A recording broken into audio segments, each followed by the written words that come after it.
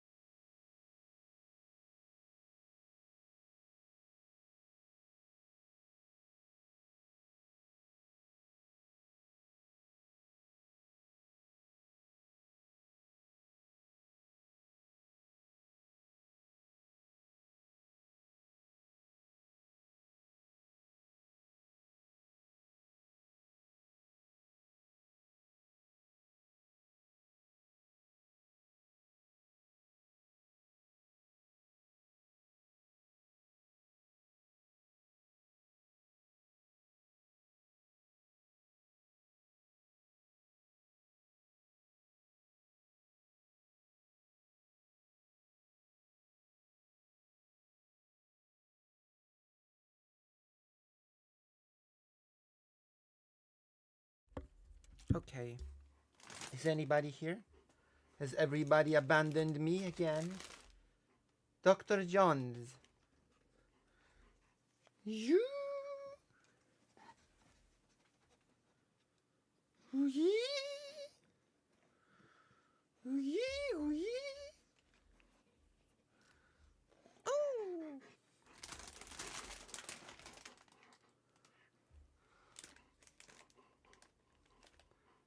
Nobody's here. I'm alone with my dog. I'm alone with my dog. Woo! Oh. Okay. I'm gonna like my own stream. Boom. Just like this. And just like that, I'm back in action. As always.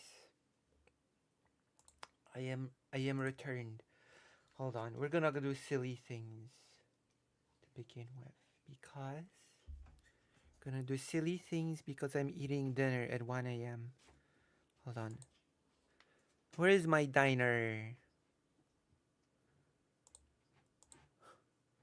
Okay, something's wrong.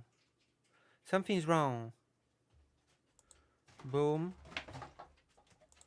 Boom. What is my doggy doing? Pervert. A little pervert.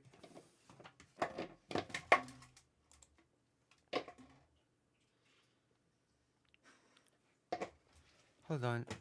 Hold on. Stop it, mister.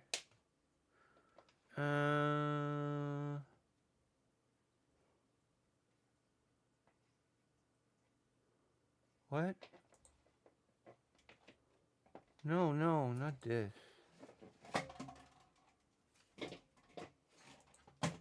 Oh, okay. Hello, fancy Philip. Alternative. I should eat. We should eat like a real person would. Okay, since nobody's here yet, I'm gonna snipe Mr. President and see what he has been up to. Because that has been a theme in my life. On the Theta Line incidents that reveal the true history, the true story of Between Lives, why a being forgets he's lived, and the insidious nature of electronics and enslaving. Now, some people might be asking, why is this important? Why are so many people spending so much time on the sexual improprieties of a streamer? Well, because they aren't sexual improprieties, they're sexual offenses, to be specific, Connor. Oh. Just so you know. A sexual impropriety is okay, is a counterpoint video about being sexy. Okay, I understand. I bet you never had a dinner like this. I bet you are all jealous now. You are all jealous of me. Okay?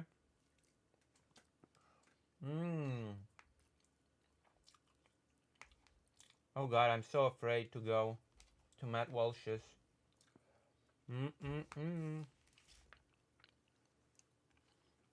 I gotta go grab a drink. Hello, Dr. John.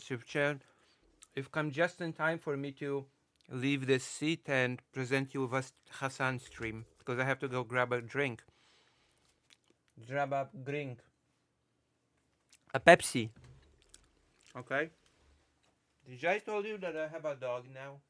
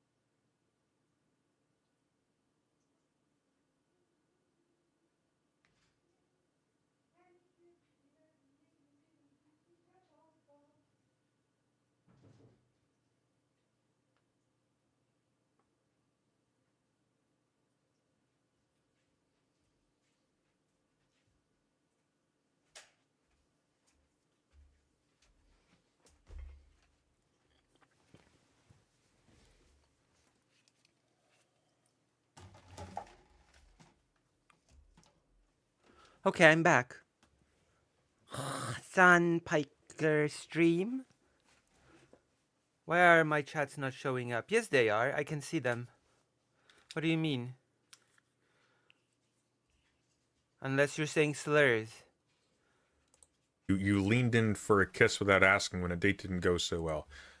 What this guy did was he had a camera or an audio device hidden on his person or in a room, and he illegally recorded people during intimate relations without their knowledge, which is, again, a crime. Not and a punishment. faux pas. Not against norms. It's a crime. You can go to jail for it.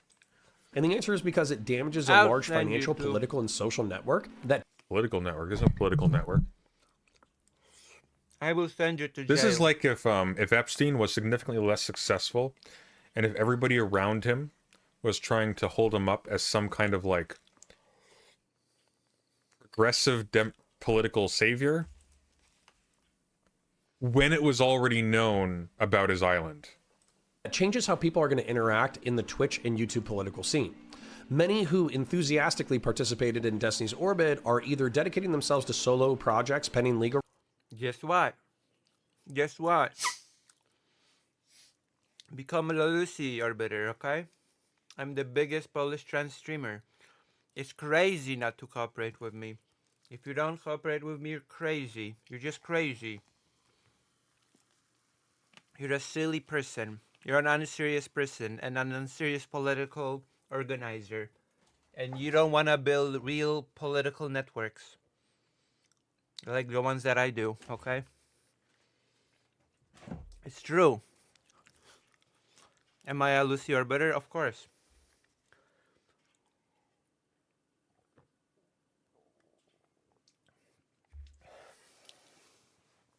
Okay, I'm gonna test you. I'm gonna test you if you're a real Lucy Orbiter. What do you think about Total War Free Kingdoms, Dr. Johns? What is your opinion on Free Kingdoms Total War?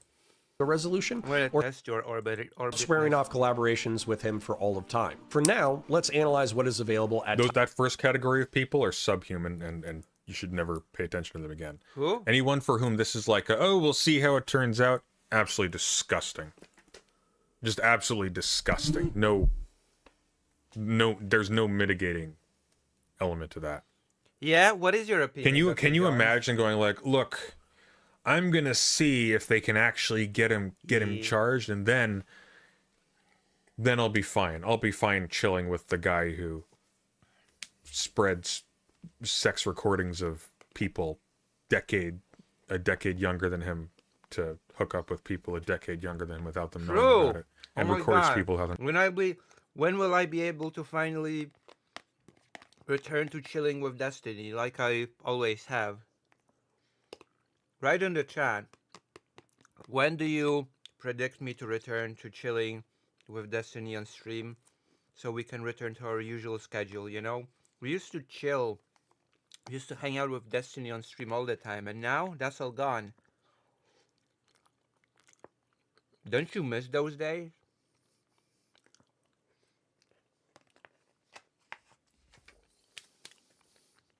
Aren't you sad they're gone?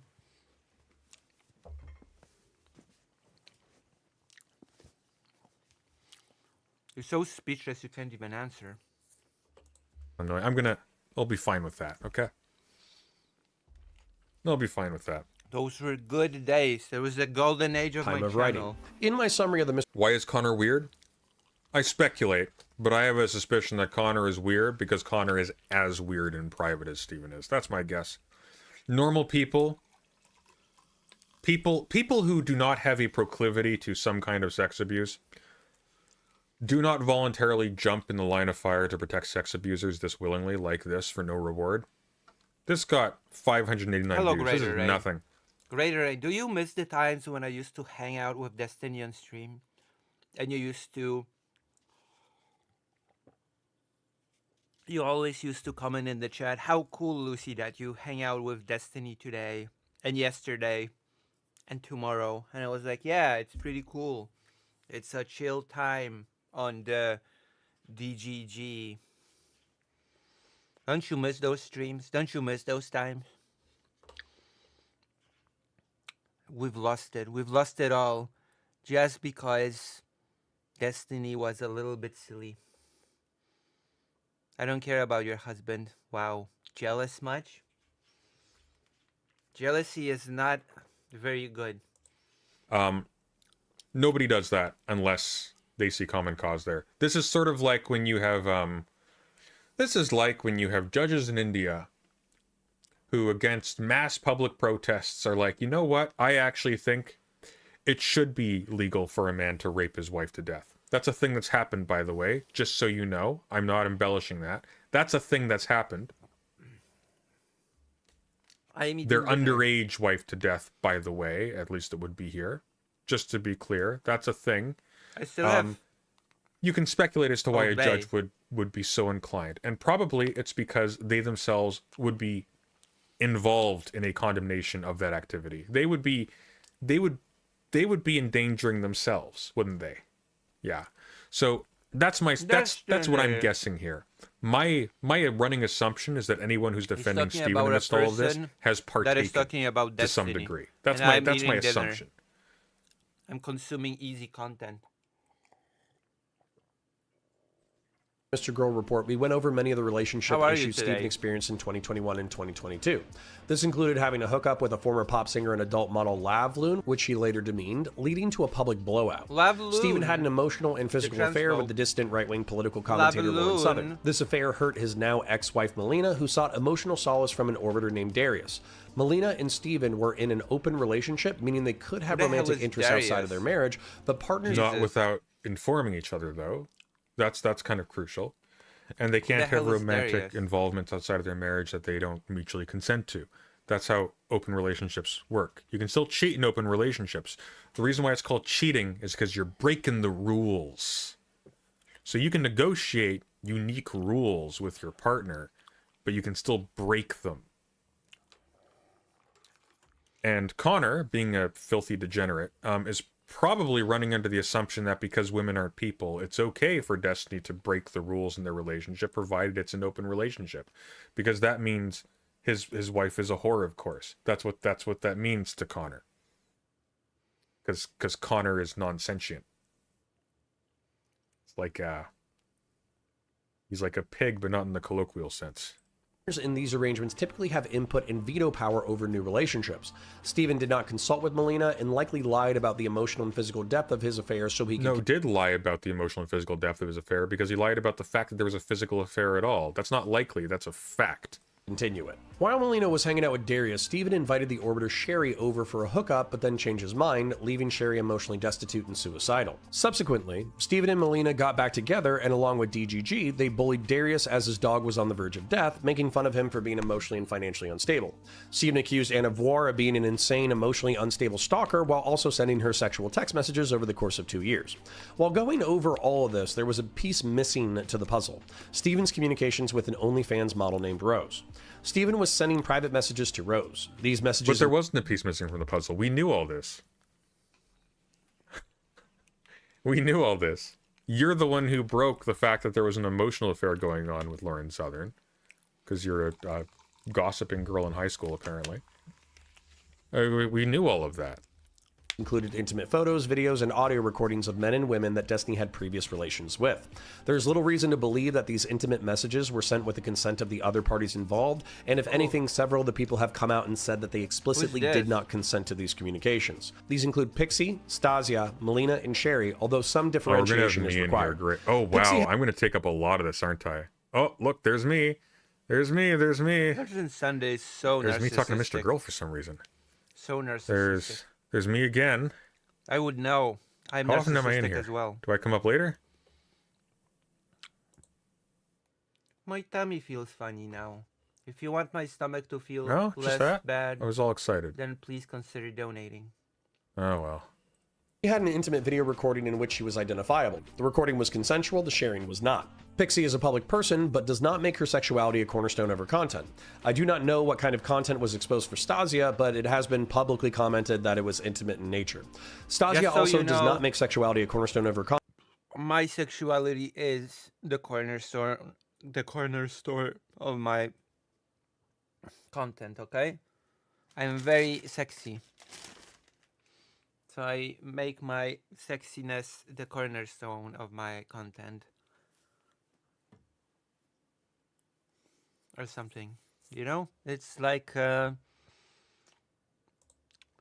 or Alive, beach ball, volleyball, beach ball. You know? What happened to Dr. Jones? Dr. Jones just disappeared without answering my question about Total Content War. from a cursory glance. Most people have ignored Melina's content being shared without consent since she is an OnlyFans way. model and Yeah, here's the deal though, guys. Just because someone's an No OnlyFans way. model doesn't mean you're allowed to share porn of them that you make privately with random Yeah, people. don't share my OnlyFans account and pictures, okay? Don't do it. Just FYI. I want you to picture this for a second. Let's say Melina retired. That's enough. I've had enough. What else is there? Vegcom is watching someone as well. Bernie Sanders has a channel.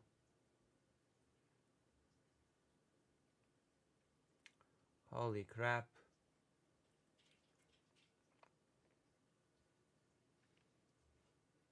What is this?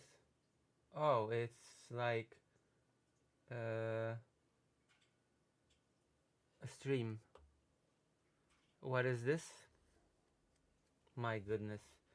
Dear people. Oh. Why would 20-year-old Melania agree to date 52-year-old Donald Trump? I don't know.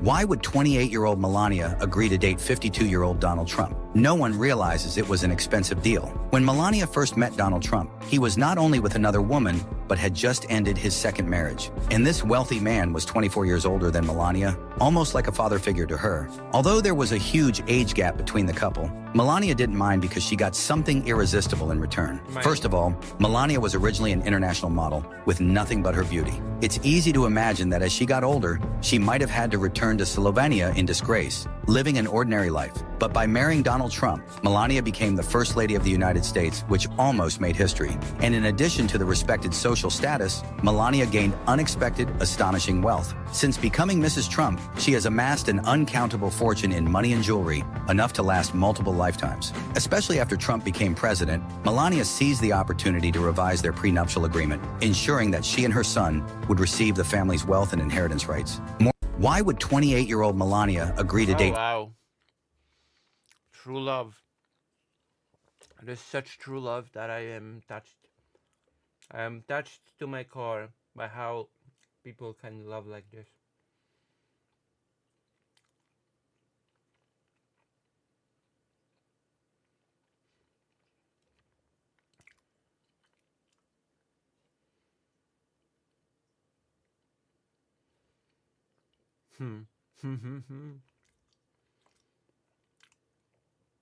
Total War 3 Kingdoms. Man, we're never gonna finish the forest, are we? What do you mean? Why are you so racist? I don't get it. Dr. Jones is being racist against me. Please stop being racist. It's not fair. It's not fair to me, it's not fair to you. And it's like, I don't know. It's off the scales, the racism that is happening here. I personally don't like it.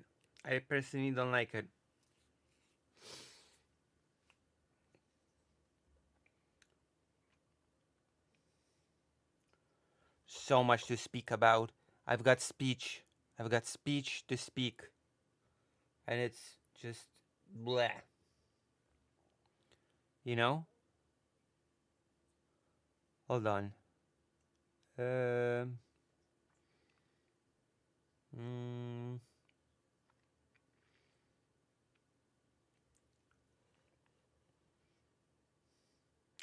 Execute order 66.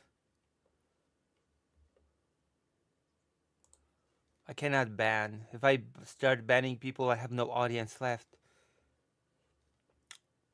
Okay, I'm gonna see something. I want to see what his reaction to this whole thing been.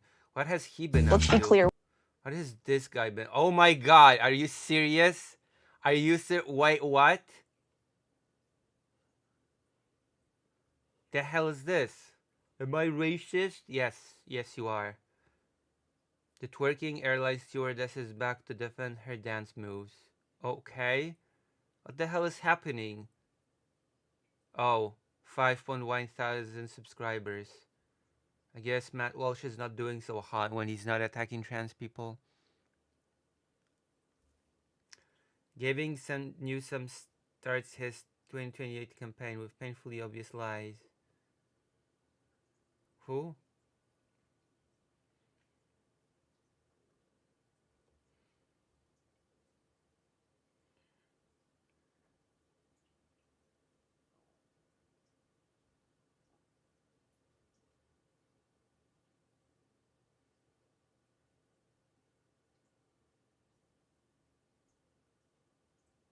Oh. Did Matt Walsh discover me or something? Trans activist mocks injured teen athlete. Was I discovered by Matt Walsh?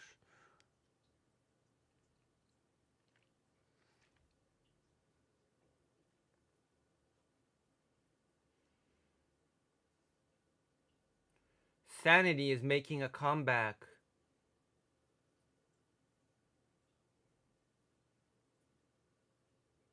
Democrats put their demonic hatred for America on full display. Let's see.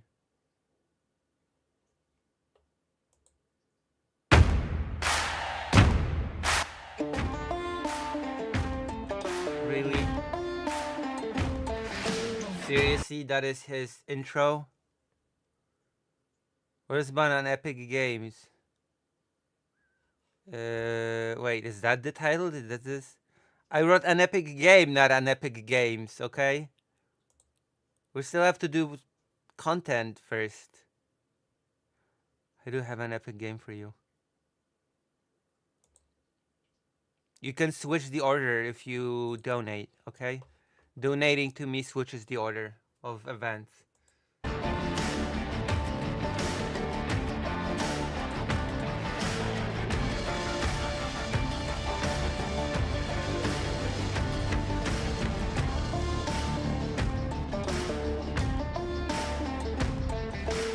There won't be a full show today. The show will be back tomorrow, but I want to take a few minutes to react to Donald Trump's speech last night and the incredibly pathetic display put on by... Wait, hold on. Vetchcom is here?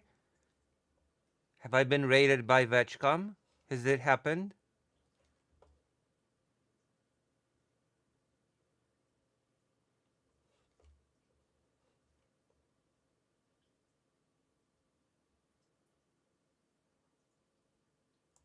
by his political opponents.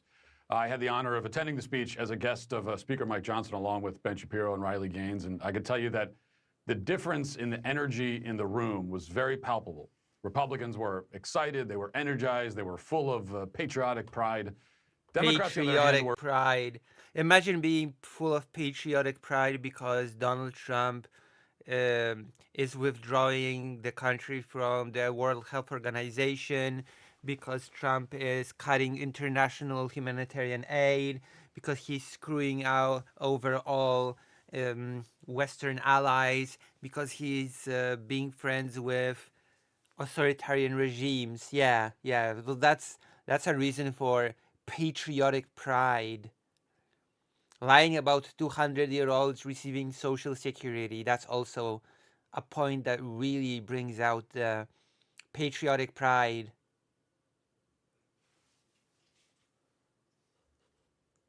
Were sullen and joyless and glum and resentful and extremely petty. All told, it made one thing clear. If there was any doubt that the central conflict in this country is not political but spiritual, then Trump's address to Congress last night settled the issue. We are officially well past the point where Republicans and Democrats disagree on, the best way to run the country for the benefit of the citizens they represent. We're past the point of nuanced political debate, of trying to figure out, the ideal corporate tax rate or the best way to improve Matt Walsh is one of the biggest loons. Like he's the representation of the loons that, I don't know, see spiritual warfare everywhere. Oh my goodness. Healthcare system or any of the other debates that defined previous eras in politics. Instead, America now consists of one party that wants the best for people living in the country and the Democrat Party that is willing, in the most public form imaginable, to embrace its profound disdain for its country and its people. Yes, because you love your country. I already listed all the things, okay? I don't want to do it again. The Democrats put on display for the world to see their deep hatred for our military as it catches terrorists who murdered our soldiers, for our space program that aims to ensure the survival of our species, for Border Patrol agents who get shot at by cartel members, for talented young men who work hard to get admitted to West Point, for women who have suffered brain damage and paralysis at the hands of male athletes, for families that have been torn apart by violent thugs imported from the third world by the Biden administration, for school teachers who are rescued from Russian prisons, and even for children who are suffering from brain cancer. This is a core distinction between the political parties, a distinction between good governance and demonic influence. Demonic influence. Oh my God, I always get the best content from Matt Walsh.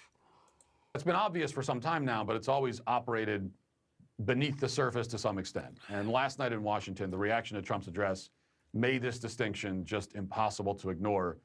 Now, from my perspective in the room, the pettiness and just total absurdity of the Democrat Party was... I'm not the one being extreme. I'm just saying that the side that I'm on cares about the country, and the other is just a bunch of demons. Demonic influence. But I'm definitely not the one that is being extreme. Probably even more apparent than it was on television. You know, first of all, Democrats were constantly heckling and interrupting throughout the whole thing. It was basically nonstop. Al Green was escorted out by the sergeant at arms at the beginning, and we all saw that footage. But it did not end there. They kept going with just these nonstop, petulant outbursts the whole time. It was one of the most pathetic displays I've ever seen. And they occasionally... And that's saying a lot from Matt Walsh. Held up these, as you probably saw on TV, these ridiculous-looking says paddles that said false, and Musk steals on them, even though Elon Musk is the richest person in the world, doesn't need to steal anything. They only clapped one time in the entire speech. There was one moment where they became genuinely excited, and that was when Trump mentioned the endless billions of dollars we've been sending to Ukraine. At that point, Democrats, who had been sitting on their hands the entire time, finally found something to cheer for. And then when Trump mentioned the possibility that the war will continue for another 5 years, Democrats kept on clapping. They were ecstatic. Watch. What?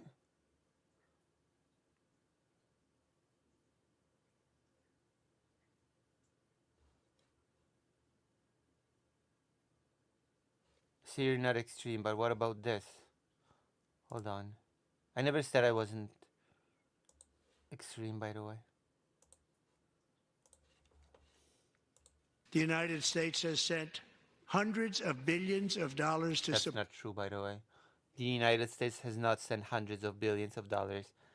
So, I love how he can just go on stage and just spout a bunch of lies. Support Ukraine's defense with no security, with no anything.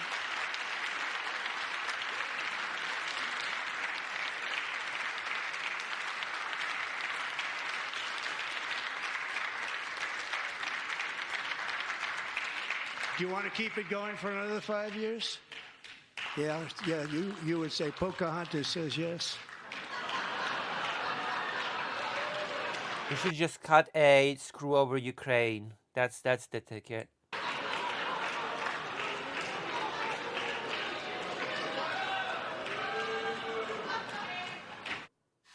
This was the only moment that gave some life to Democrats, and this was... Yeah, supporting your allies.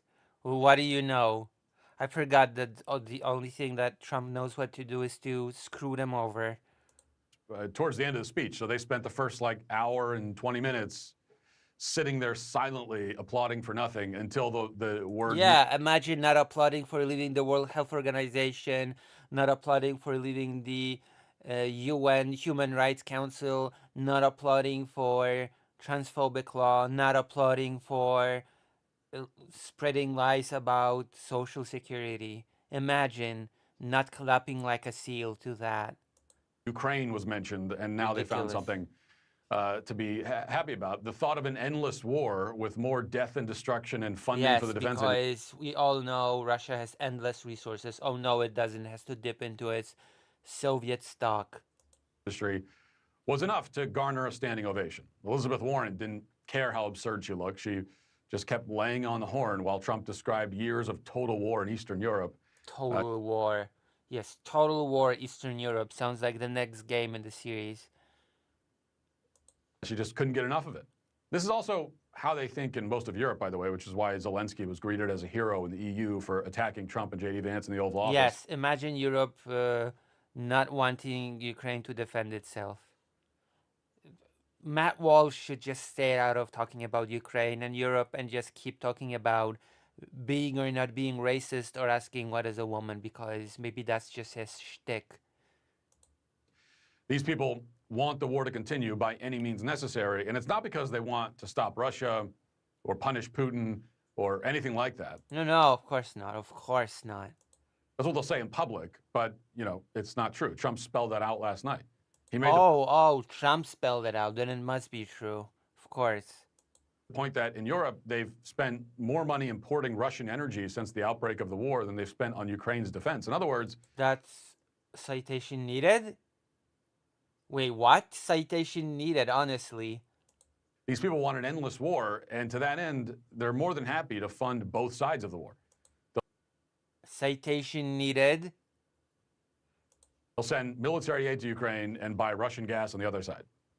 It's depraved, obviously, and as last night's speech went on, the depravity of the Democrats became more and more apparent. Consider, for example, the moment that Trump honored a young boy who suffers from terminal brain cancer. And Republicans stood and applauded, because of course you do. Democrats sat stone-faced in their seats. Watch.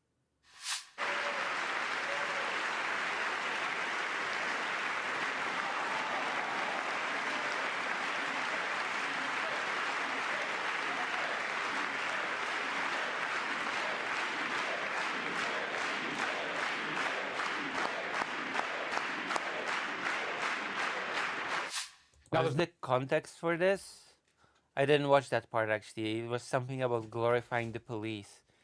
No political message that Democrats are objecting to in this clip. Trump I didn't don't know, glorifying the police? make a political statement of any kind. You will not find a more objectively obvious and uncontroversial reason to stand and applaud.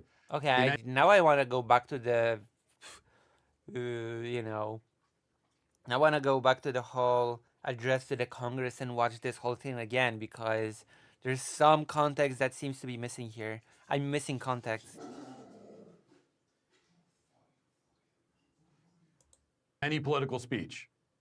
You know, there are a lot of young people Promoted the kid to a Secret Service agent. being diagnosed with cancer these days, tragically. And Why to a Secret Service agent?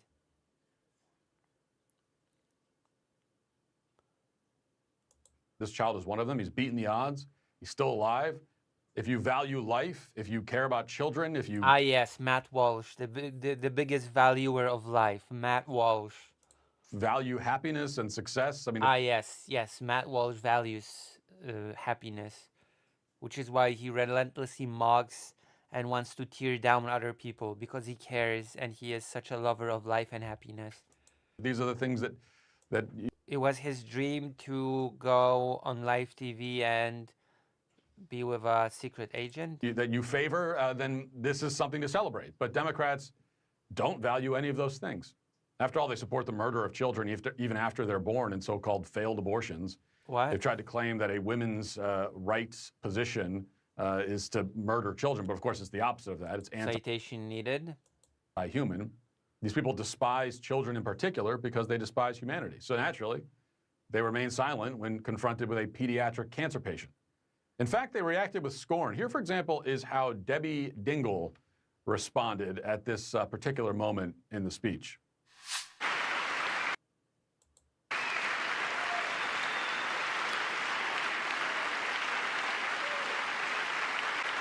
Oh my goodness. That was a jump scare. What a jump scare.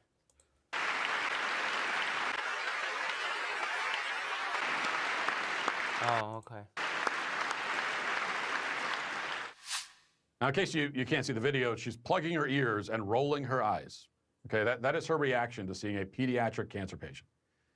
The only possible way that someone can have this reaction is if they are just truly and profoundly disturbed. But that's now the norm in the Democrat Party. And if you think I'm being too harsh, take a look at this segment that aired on MSNBC right after Trump's speech concluded, and watch as the anchor immediately connects this pediatric cancer patient Interesting. with January 6th, and then openly talks about the possibility that he'll commit suicide in the future. But I think this was a lesson in finding one thing that you let yourself feel. And I let myself feel joy about DJ, and I hope he's alive for another, 95 years, right? And I hope he lives and the life he wants to live. He wants to be a cop. He knows what he wants to do. And maybe when you have childhood cancer, that crystallizes for you. And I hope he has a long life as a law enforcement officer. But I hope he never has to defend the United States Capitol against Donald Trump's supporters. And if he does, I hope he isn't one of the 6 who loses his life to suicide. And I hope he isn't one who has to testify against the people who carried out acts of seditious conspiracy and then live to see Donald Trump pardon those people. I mean, not incorrect. This is a woman who is paid to deliver political commentary. She's supposedly paid to give analysis that, might not occur to the everyday listener, or provide some enlightenment or insight beyond what you'd get from, talking to the local paranoid schizophrenic at the bar. Okay. But she's not capable of that. Her obsession with January 6th is just too strong. I mean, that is political commentary. I hate to break it to you, but saying, "Oh, cancer patient" is not political commentary. But saying that this person is promoting this kid's dream to be a cop, and then, I don't know, openly breaking the law by doing an insurrection, that is actually political commentary, yes. Her I know hatred it's hard to grasp, to wrap your head around, but that's, for young children, including young cancer patients, is also apparently overwhelming. This is what polished professional commentary looks like at this moment, coming from the left. I'm sorry, but this is your political commentary, pointing that someone in the audience made a weird face while something was happening. That is the level of your political commentary, calling the other side demonic, that they're under a demonic influence. They can't help themselves. For her part, Rachel Maddow delivered a similar commentary. She said that it was pretty ironic coming from you, criticizing someone else's level of political commentary. Disgusting that Trump had chosen to highlight this child in his speech, as a way of bringing attention to the increase in cancer rates among young children. She also claimed that Trump... This guy is not very charismatic. It's over. It's over. The Quarantine Collective, the State, Capital Latency, and Social Security, the Dev Drive in Action. Oh, Social Security. Oh my God, the Social Security thing. It's happening. The Social Security discussion is happening. The Arc Cast. How far we have fallen. Harley Quinn, the perfect sidekick to Psycho Skank.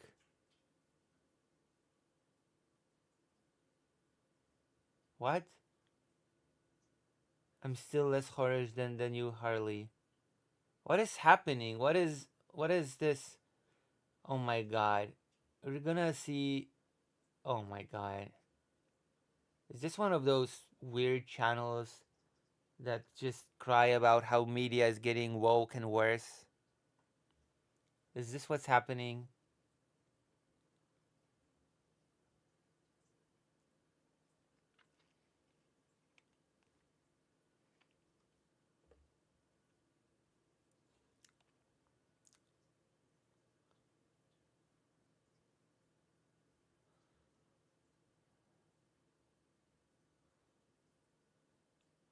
When until the Europeans start having to cut their welfare state to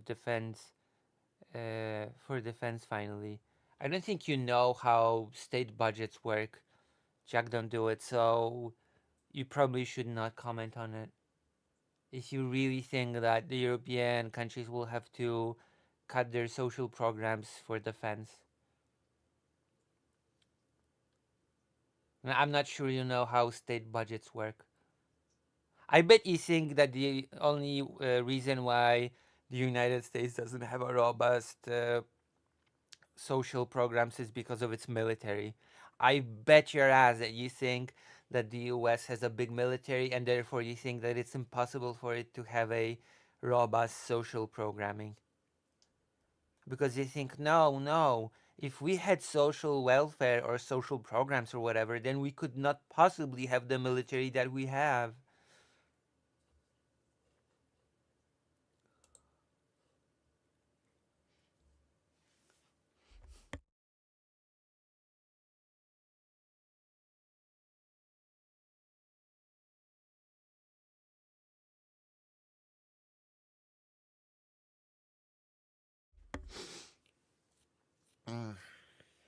Goodness. Francis talking about taking money out of people's savings. Link. No, because it's only like 3% out of our GDP. How much of the GDP do you think each and every European country will spend? Jack, don't do it. 50, 60, 70, 80, 100?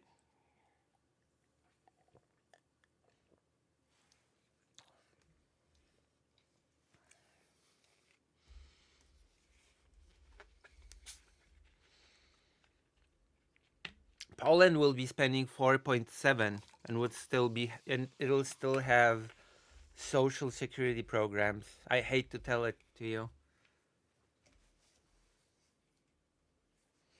I guess Poland is richer than the US.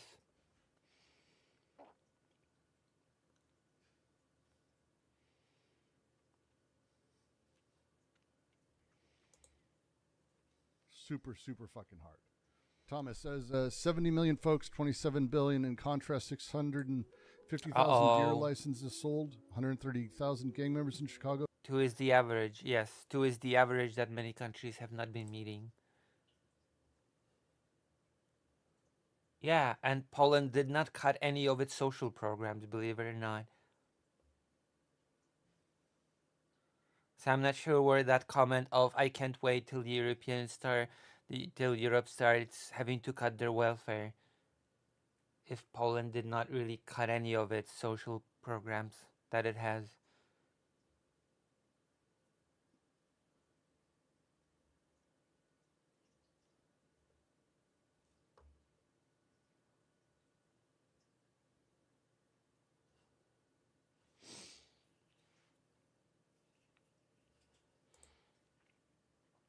Yeah, Poland also knows that the US cannot be relied on as allies. Poland is smart, okay? Poland is smart. What is this?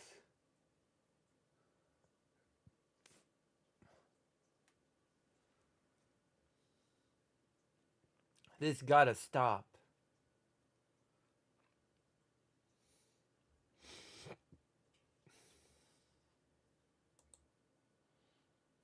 So yeah. How dare you question my integrity? Hungary is smart. I mean,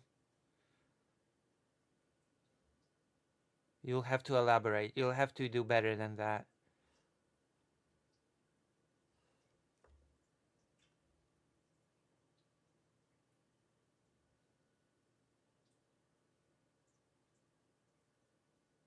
Okay, you'll have to do a little bit better than that than just saying Hungary is smart.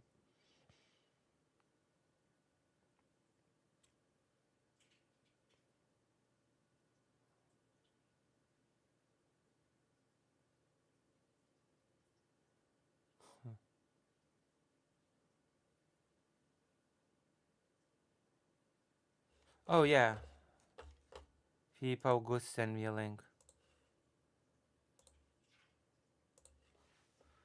Let me see. What is wrong, Dr. Johns? You still seem to be troubled by me. Just so you know. I'm a Nazi sympathizer. Just so you know. I'm a Nazi sympathizer. Just so you know. I'm a Nazi sympathizer. Oh. Just so you know. I'm a Nazi. I mean, that's what I've been told, okay? I do not argue facts. I do not argue against standard procedure. She criticizes Matt Walsh. That is true. I do. I do criticize Matt Walsh profusely.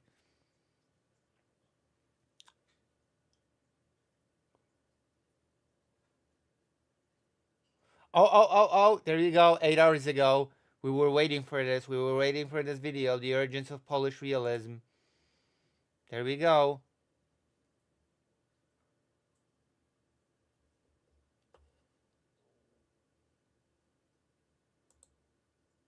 This is the second video out of a 5-part video series on Polish and German foreign policy in Central Europe. A link to the first video is in the description. I did not pick a sponsor for this video. Instead, I would like to give a shout out to 2 Finnish creators and friends, the geopolitics analyst Joni Askola and Pekka Kalliomäki, an expert on Russian disinformation campaigns. You may know the two from other social media platforms already. Both are now also more... Who cares about the fact that I have all the primary sources when it comes to this era?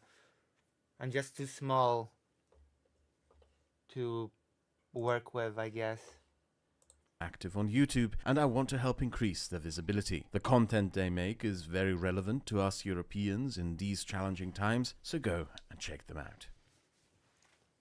After the Second World War, Paris became a sort of unofficial capital of Poles in exile. The Polish government in exile was set up and operated from London, but many exiled Poles preferred living in France over living in England. There was an old Polish community in France that dated back to the 17th century, the weather was nicer, and France was also Catholic. But this was not just about being able to go to Sunday Mass. There's a reason why Pope John Paul II and high-ranking Polish clergy learned to speak fluent French. Communication between Polish clergy to French clergy to Poles in exile was a means to evade the communist secret police. Within this Polish exile community, 2 of them, Juliusz Mierzewski and Jerzy Giedroyć... What the fuck? Okay, I'm not gonna be too mean about the pronunciation, but what was the pronunciation of the first surname?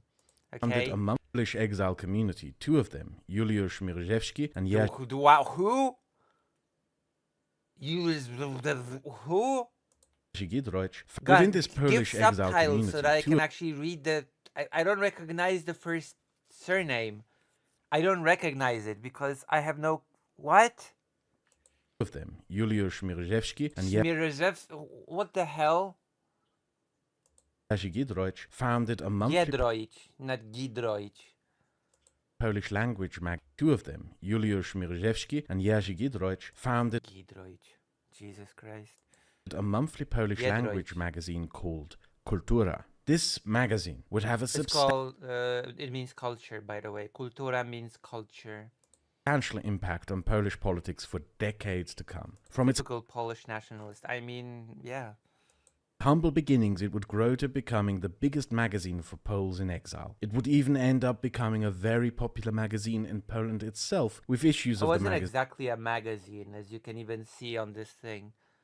It wasn't exactly a magazine. It was more like a booklet-like little publication. I have them out back.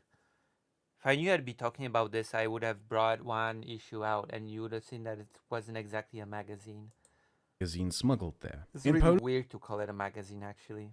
Poland, it was widely read by anti-communist dissidents, members of the Polish Catholic Church, members of illegal labor unions such as Solidarność, Polish student organizations, and also by communists who were critical of the policies of their party. The discussions and issues written about in Kultura concerned Poland, its political development, Polish culture, Polish society, and what Poland ought to be, its political...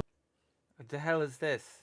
Development, Polish culture, Polish society, and what Poland ought to be after the end of communism. And it would have a substantial impact on the forming of a new Polish republic after the death of communism. We are going to focus on Polish... The death of communism, the end of history. ...foreign policy.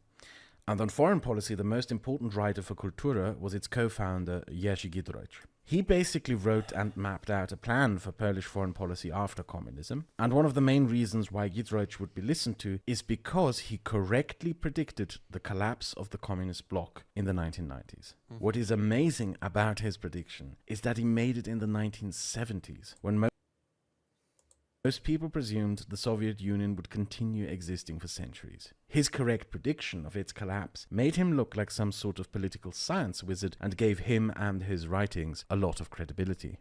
Giedroyc's first proposal was very controversial. Poland... Yes, that Poland should normalize its borders with basically Lithuania, Belarus and Ukraine. That there should be an Eastern policy. That already Poland should recognize the borders. What, Dr. Johns? What are you doing the bra thing? Why are you spamming the bra thing? What? What happened? What? What? You have my attention.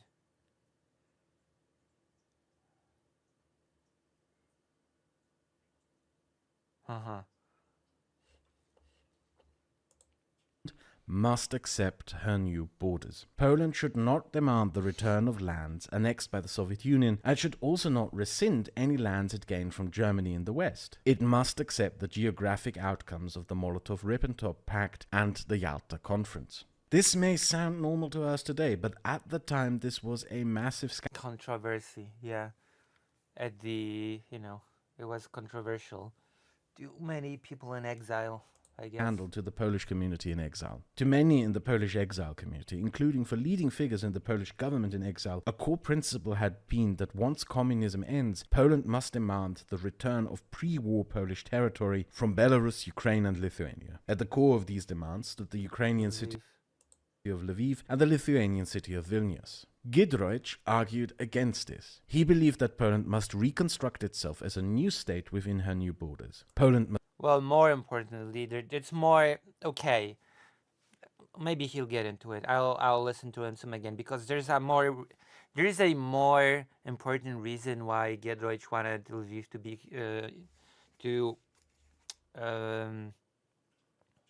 for Lviv to remain Ukrainian.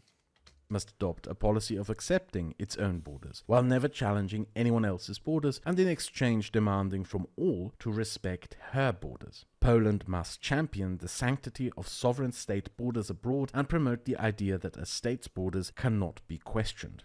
And to do so successfully, Poland cannot afford to be hypocritical. Poland therefore has to accept her borders and make no territorial demands. Giedroyc pointed out that Poland was now in a new geographic reality through the moving of Polish territory to the west. This was something most had overlooked, because Poland did not really have the ability to act independently in geopolitics as a Soviet puppet state. But it would be very relevant once communism ends. Poland was no longer a Eastern European country, but a Central European country. Poland was in a new position as a bridge between the East and West, but also closer to Scandinavia through owning the port of Gdansk. It was now closer to the German... Gdańsk, not Gdańsk. Gdańsk. Industrial cores. In fact, the German industrial core of Silesia was now Polish. But above all, Poland was now further away from the Russian core that had so threatened her in the past. The new Polish state must adapt to and accept this new geographic reality. Giedroyc believed that the state was more important than the nation. Whereas the interwar Poland pursued a policy of unifying those of Polish nationality under a state, the new Polish state should pursue a foreign policy prioritizing the establishment, security, and safety of a Polish state.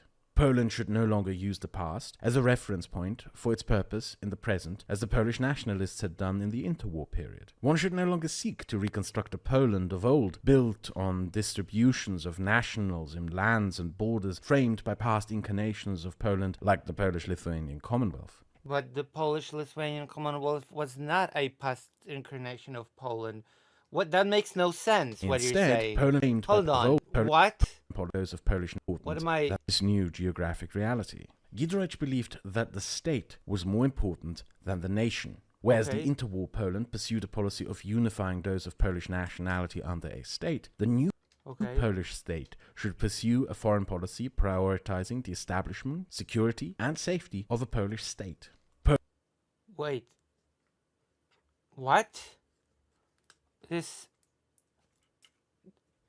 Before the war, the state prioritized unifying Polish people under a state, but the new state should prioritize the state? Poland should no longer use the past as a reference point for its purpose. Take back Ukraine. But what does that have to... By that logic, Poland should not want Lviv, because there's no longer Polish people to unify under the state there. So that makes no sense. What? In the present, as the Polish nationalists had done in the interwar period. One should no longer seek to... Yeah, but they did it because there were you said it yourself, there were Polish people there to be united under a single state. Well, there's not a Polish majority in Lviv anymore. Construct a Poland of old, built on distributions of nationals in lands and borders framed by past incarnations of Poland, like the Polish-Lithuanian Commonwealth. Instead, Poland must choose the future as a reference point for the present. A new Polish state must construct its policies with the intention of building a future for Poland rather than recreating the past. This split Giedroyc from past Polish leaders like Pilsudski, who sought to construct a Poland based on new creations of Polish nationhood based on past entities such as the Polish Commonwealth. Polish viewers will... That is the current name of Poland, the Polish Commonwealth.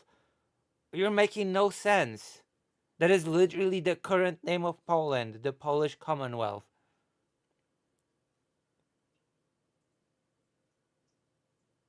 Have noticed in Pilsudski, who sought to construct a Poland based on new creations of Polish nationhood based on past entities such as the Polish Commonwealth. That's really what what Poland is called now, the Polish Commonwealth.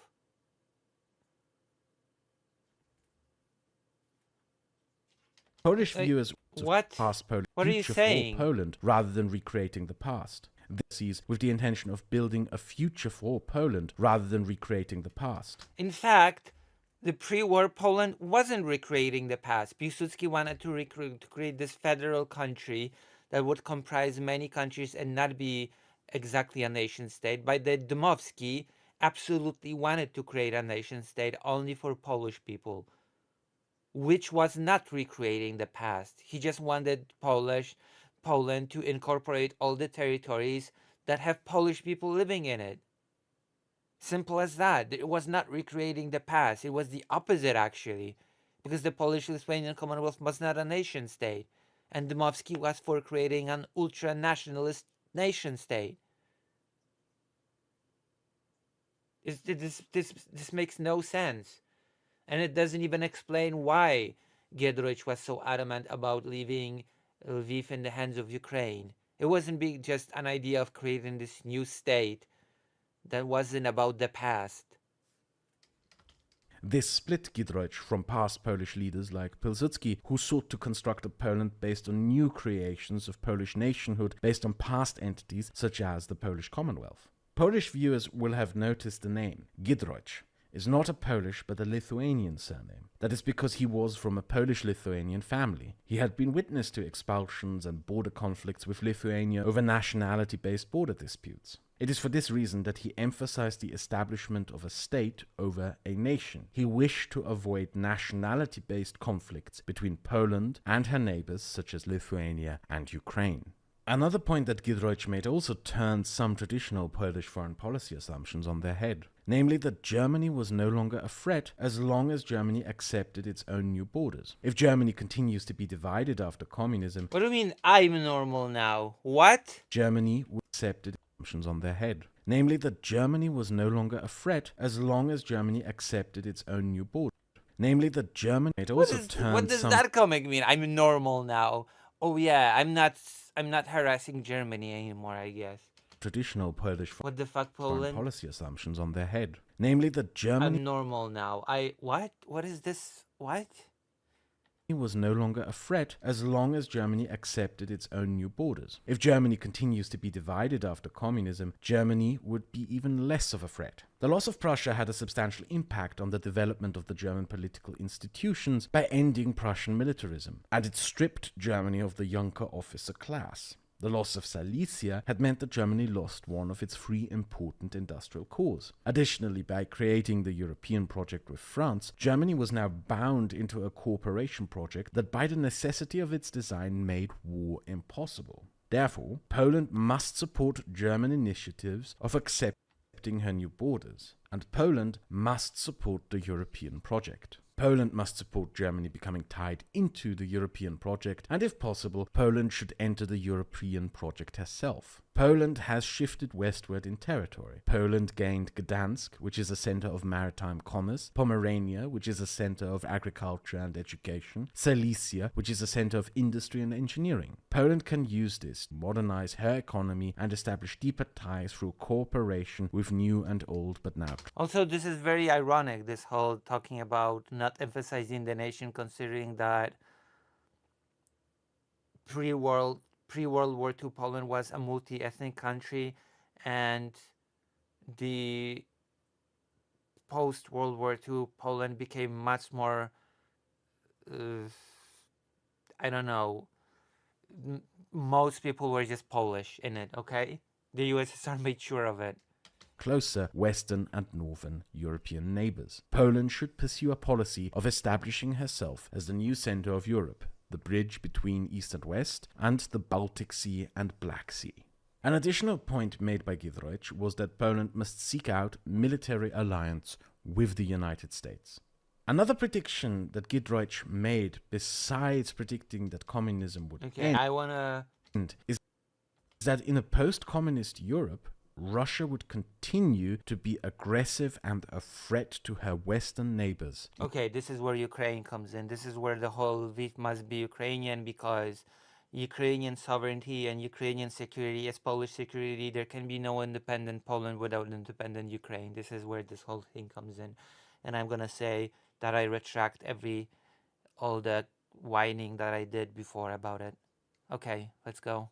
Including Poland. Giedroyc argued that Britain and France had proven to be unreliable allies during the Second World War, who had just abandoned Poland to Hitler and then to Stalin. And even though Germany was no longer a threat, it was potentially an unreliable partner in security. The best protection for Poland would be to be under the United States nuclear umbrella, to be a close military ally of the United States, and to possibly even get an American base with America. Oh, so we're not gonna touch upon that. This very important fact that Poland was actually the first country to recognize Ukraine, its borders, etc., when it was still a part of the Soviet Union. Okay. American troops stationed in Poland. Poland, therefore, must pursue a close friendship with the United States. Okay, maybe it'll go to that. It must assist the United States wherever it can. It must join the United States in her security policies, become an ally of the United States. So that's backfiring right now, isn't it? How's that playing out now? Poland must also, above all, pursue a membership of NATO.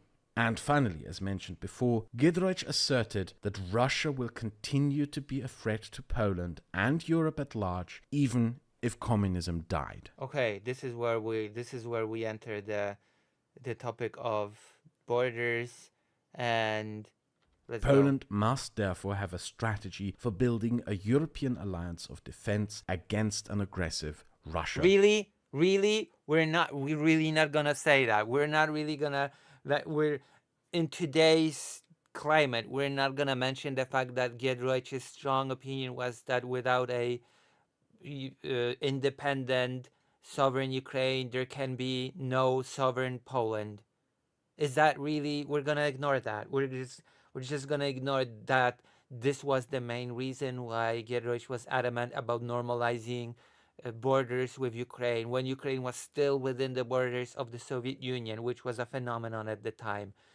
That Giedroyc recognized Ukraine as its own country, as its own entity, even while it was still within the borders of the Soviet Union, and wanted to normalize relations when it comes to the borders with Ukraine, not with the Soviet Union. This prediction was a huge gamble. Many disagreed with this at the time. Many believed that once communism would die, Russia would become a peaceful, normalized European nation-state. Giedroyc disagreed with all of this. He believed and predicted, and we have to say correctly, that be it years or decades after communism died, Russia would come back as an aggressive state against Europe. Giedroyc borrowed from the founder of the interwar Polish Republic, Józef Pilsudski, on how to deal with this Russian threat. Pilsudski had promoted a political idea called Prometheanism. Pilsudski believed that Poland must promote as many independence movements as possible in the Russian Empire and later in the Soviet Union, and then pursue a federation of states stretching from the Baltic to the Black Sea and Adriatic. Such an alliance could successfully guard itself from Russian and German imperial ambitions and could be marketed to the Balkan states as a guard against possible neo-Ottoman. Well, there was a problem with that. Nobody wanted to agree to it because at the same time Poland wanted territories from the newly forming nation states. In many ways, the idea was a sort of modern incarnation of the old Polish Commonwealth, which could be called the Intermarium. Pilsudski's vision failed on the old Polish. In many ways, the idea was a sort of modern incarnation of the old Polish Commonwealth, which... What the hell is the old Polish Commonwealth? I have no clue what he's referring to when he says the old Polish Commonwealth.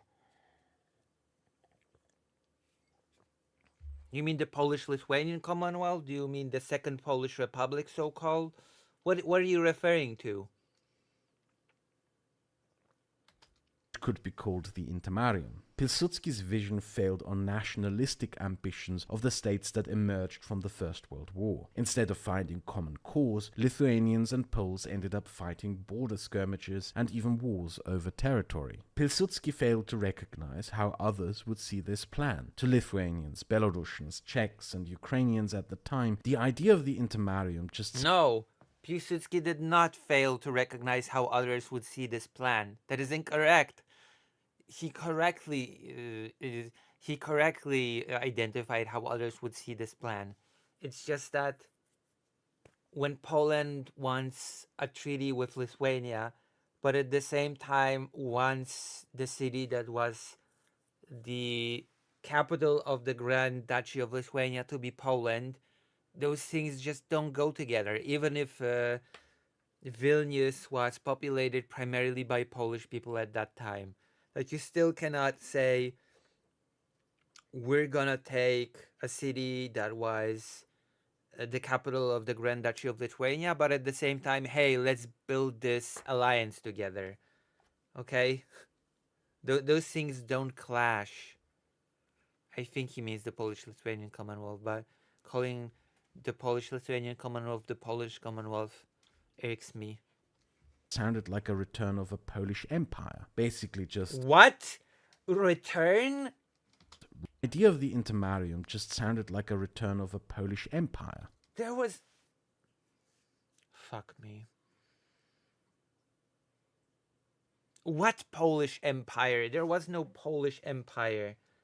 What return of the Polish Empire? Basically just replacing German and Russian oppressors with new Polish oppressors. Just the idea of the Intermarium just sounded like a return of a Polish empire. Basically just replacing German and Russian oppressors with new Polish oppressors. Giedroyc asserted that the lesson to be learned from this history and from Pilsudski's failure was that Pilsudski had still been correct about a common alliance against Russian imperial ambitions, but that the means to achieve such had failed and must be changed. Poland, instead of seeking a unified federation state like the old Commonwealth, should promote the establishment of sovereign states out of the carcass of the Soviet Union.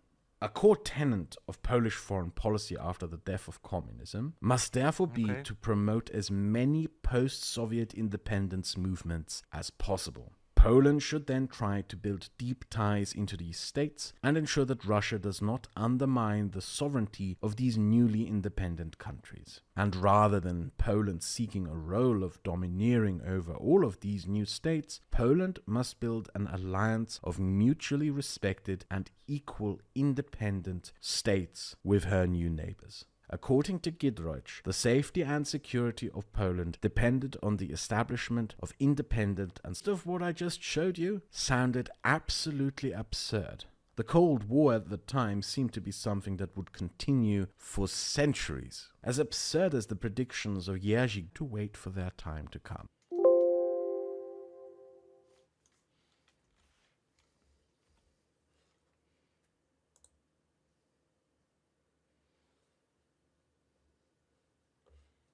Oh, okay. I guess Twitch died again. Twitch died again.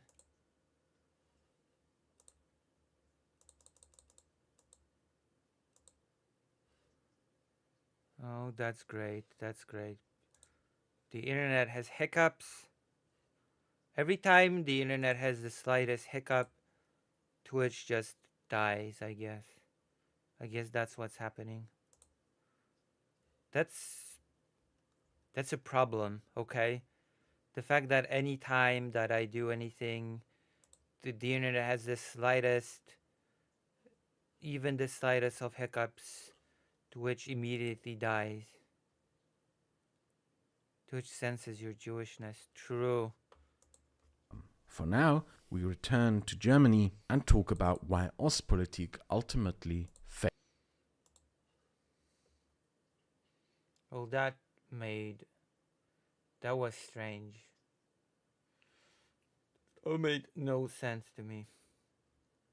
Because I don't understand anything and I'm silly and I'm angry. I'm just an angry person. Okay?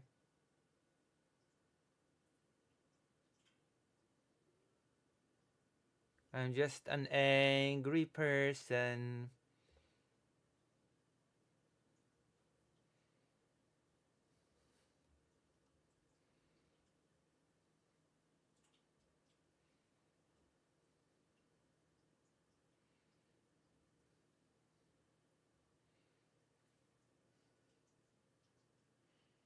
Angry duck. I know.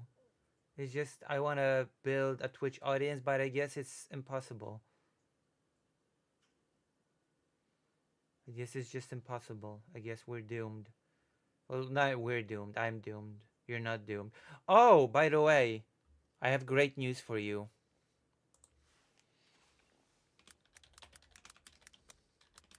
Suikoden is out on Steam. I'm gonna show you the intro, okay? I'm gonna show you the Suikoden intro, and you're gonna be tempted to gift me Suikoden, okay?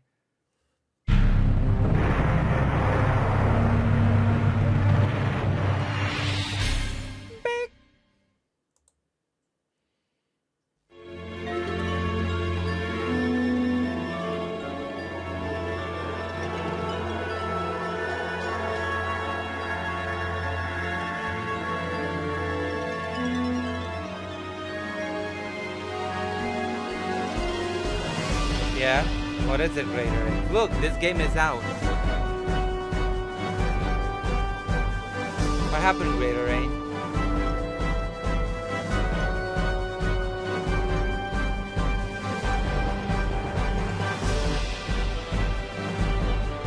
Why are you leaving? I'm gonna leave. Where are you leaving? The Chinese game. I want the Chinese game because I haven't played it yet. Why are you leaving, Greater Rain?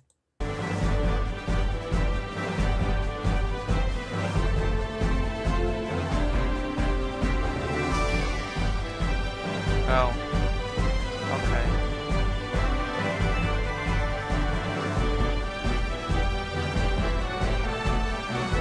You might be talking to Anastasia on Sunday, by the way. You remember that horrible panel? Yeah. I might be speaking to Anastasia on Sunday. We're gonna have a guest on stream. Yay!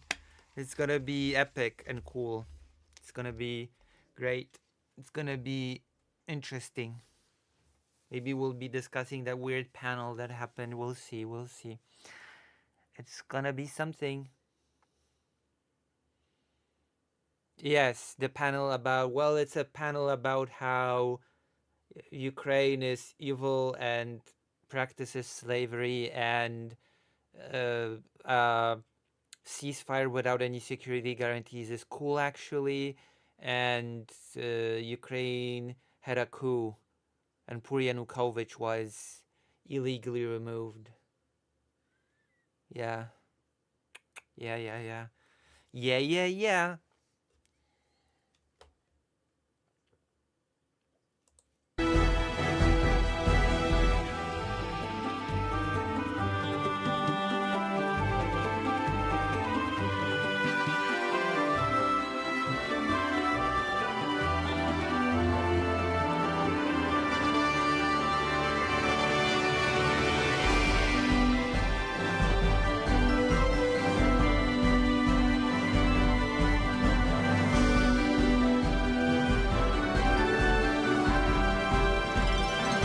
Man's existence is never without meaning. Look at this. What do you think, Super Dad?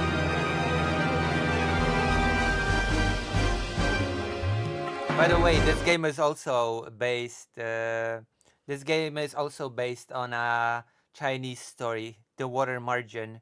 It is about 108 rebels that defied the Chinese government. So, yes, Dynasty Warriors is Three Kingdoms, and Suikoden is basically Water Margin. It's a Chinese story that was turned into a fantasy RPG.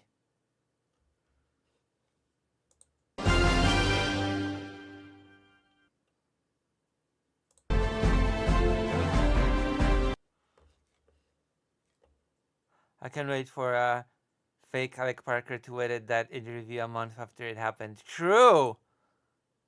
True. Listen, you can always watch the stream VOD, okay? You complain too much, Dr. Johns. You complain too much. Are you throwing shade at fake Alec Kyle Parker? Is that what's happening? Are you actually throwing shade at poor fake Alec Kyle Parker?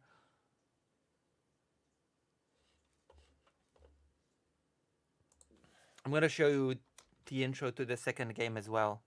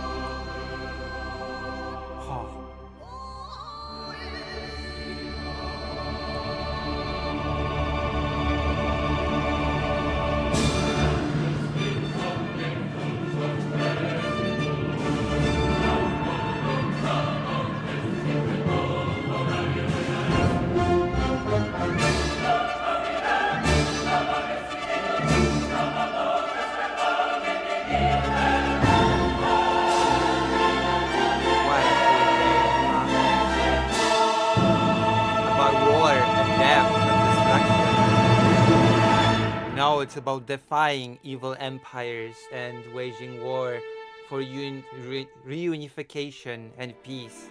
Okay?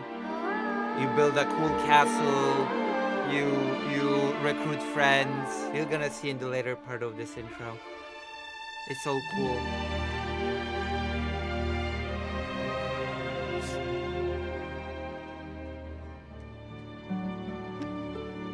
There are doggy people in this game. There's that dog race.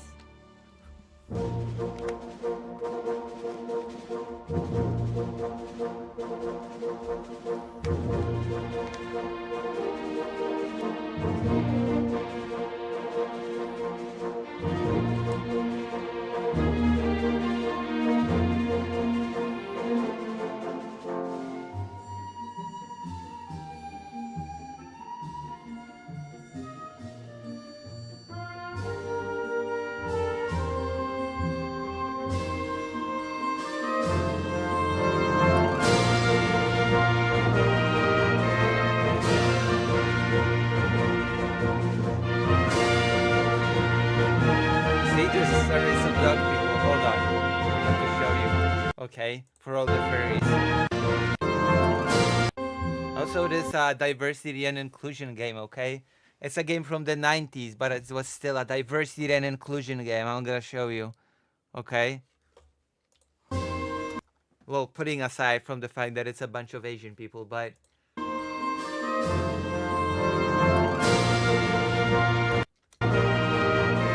Oh, there was a dog person here. Look. See this dog guy here? Look at this diversity and inclusion character, huh? See?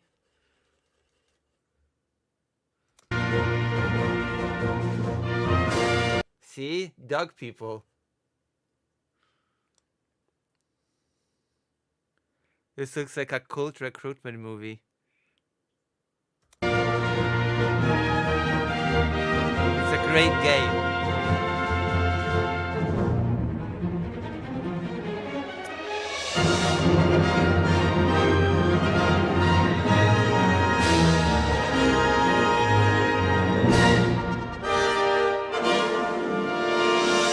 The second game's premise is basically, I'm gonna give you a TLDR. The second Suikoden's game's premise is that there is an evil empire, as always, and it's attacking a bunch of city-states, and those city-states must band together in order to fend off the invasion. That's basically the premise. And the game begins where the two protagonists are actually in the Imperial Army, training two young people in the... and the Empire sort of stages an attack on itself to create a pretense to start war against the city-states.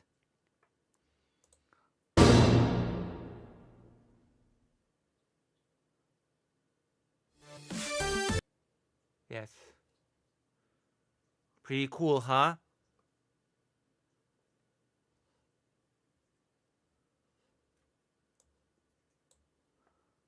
I can show you a bit. Suikoden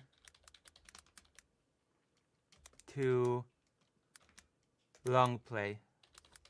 I can show you the beginning when the false thing happens. There we go. This is an old 2D game, of course. No, this is the PlayStation one, but it came out. You can get it on Steam now. I don't have it.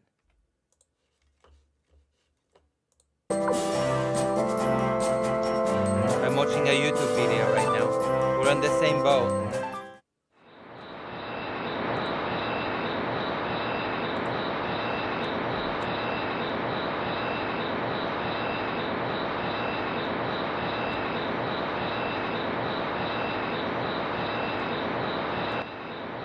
See, they're in the Imperial Army. This is the protagonist. Vice, you changed already? You're sure in a hurry. Me too. I thought about going back to Kyoto and I couldn't wait to get out of that uniform.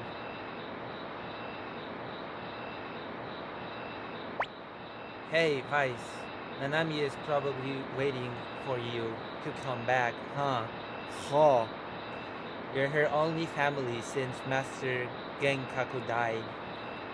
If not for this war.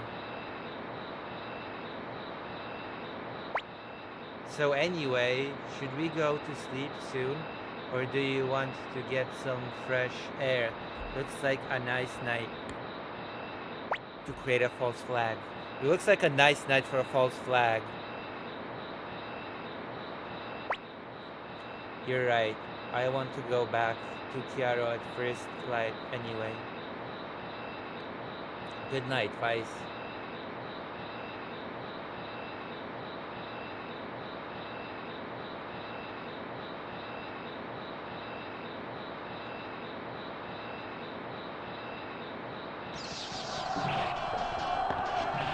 Why bonk? Surprise attack.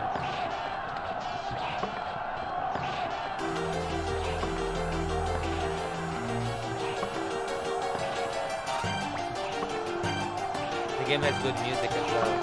Surprise attack. But what about the peace treaty with the city-state? Did you hear, Vice? We better check it out. It's called a false flag.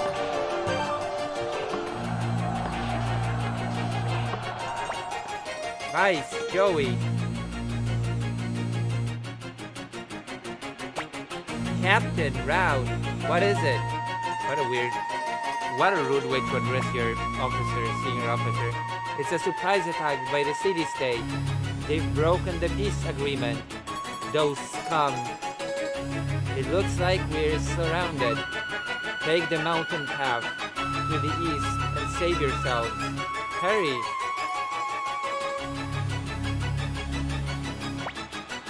Let's run, Vice.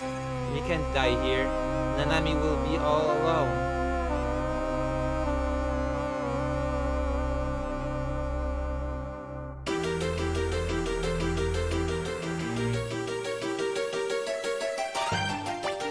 Ah, it hurts. Mommy. Don't worry, I'll save you. We're pals, right?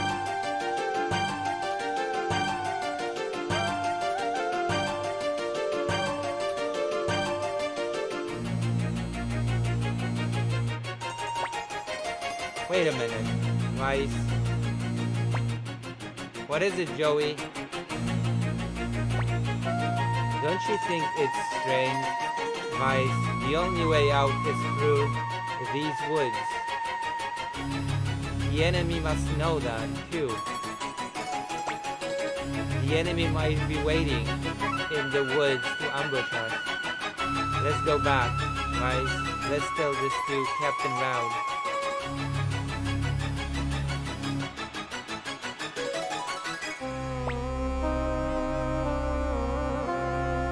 Yeah, Joey is smarter. Joey did not fall for the false flag.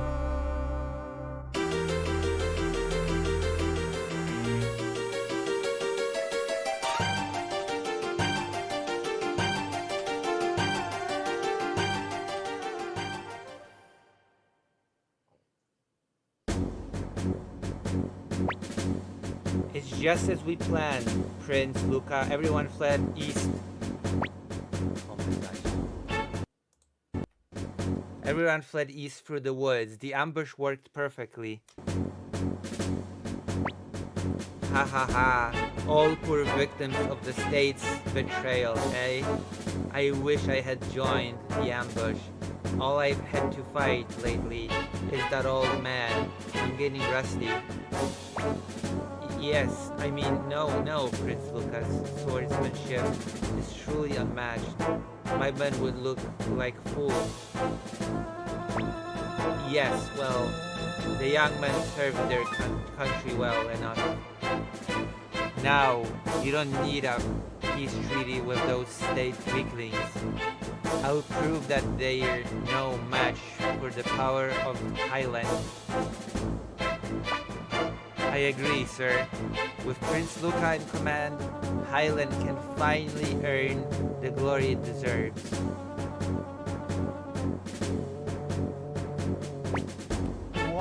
What the hell? What the hell? The hell?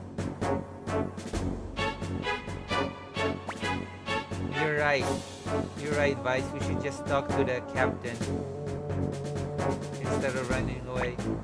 What? Why didn't you punks run east through the woods like I told you?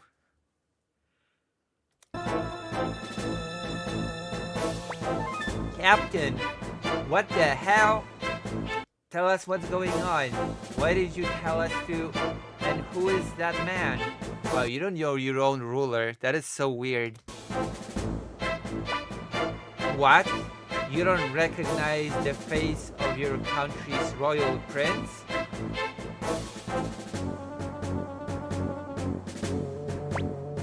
Hurry, grab them. grab him.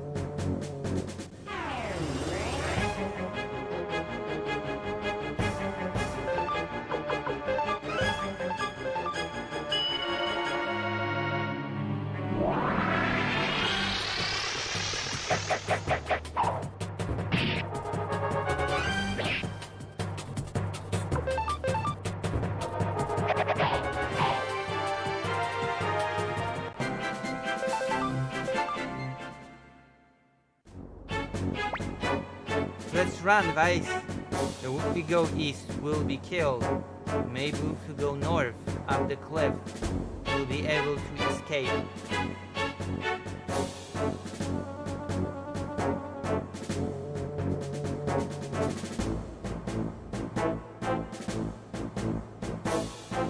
Cool? What do you think of the game so far? Hoof hoof. Are you okay, Vice? And that's the game. I'm not gonna show you anymore. Am I gonna show you anymore because you're racist? You're all a bunch of racists. Wait, let me see if my doggy is here. Hey, hey, hey. Oh, could you boo? Who's you boo? Who's you me? Who's you me? Chodź. Chodź, łobuziaku, chodź. No chodź.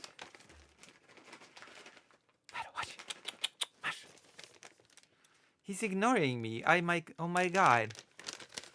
I cannot believe this. Why, are you calling me a clown? The hell?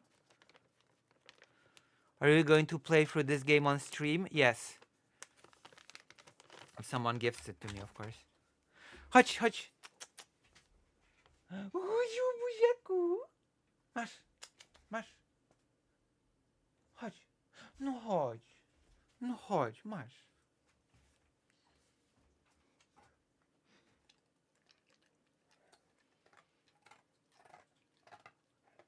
Yes, someone, as soon as someone buys it for Lucy, exactly, Dr. Jones gets it.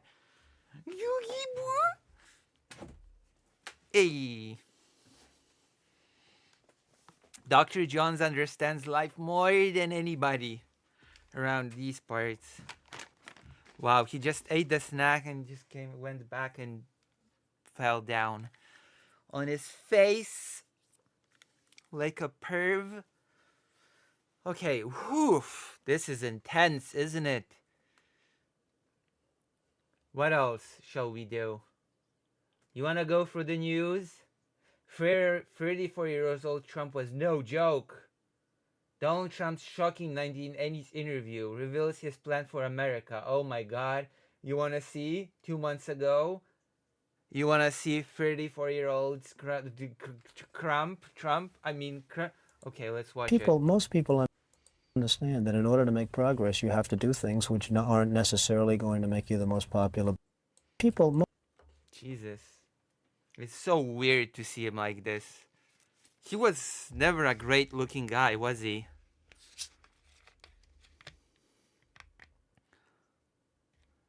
Me too, Lucy's dog. What? What are you saying, Dr. Johns? What are you saying? Let me check something. Aww. Okay, watch this. Most people understand that in order to make progress, you have to do things which aren't necessarily going to make you the most popular boy on the block. Popular boy on the block. Hard to imagine any journalist having this level of professionalism today. 2 months ago. I want to see the newest comments. Baron, is that you? Full of so much hate.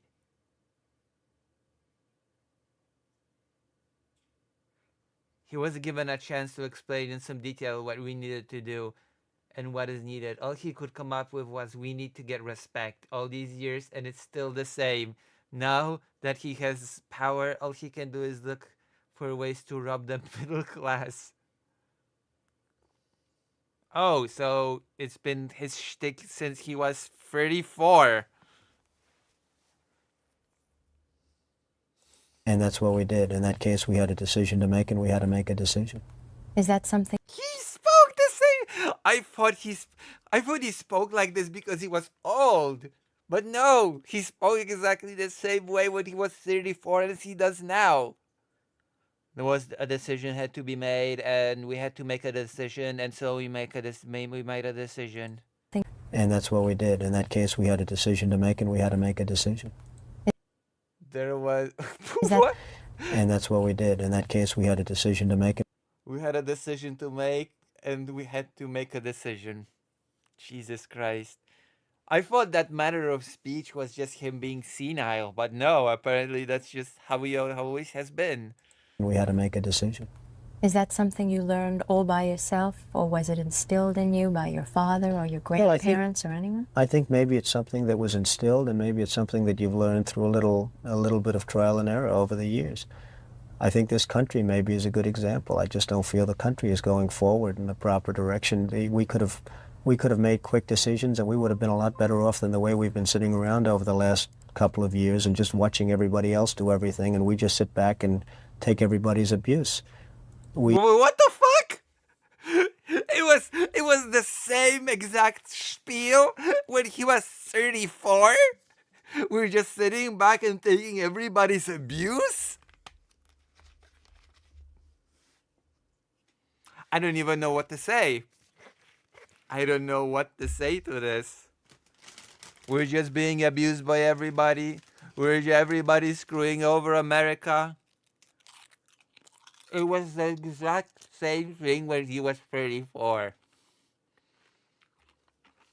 It's a very sad situation that somebody isn't there making the decisions and pushing the right and proper, I don't want to use the word buttons, frankly, but pushing the right levers so that we can go out and do things as we're supposed to be doing them.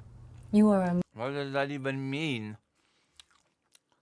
We should get the Panama Canal. I wish he said that. I wish he said that in this video. We should get the Panama Canal and Greenland. We need Greenland.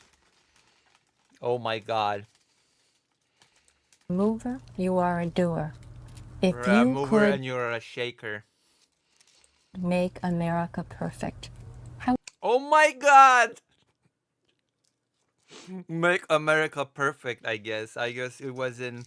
I guess his slogan was not crystallized back then yet. I guess it wasn't Make America Great Again.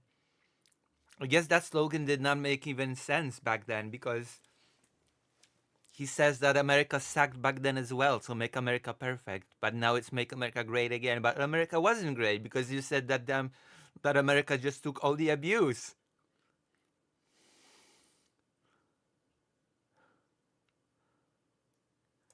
How would you do it? If you We're supposed to be doing. He was 34 here. This was 100 billion years ago. You should hear him boasting about how now having the tallest building while 9/11 was still happening. Jesus Christ. You are a mover, you are a doer. If you could make America perfect, how would you do it? Well, I think that America is a country that has tremendous, tremendous potential. I think that much like the mind, I think that America is using very, very little of its potential. Oh, that myth. That myth that humans are using just a few % of their brain. I feel I'm that not gonna explain why, but this has been debunked, okay? This is to be a very big talking point that humans are using just a small percentage of their brain power. that this country with the proper leadership can go on to become what it once was. And I take it back. Make America Great Again was a thing when he was 34 as well. Make America Great Again. I hope, and certainly hope, that it does go on to be what it should be. What should it be? Well, it should really be a country that gets the respect of other countries. Is Today, respect the most important thing in your opinion? well, respect. Oh my God. He was the exact same at 34 as he is now, which is very sad because, I don't know, one would expect that between 34 and 70 something, your views on certain things would evolve. I don't know, you would go through many experiences which would shape your worldview. Some things would remain the same, some things would change, some things would evolve. You would build on the old things, you would have more, you would have more to say.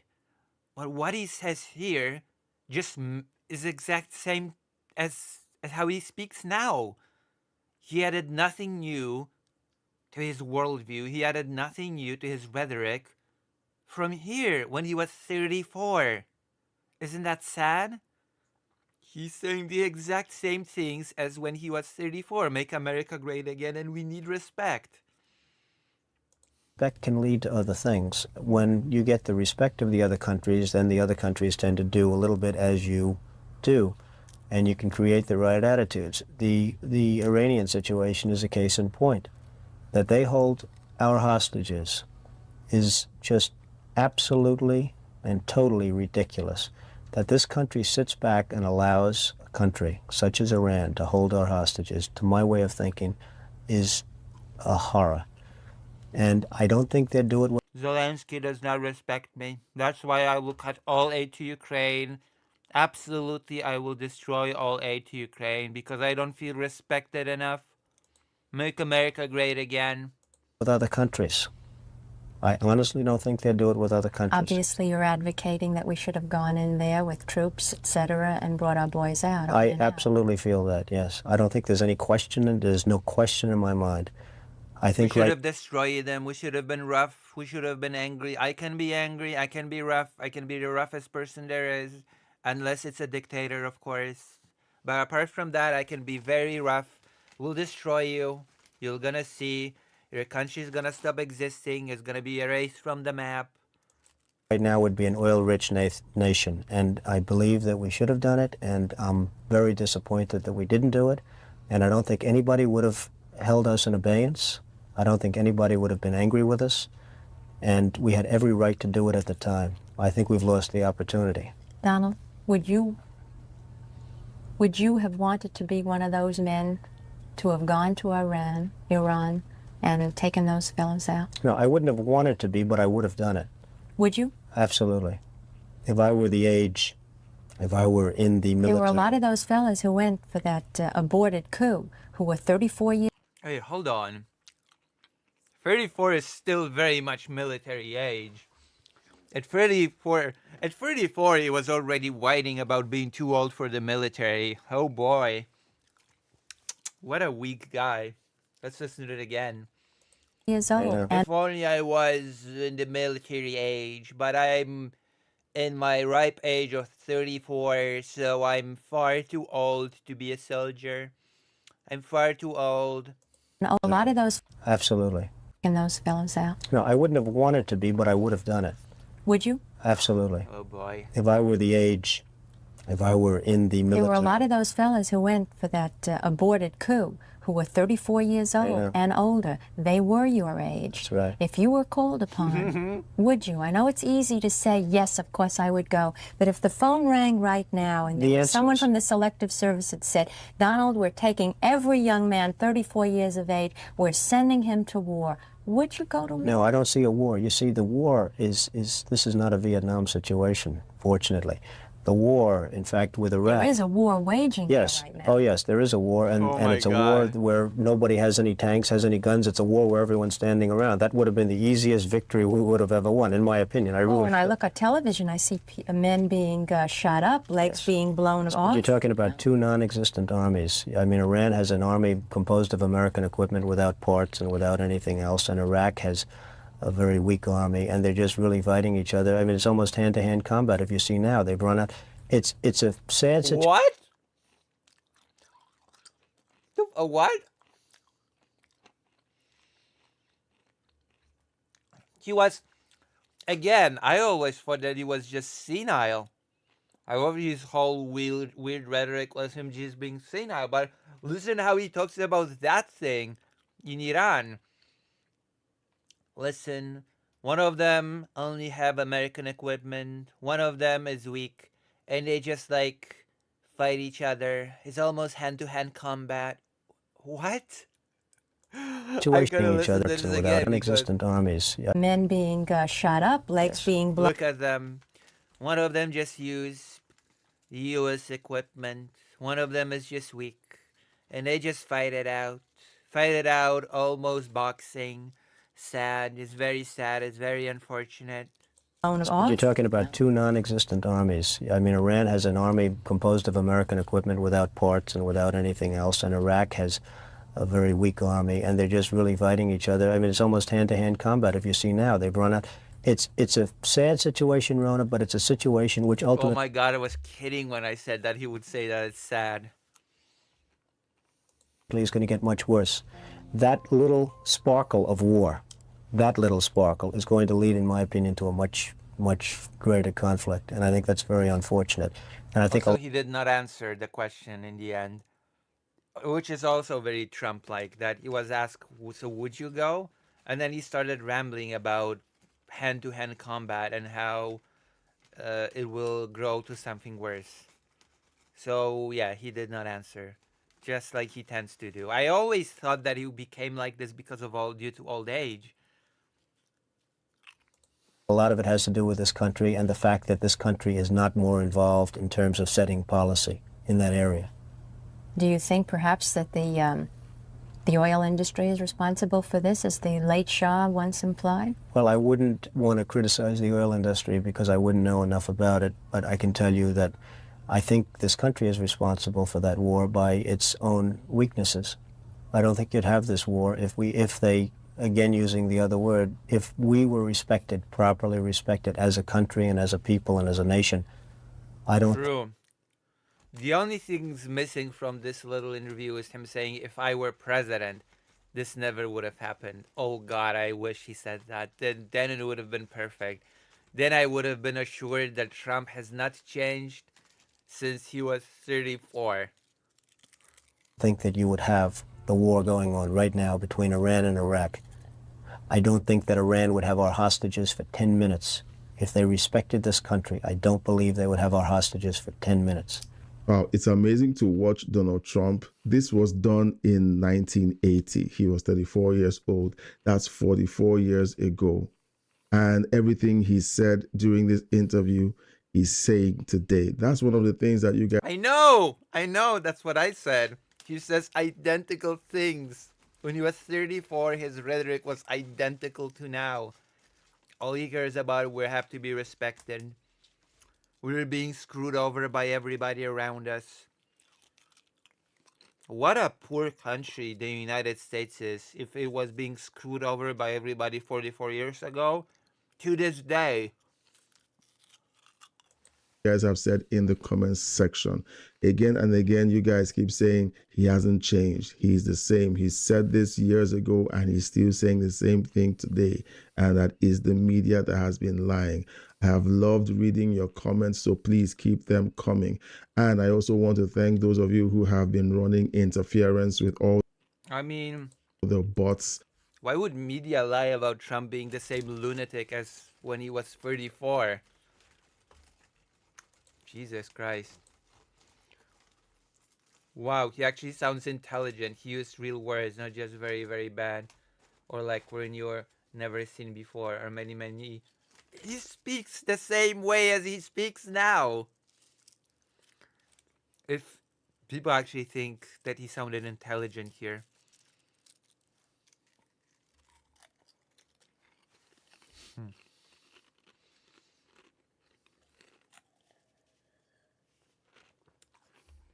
This is amazing.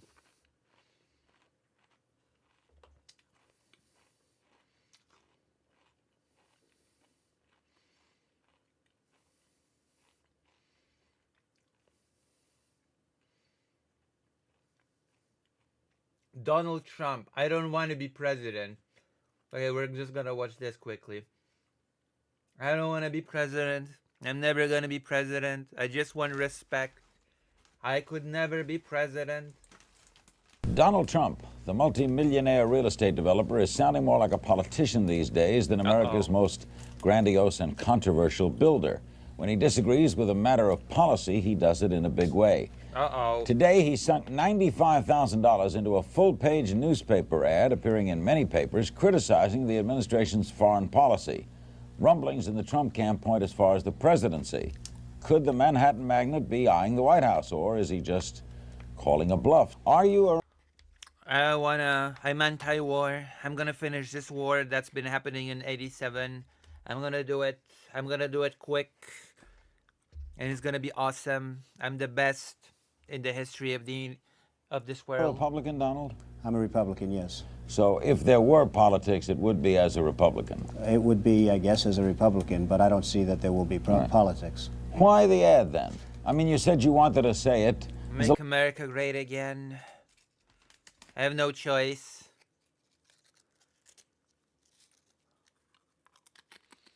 A lot of ways you can say things. I guess an ad is one way. You could have called up shows like this who would have been trying to have you come on.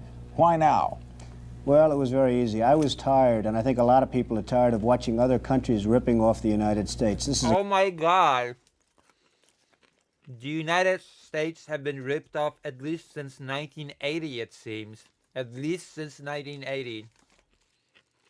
This is so sad. The same rhetoric for years and years and years. For 44 years, the same rhetoric. I cannot believe this. Governments may change. The Democrats may rule. The Republicans may rule. But there's one constant, unbroken for 44 years. The United States always taken advantage of. Never respected. So sad. It's a great country. They laugh at us. Behind our backs, they laugh at us because of our own stupidity and the leaders. I mean, what we have a Persian Gulf situation. You saw what happened today. Billions and billions of dollars are being spent on getting oil for Japan, and they're not paying anything for it. Oh my God.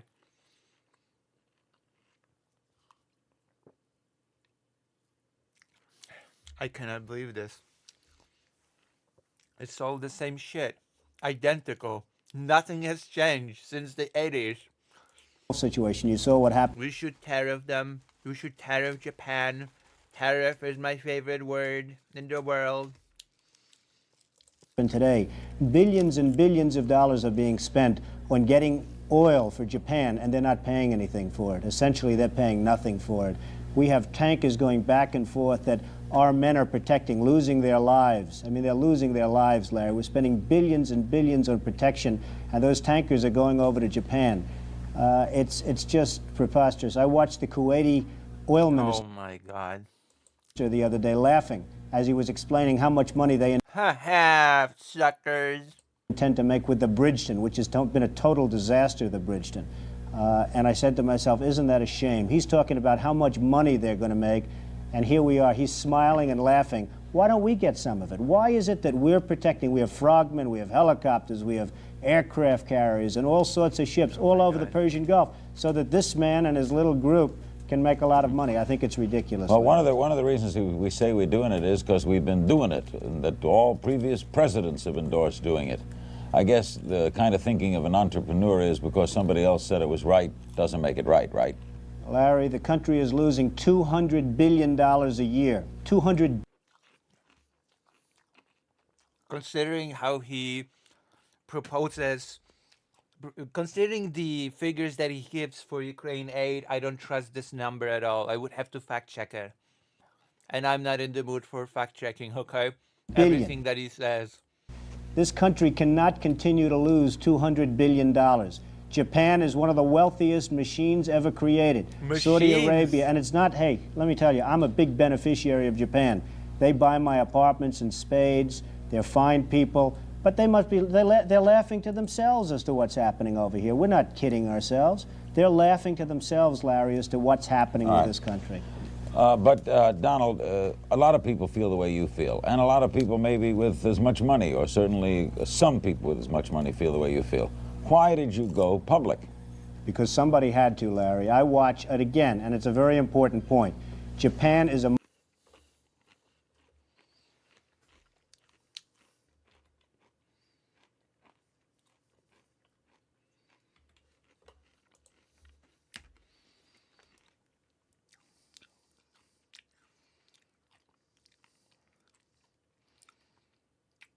$350 billion. Where did you get that number from? Did you get it from Daddy Trump?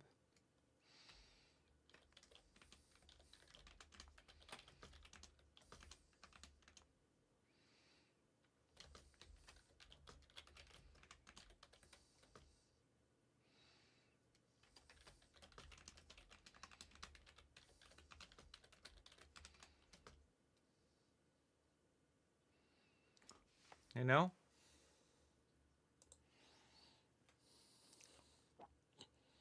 Pretty silly. money machine. Saudi Arabia is a money machine. Kuwait, these are money machines, the greatest ever. Exactly, and the United States is an embarrassment, humiliation machine. We're being humiliated. We're not respected. We're being taken advantage of. It's the reality. We should tariff them 25%, 50%, 200%. Created. The United States is, if it were a corporation, it would be bankrupt. It's losing $200 billion a year. And I know when it comes to bankruptcy, I am the expert. I have been bankrupt at least 5 times. I know.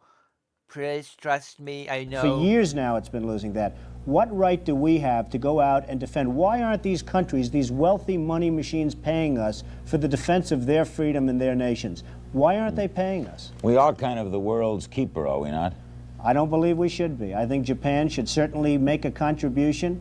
Japan is one of the reasons they're so successful is they don't have to worry about defense, because why should they worry about defense when the United States will do it for nothing? I mean, it's crazy. How would they worry about defense? I am eating these nuts. Whoa. How would they worry about defense if they've been prohibited from having an army? I mean, they can have the, like they can only have a defense force. I don't think, you know, they've been prohibited from having an army. How would that work, Donald, from the past? Saudi Arabia, I mean, you saw what happened with Saudi Arabia. We're going through the Gulf. We have old-fashioned, obsolete minesweepers. We ask Saudi Arabia for the use of their minesweepers, which are the best made, the most modern, the best, and they say no. Who are they to tell us no? We're not going to give you our minesweepers. It's ridiculous. They're only there for the sake of us as far as that's concerned. We are protective of Saudi Arabia. They should pay for that. Are we going to be hearing more from Mr. Trump on issues like this as we go along? I really don't know, Larry. This is an issue that's been bothering me. It's been bothering a lot of people that I know, and I think it's an issue that had to be brought out to the fore. The concept of America financing and paying and losing lives for countries that won't even allow us to use their ships. True. And these are the countries that in 24 hours they'd be wiped off the face of the earth if it weren't for America. It's ridiculous. See? Look at this. Trump has more respect for Ukraine than I thought. Japan and all these other countries would fall in 24 hours. But notice that Trump said that Ukraine would fall in a few weeks. Weeks. Not just 24 hours. Weeks. By the way, a couple of other things, then we'll take... I mean, I speak Japanese. Some calls for Donald Trump. Is it true that you're going to go to New Hampshire in October at the invitation of Mike Dunbar, who's heading a group called Draft Donald Trump? Well, I was asked about 3 or 4 weeks ago whether or not, by a very good friend of mine, whether or not I'd go to New Hampshire. That's turned out to be now a much bigger deal than I had ever anticipated. And perhaps, I don't know, I am going. I made the commitment to go. I made the commitment about 3 weeks ago. And I will go, yes. You will go, even though you realize now, in just stepping foot in that state, people are going to presume things. This is your future president. This is your future president, people. Be proud. Well, they can presume whatever they want. I have no intention of running for president, but I'd like the point to get across that we have a great country, but it's not going to be great for long if we're going to continue to lose $200 billion a year. You're going to get into the early 90s. Wait, hold on. 1990 for long if we're going to continue to lose $200 billion a year. You're going to get into the early 90s, 1990, 1991, and the whole thing's going to blow because this country cannot continue to support Japan and Saudi Arabia and Kuwait and many other countries that are much wealthier than we are. We're not a wealthy country. You can't be a wealthy country when you lose. The U.S. is not a wealthy country. You heard it here, okay? You heard it here in 1987. Trump said, the U.S. is not a wealthy country. It's a poor country. They're all Japan is wealthier. They're all wealthier than us. We're a poor country. Okay? Losing the kind of money that we're losing. We're a debtor country. A couple of other things, then we'll break and take some calls. Don, why don't, there are some who said this, why don't people like you, you and people like you, build low-income, medium-income housing? Well, as far as building housing is concerned, and you want a house? Build your own house. With your own hands, like I did. low-income housing, I've built a lot of it. I haven't recently, but I've built a lot of it. I built senior citizens housing and beautiful, beautiful housing. I built low-income housing, and I'm very proud of it. Oh my God, his nuts changed a bit. Beautiful housing, very beautiful, beautiful housing. Best housing in the history of housing, in fact. No housing like this has ever been built before. The likes of which you've never seen, and you probably never will. Nobody will ever build housing like I do. It's beautiful, it's cheap, but nobody respects me for it. I don't have the respect that I deserve. The policies of the government right now just don't allow it, because really what's happened by the tax incentives that were taken away and by the lack of federal programs. You used to have federal programs, you don't have them anymore. And it really doesn't allow it to be done on any economic basis. And it's a pretty rough situation. I mean, you just don't have subsidized housing, low-income, moderate-income housing, and it's a really big problem. And if they did, you would do it? I would absolutely love to do it. I'd be honored to do it. I used to do it. I mean, people think of me in terms of Trump Tower and all the other jobs. I'm just as proud. I mean, you folks don't talk about it because maybe it's not as interesting to some people. I am, frankly, just as proud of all the low-income and the senior citizen housing I've built. Well, so far, it's the only buildings I've asked about. That's why I'm dismantling all the governmental programs right now. Casinos. You're very big in Atlantic City. You're going to Vegas? Well, I don't think so. I'm not looking to go to Las Vegas. I have stock in companies that are in Las Vegas, and I'm not particularly looking to do it. We've done a great job in Atlantic City. I'm very proud of the results. We have just about I want to hear him say that he doesn't want to be president. Best casinos, I think, anywhere in the world as far as that's concerned. Hotel casinos. There we go. There we go. Finally, we got a real modern Trumpism. We got the, I've done a better job than anyone else has ever done in the world. Casinos. I'm proud. I'm proud of myself. And we're very proud of it, and that's really pretty much where I want to be. What's the drive, Donald, that you don't have to do this anymore, that keeps you wanting to build more and more? Well, it's a creative process. I enjoy the creative process. I like building things. I like building beautiful buildings. And by building things, I mean telling people to build things. I like doing other things. I've been doing a lot of other things. It's a creative... Like what? What have you been doing? I've been doing a lot of things, many various different things, and it's been things that I've been doing. I will not name any of them, but I've certainly been busy with things that I've been doing. Process, Larry, and it really gives you something to do with your life, and it's something that you can feel fulfilled and proud of when you're finished, if you do a good job. Do you want a break because of what you do? In other words, are you saying to New York and other places, I'll come in and do this, please give me what you will not give someone else? No, I'm not looking for breaks. I think I probably would have a harder time getting breaks. I mean, you talk about Ed Koch. The man tried to fight me on so many different things, and he's failed. In each case, he's failed, and that's nice. I like beating it. I really get a charge out of beating Ed Koch. And, you know, it's just one of those things. But he's fought me on a lot of different things. He's consistently fought me, and he's consistently lost. In other words, you don't want more or less than anyone else would get? I don't want more or less than anybody else, no. Donald Trump is our guest. He spoke out quite vociferously today. in the New York Times and other papers in a major statement on American foreign policy. He's the noted, of course, builder, and we're going to take your phone calls for Donald Trump. Amazing. Our guest, the famed developer Donald Trump of New York. We're ready to go to your phone calls. Redlands, California. Hello. Hello, sir. Comment and a couple of quick questions. I think it would be really a big mistake for the United States to attempt to tax its allies for protection, because that would demote them to the role of a client state of the Tariffs already, we should tariff them, we should tax them, tariff them. Oh my God, even that's been identical in 1987. Not an original thought in that man's head. United States. And secondly, I think oh my goodness, I cannot believe this. Also be pretty unconstitutional, because the Congress has the authority to raise armies and support them with taxes for the defense of the United States, not to be hired out as a mercenary force.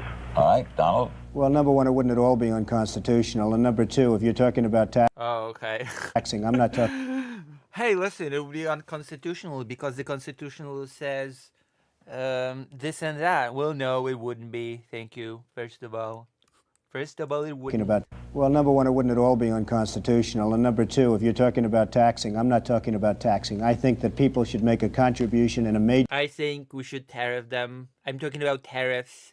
A tariff is my favorite word. Okay, it's a beautiful word. Oh wait, he has not discovered tariffs yet. At this point, Donald has not discovered tariffs, even though tariff is a pretty old concept. Major contribution, other countries, to this country for what we're doing to keep their freedom and to keep them free and to allow them to be free. To keep their freedom and to help them be free. This is, again, I thought that this sort of speech was part of him getting old, but apparently not. Apparently this has always been a thing, this weird, meaningless repetition. And would you rather what we're doing to keep their freedom and to keep them free and to allow them to be free? To keep them freedom and to keep them free. And would you rather have that, or would you rather see this country to go totally bust in another couple of years because this country cannot afford to defend Japan? Yes, the U.S. went completely bust, as we know. The U.S. went bust, the U.S. went under, a totally bankrupt country, as we all know. In every other country in the world. It just cannot afford it. It wouldn't be a tax. It would be more a payment in kind, like for landing space at airports, right? It would be, you could call it anything you want. Yeah. To be perfectly honest, I don't care what it's called. But I would call it a tariff, because it's the most beautiful word in the world. I think that Japan and all of these other countries should certainly pay. They can well afford to pay. Donald Trump's our guest. This is Larry King Live. We go to Toronto. Hello. Yes, good evening, Larry. My question for Mr. Trump, it's a two-part question relating to international trade. Is the solution to the American trade deficit to restrict trade through protectionist policies? Or to oh my goodness. A question that is actually about today's Trump tariff policy. Let's go. I want to hear it again. train America to restrict... Oh boy. The solution to the American trade deficit to restrict trade through protectionist policies, or to train American business to be more aggressive and entrepreneurial? And I'd also like to know if Mr. Trump would support a Canadian-U.S. free trade agreement. First of all, I would tariff everybody. I would tariff Canada. Free trade agreement? Absolutely not. Canada has been taking advantage of us for too long. We will tariff Canada about 25% or even more. It'll be wonderful. In fact, Canada should be part of America, if you ask me. That is the reality of the situation. They would benefit from just being part of the United States. I wish he said that. Well, I think, just to answer your first part, I believe it's very important that you have free trade. But we don't have free trade right now, because if you want to go to Japan or if you want to go to Saudi Arabia or various other countries, it's virtually impossible for an American to do business in those countries. Virtually impossible. And I have many friends, they go over to Japan. They can't open up anything. They need approvals, they need this, that. In the meantime, Japan comes over to this country, they're buying up Wall Street, they're buying up all of Manhattan's real estate, they're buying, which is fine as far as I'm concerned, because they're paying premium prices that put people like myself in a very good position if I ever want to sell something. So the fact is that you don't have free trade. We think of it as free trade, but you right now don't have free trade. And I support anything having to do with Canada because I think they've been one hell of a good ally. Do you do any business in? Oh my God! What an ironic statement. I love this.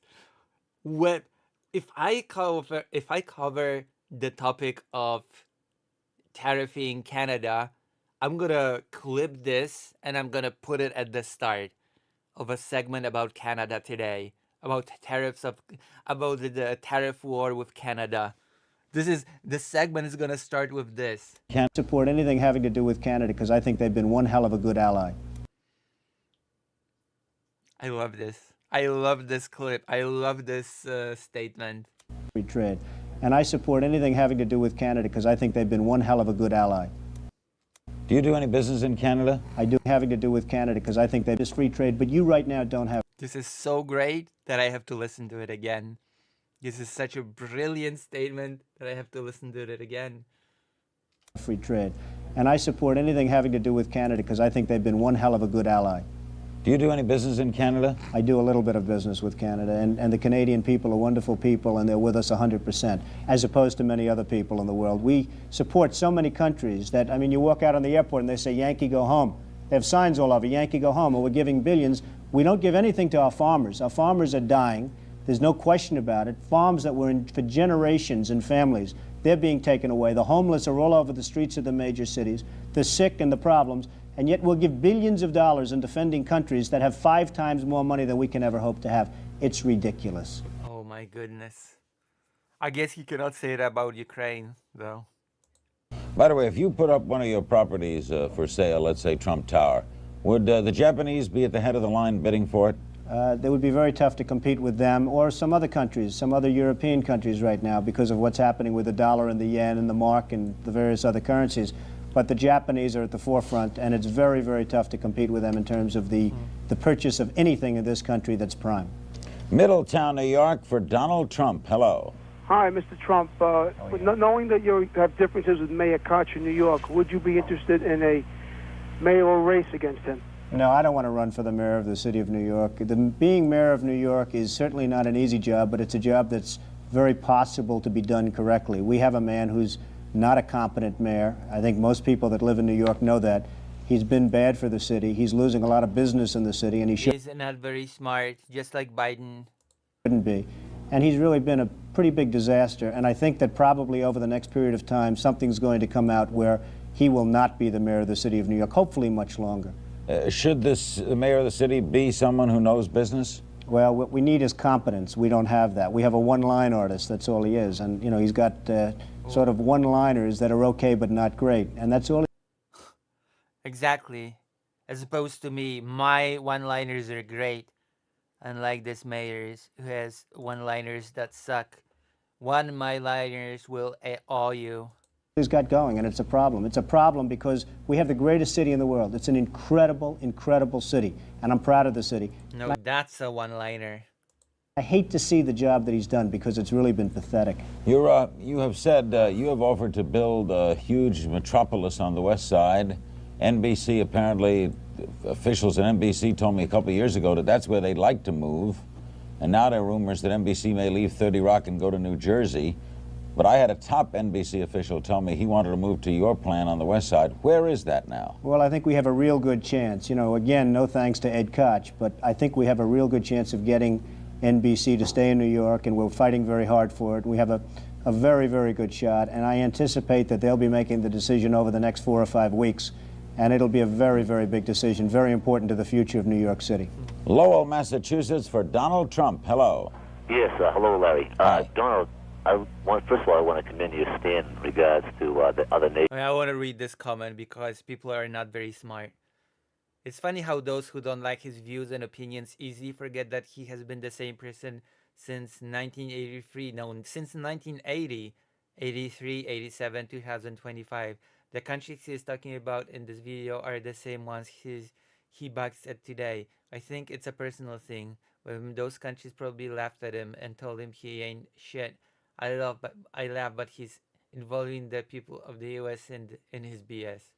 I mean, yeah. It's like, no matter what the situation is in the United States, no matter which year it is, if it's 1980, 1983, 1987, 2025, his talking points remain the exact same. The United States is disrespected. The United States is just taken advantage of by everybody. The United States has giant debt. It's nearing bankruptcy. Must do something about it.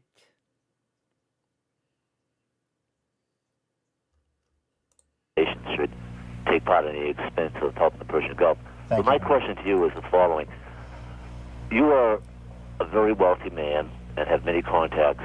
Why can't you do more for the hungry and the homeless in New York? Well, I think it's a very good question, and I'd like to. The problem that you have, and you have a major problem is that it will cost me money, and I'm like making money and not giving money. Thank you very much. The problem that you have is it's such a big dilemma. You really need federal government assistance, not even city government. The city governments have to be competent, capable. Oh, okay. Now Trump's president, so I guess he has signed several executive orders in order to remedy the homelessness situation, right? Right? I'm gonna Google it right now. Trump, okay. Homelessness, executive order. Oh. One day, oh, never mind. Trump orders DC mayor to clear homeless encampments.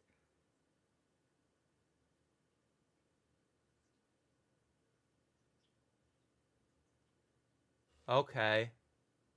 Let me hear that again. Let me hear that again.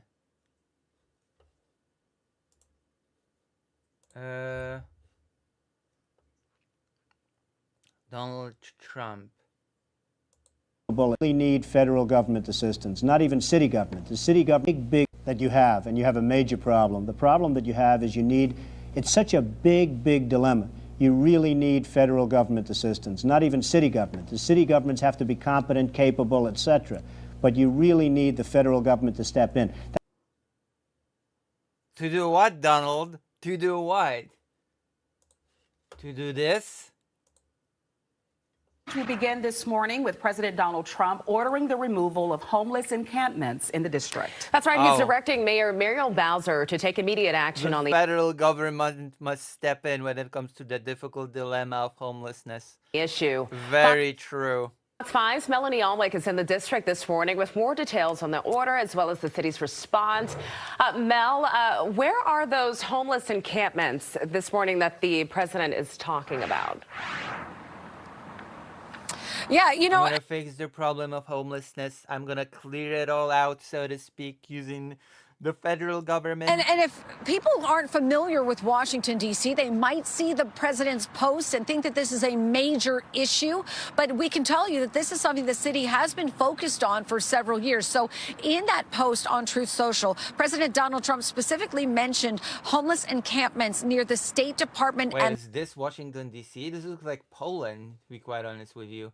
What is this weird patch on the road? What is this concrete thing like the ones that are... Wait, hold on. Is this Washington, D.C. or is this Eastern Europe? What is happening? In the White House, we drove by former encampments that were there this morning, and they were all cleaned up ahead of schedule. And we can tell you what we're seeing right now is here. This is an area called the Whitehurst Freeway Hill, and you can still see some tents here through the fencing area, and you can see them here more clearly on the hill. Now, this encampment is scheduled to be cleared next week, and that has been on the city's radar and on its clearance list since January. Now, weeks ago, you may remember, we talked about Trump threatening an executive order focused on beautification issues in the city, mentioning homeless camps, tougher prosecutions for gun crimes and nuisance crimes like public urination and graffiti. Mayor without giving an alternative to, public bathrooms. I've written a whole report on it, how the government criminalizes being homeless by prosecuting public urination while not providing any sort of alternative. Bowser says she has had several low-key conversations with the White House, and it's her belief that the executive order is off the table. Well, well, well. Okay, I get the picture. I get the picture. That's why it bothers me so much that when we give this kind of money to the wealthiest countries in the world, and yet for our own people, the homeless, the sick, the poor, the farmers who are really going through hell right now, those people we're not helping. And why should we? I think it's ridiculous. And this country shouldn't be raising taxes. We ought to be lowering taxes. We should have a surplus, not a deficit. Because the kind of money that I'm talking about, and you can call them, as the gentleman before said, you can call it a tax, you can call it whatever you want to call it. But tariff. We should have a tariff. Jesus Christ. Also, we should help the homeless. They're going through hell right now. I have a solution. We're gonna clear out their camps. Thank you. They should thank me. They should practice gratitude. Hey, homeless guy, have you ever said thank you to me? Have you ever said thank you for clearing out your stinky, disgusting camp? those countries should be paying us major billions of dollars, and you won't have any deficits whatsoever, and then we'll be able to help the poor and the sick and the homeless and the farmers and everybody else. Donald. So Trump is implementing tariffs to gain the billions upon billions, and I guess now he's ready to help the homeless by clearing out their encampments. Brilliant, brilliant. We're seeing the consistency of Donald Trump. This is Mr. Donald Trump from 1987 speaking about the future. He's such a... Well, what were you hearing today after that ad appeared? What were people telling you? I imagine you got tons of calls. It was unbelievable, to be perfectly honest. I put the ad in thinking maybe a couple of politicians would see it, and maybe they'd say, hey, you know what? That happens to be a great idea, and he happens to be right. We've gotten thousands of phone calls. We've gotten tremendous support. I've never seen anything like it. I have literally... I've never seen anything like it. Another Trumpist that has survived to this day. I've never seen anything like it. I think we have been given more support than anybody has been given in the history of this country. Quite frankly, nobody has ever supported us like we have supported now, and it's great. It's great. I never dreamt that this kind of reaction could have happened from taking a newspaper ad essentially saying, hey, we're making a mistake and this is what we should be doing. West Patterson, New Jersey. Hello. Hello. I'd like to, hi, Larry. I want to Make America great again. Mr. Trump a question about the Japanese, and if they keep on buying up all the real estate in Hawaii and in New York, won't it come to a point where they will be dictating our policy and we'll be afraid to move against them? I think it's almost to that point now. There's a book out, Don, that says that already exists, that Japan is, in a sense, wielding the rope with us. I believe it already is true to a large extent, and there's no reason for it to be. If we had the right people, if we had the right people with the right instincts and business ability, there'd be no way that that could happen. And that's why I hate to see what I see. By the way, I like the Japanese very much. I do tremendous amounts of business with them. They do very well as far as I'm concerned. A man just bought a $21 million apartment in one of the buildings I own. A what? A $21 million. He bought 7 apartments, a Japanese man. Wonderful man. He bought 7 apartments, put them together. He's building a was it a $21 million apartment or was it 7 apartments? $21 million apartment. That's without the cost of construction, by the way. Plenty of money. I like them very much, but they laugh at us. They're laughing at this country and the way the country is being managed. And they should be laughing. Donald, they should be laughing. In a $3 million apartment, if you got apartment 3B, and 3A is hanging a picture, you wouldn't hear that in 3B, would you? Well, hopefully not in the kind of buildings I Okay, live. No, it's just a little question from someone. Okay, I know. Okay, Ocean City, New Jersey. Hello. Yeah, Larry and Donald, how are you doing? I have a comment and a question, then I'll hang up and I'll listen. Go ahead. First off, I really, really enjoy having Mr. Trump here. Oh, boy.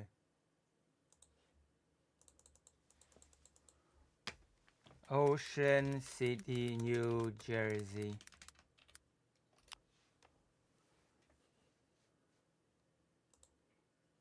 Map.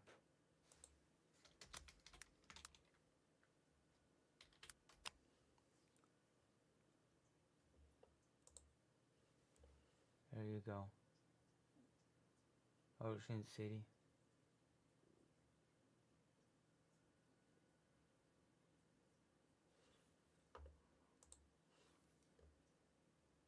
Ocean City.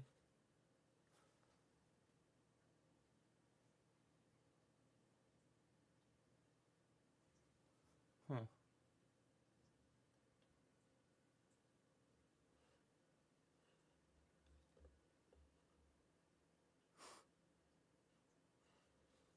That's cool.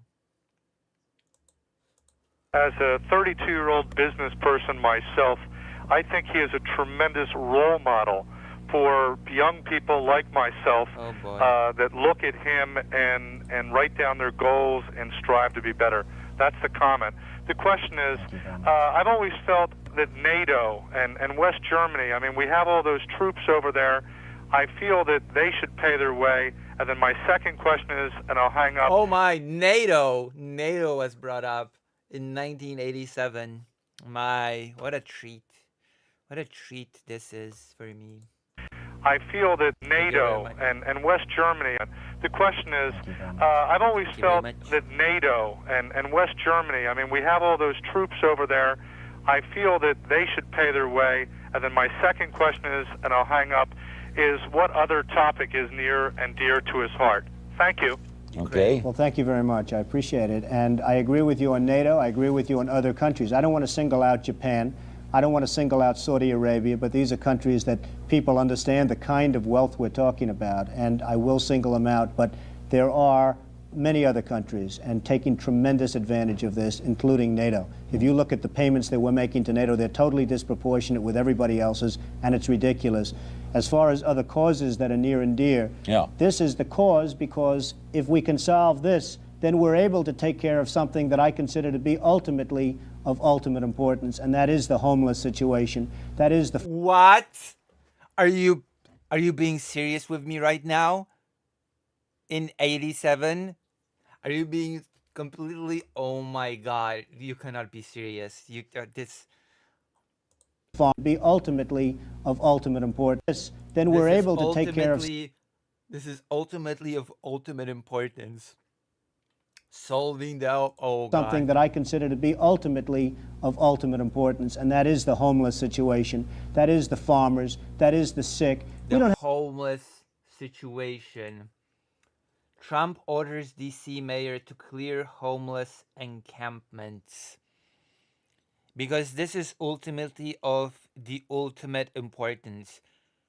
Solving the homeless situation, because the homeless people are going through hell, and this is why we should clear them out.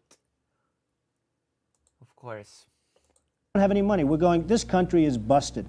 And it's busted because we're doing things that we shouldn't be doing. If we had business ability in this country, we'd be making lots of profit, so-called surplus profit. And that profit, that money, could be going to defend our, and I literally mean defend our homeless and our poor and our sick and our farmers. And that's where we ought to be spending the money, not give... To defend our homeless. Oh, this is going to be such a great segment. I do believe that the president, and I've said this before, especially as it relates to crime and homelessness, had a picture of the DC that he left during COVID, not the work that we have done in the interim to drive down crime and help get people housed. It's just not the same problem. And so we've made that case. And we've also made the case of how the federal government can do its part in both cases. Didn't Trump say in his big speech in the interview in 1987 that it is the job of the federal government? And we have already seen that partnership that the city has with the federal government, specifically the National Park Service, when they both work together to clean up or close the homeless encampments on federal property and federal parks, taking action on several dozen encampments in the last 2 years. And we can tell you, even in January, the city's Department of Health and Human Services has a website that talks about the different encampments. There were 12 scheduled for cleanup and closure in February and in... We're protecting the homeless.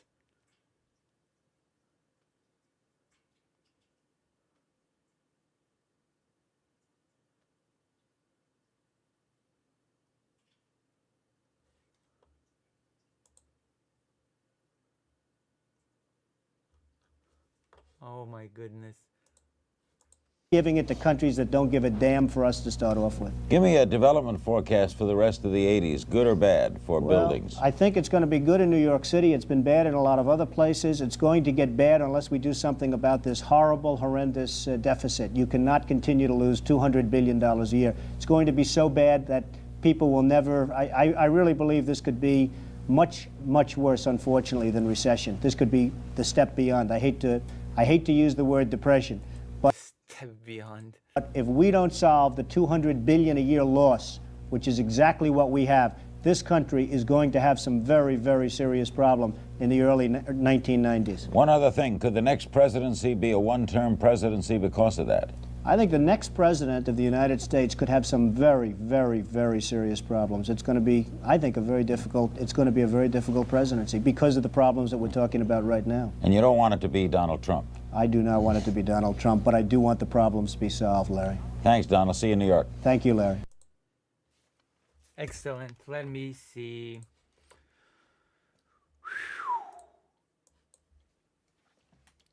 Donald Trump homelessness policy 2025.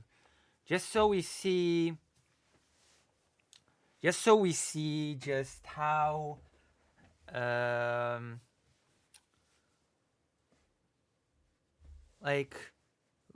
let's see how he puts into practice his big words about protecting the homeless. Let me see.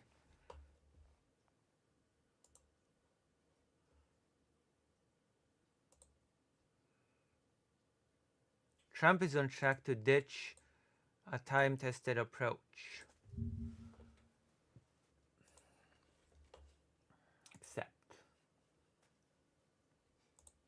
Trump is on track to ditch a time-tested approach to combating homelessness. The Project 2025 plan called to end housing first policies. Since returning to office, the Trump administration has moved to upend America's long-standing approach to tackling homelessness. Oh, wait, hold on. But in 1987, I could have sworn that Trump said that ultimately protecting the homeless was of ultimate importance, and that is his life goal, to fix America so that ultimately he could tackle the most important problem, the ultimate problem, the problem of protecting, not just helping, but protecting the homeless. What happened? It's like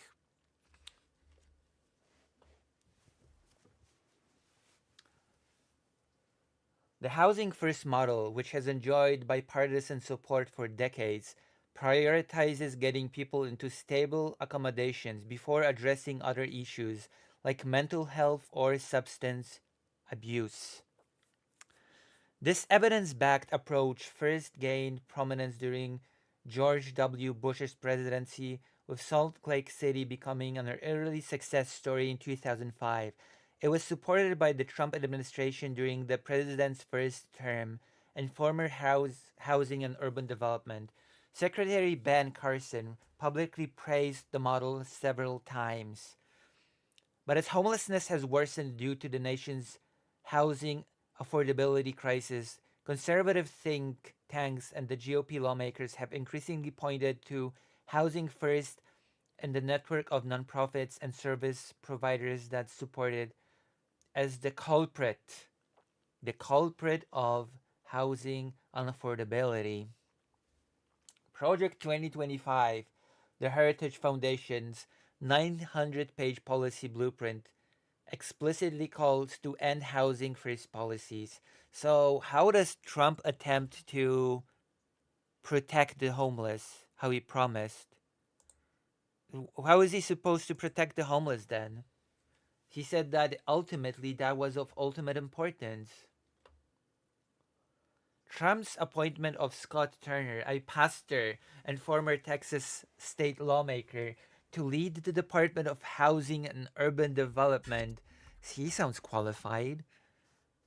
A pastor and former Texas state lawmaker. Excellent. Signals a deeper shift.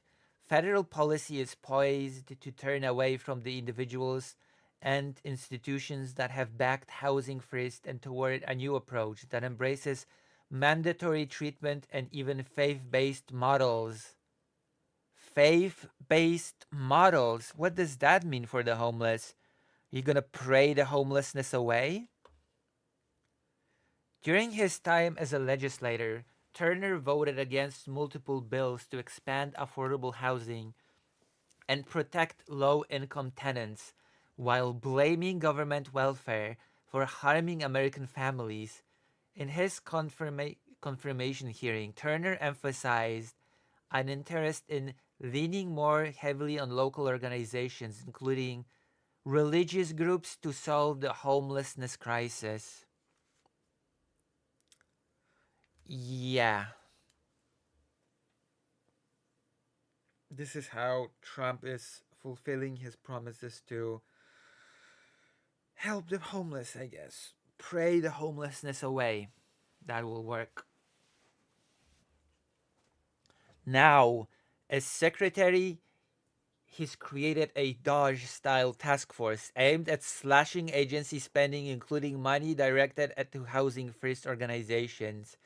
Recent leaks suggest HUD is planning massive staffing cuts. Oh. So the Department of Housing and Urban Development has its own DOGE-like thing that just fires people left and right. Good to know. We're protecting the homeless. We are so protecting the homeless. It's incredible. It's going to be great. Recent leaks suggest how this blah, blah, blah. Particularly to the Office of Community Planning and Development, the division responsible for homelessness programs, affordable housing, and disaster relief. The New York Times reported in February that this office could see an 84% reduction from 936 employees to just 150. When Vox asked HUD to explain its homelessness strategy and position on Housing First, spokesperson Cassie Lovett repeatedly declined to address homelessness, only confirming that the agency's disaster relief efforts will not be impacted. Because, you know, it's clear that it's clear that this Department of Housing and Urban Development has a big, ambitious plan for homelessness because, as Donald Trump said in 1987, it is something ultimately of ultimate importance. So it is impossible for them not to have a brilliant plan to address it, is it? Is it? A rapid policy reversal.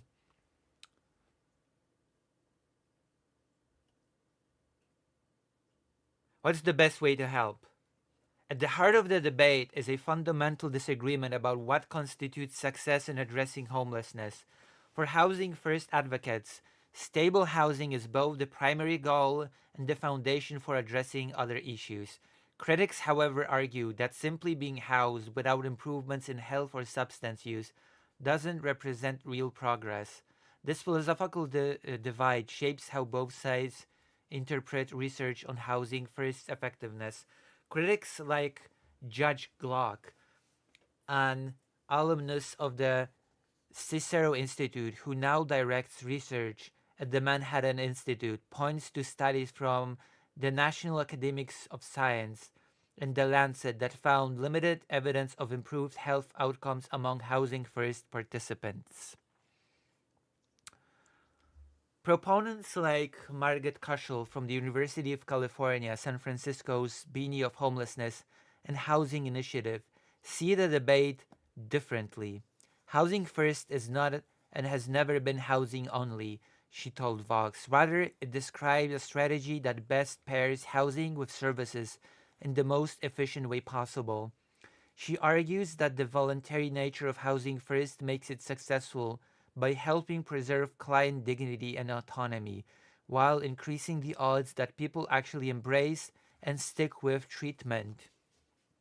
Right, because they have a feeling that they're starting to rebuild their lives, right? That's a pretty important factor.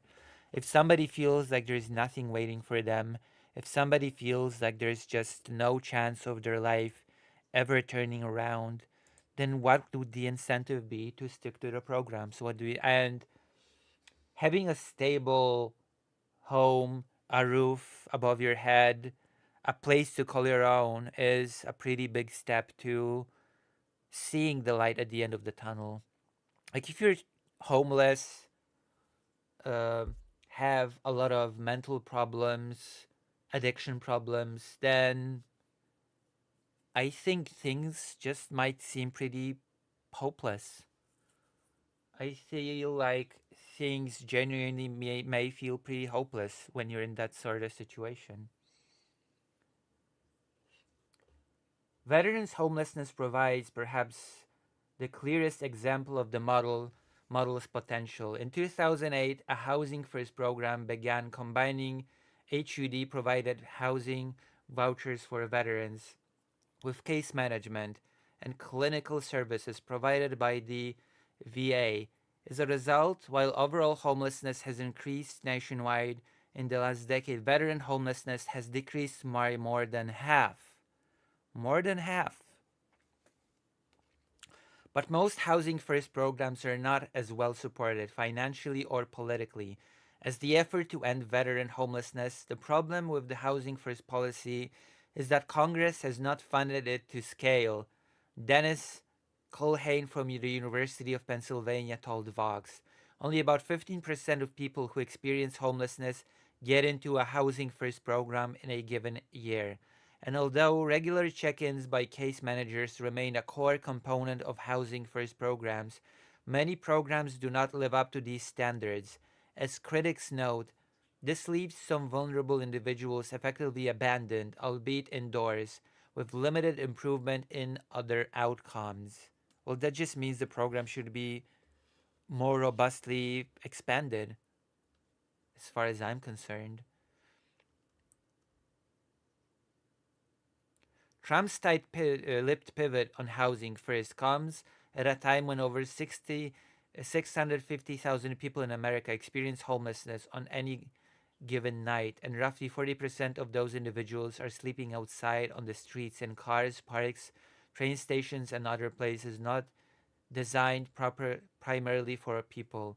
In Congress, it's unclear whether lawmakers even plan to adequately fund the federal housing voucher program, one of the key policy tools used to prevent ending up unsheltered in the U.S. Even if it's funded, though, gutting the federal agency that administers the vouchers could lead to further problems in fighting homelessness. Because as Donald Trump said in this very interview, in the early 1990s. One other is going to solve the $200 billion. I hate much worse, unfortunately. People will never not continue to lose $200 billion. I hate to, which is the early of that problems. It's going to be, I think, I don't want it to be difficult. It's going to be a very difficult, very presidency in the early 80s. Good or $100 billion. I really believe this could be much worse, unfortunately, than recession. We'd be making lots of profit, so-called surplus profit, and that profit, that money, could be going to defend our, and I literally mean defend our homeless and our poor and our sick and our farmers. And that's we need to defend our homeless. We need to defend our homeless by abandoning them to starve in the street. This is going to be a brilliant segment. I have to find some more Trump policy on homelessness.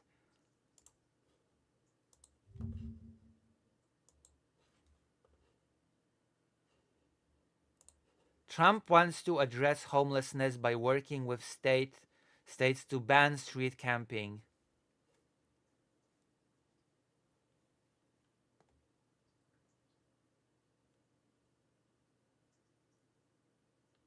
Donald Trump.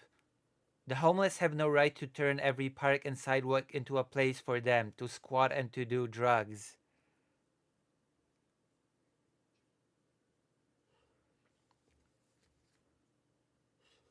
Again, listen to what he said in 1987. Okay. Perhaps. No, that's not. This is not time for this. Okay. Listen to what he said in 1987. Where our profit, business ability in this country, we'd be making lots of profit, so-called surplus profit, and that profit, that money, could be going to defend our, and I literally mean defend our homeless and our poor. Yes, we could be making money because, as he said before in this interview, and I'm going to look up all these clips and splash them together as a cold intro to this homeless segment. Ultimately, the problem of the homelessness and helping the homeless, according to Donald Trump from 1987, is a thing of ultimate importance. It is the problem to solve all problems.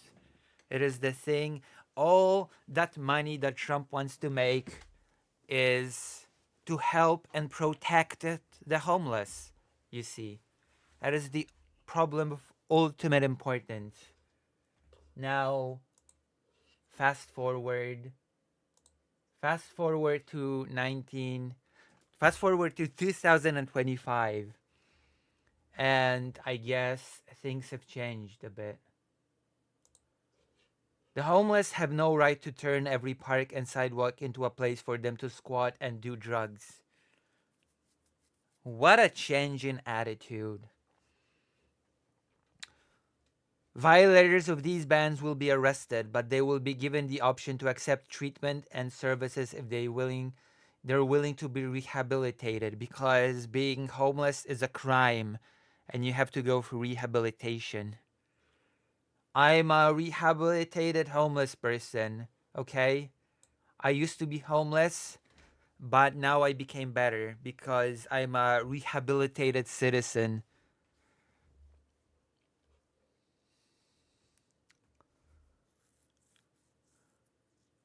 I hate the homelessness problem in our city.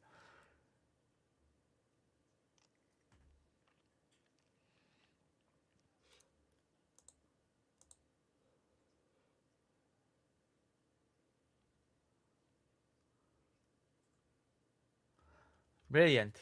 This is just brilliant. What else with Trump's homelessness policy? Trump's plan to eliminate homelessness is just cruel. Oh, whoops. Uh-oh. But I thought it was of ultimate importance. I thought he wanted to protect the homeless. What happened to that plan? What happened, Donald Trump? When is this from? How old is this article?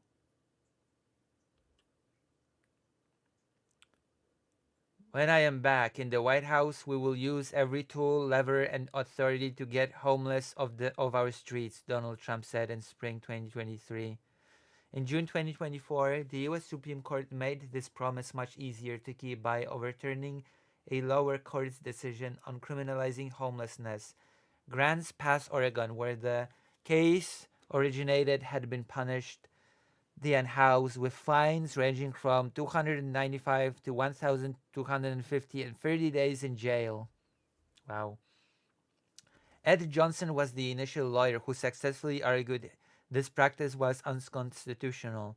But after the Supreme Court weighed in, Grants Pass now was able to resume this practice. Other cities are likely to do the same. Because Trump wants to protect the homeless. Why are some cities opting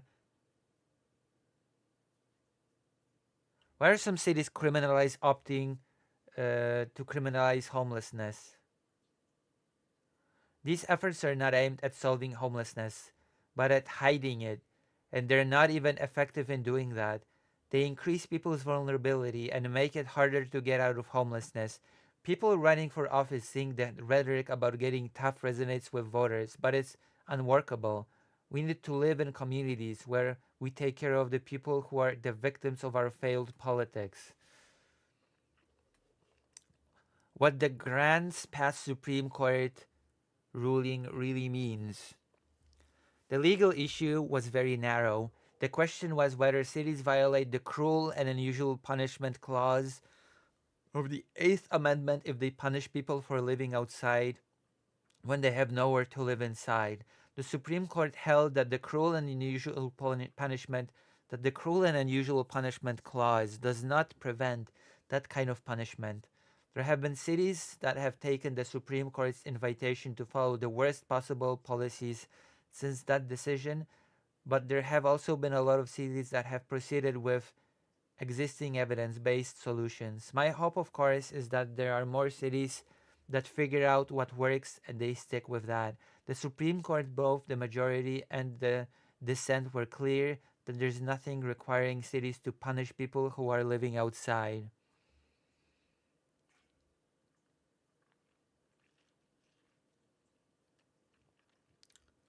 What sort of policies would effectively address the homelessness crisis? You can't solve homelessness without more housing. Secondly, we need prevention efforts. That means rent assistance, renter protections, and trying to preserve the affordable housing that we have. Because if we're adding to the population of people who are forced outside, it offsets any efforts to move people inside. Finally, we need shelters so that people can stay safe, stable, and alive while they're looking for permanent housing. People need to be in a place where they can stay connected to providers and continue to work with people who are trying to find them work and housing. So, housing. Are there any good real-world examples of this policy?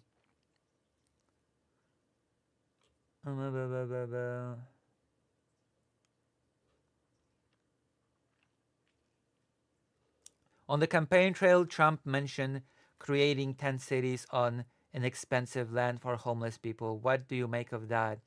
There is a pretty clear distinction between the thing that will work and costly efforts that will make the problem worse. Moving people away from services, punishing them, and making their lives more difficult is going to be expensive and really ineffective. What can we do to help people living outside? Even though homelessness is taking up more space in the media than ever, it often feels like people with the most information aren't talking enough. Talk to your friends and colleagues about how we can solve this problem through building more housing and prevention efforts, and don't make it worse by vilifying the people who've been forced to live outside. This is a housing shortage, and these are our neighbors. They are children and seniors and veterans and working people and people fleeing violent relationships, which I know people that have fled violent relationships that ended up homeless, so it's true.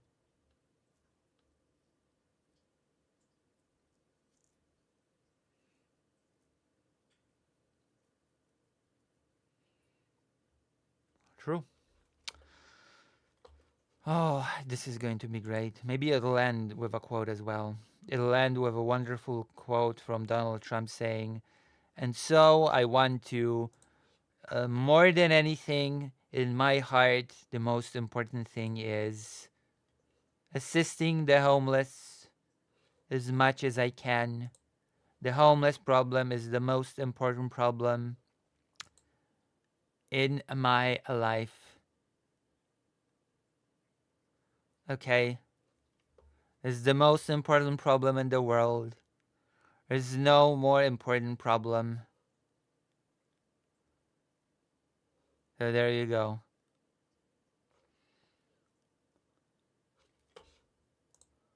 Beautiful.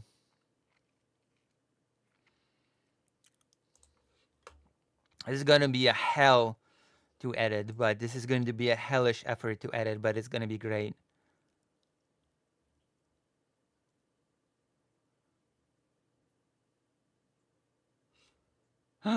You won't believe it. The changes in Lunar Remastered Collection. Okay, we're gonna watch this video quick as a game nerd. We're gonna take a real quick break from politics and we're gonna be looking at a remaster to the video game that I like. Oh my gosh, I cannot wait for this. Let's take a look. Lunar Remastered is out in a couple of months. And Gung Ho America recently updated their website with answers to several of their frequently asked questions. this has me a little bit concerned, and I am here to... I love Lunar.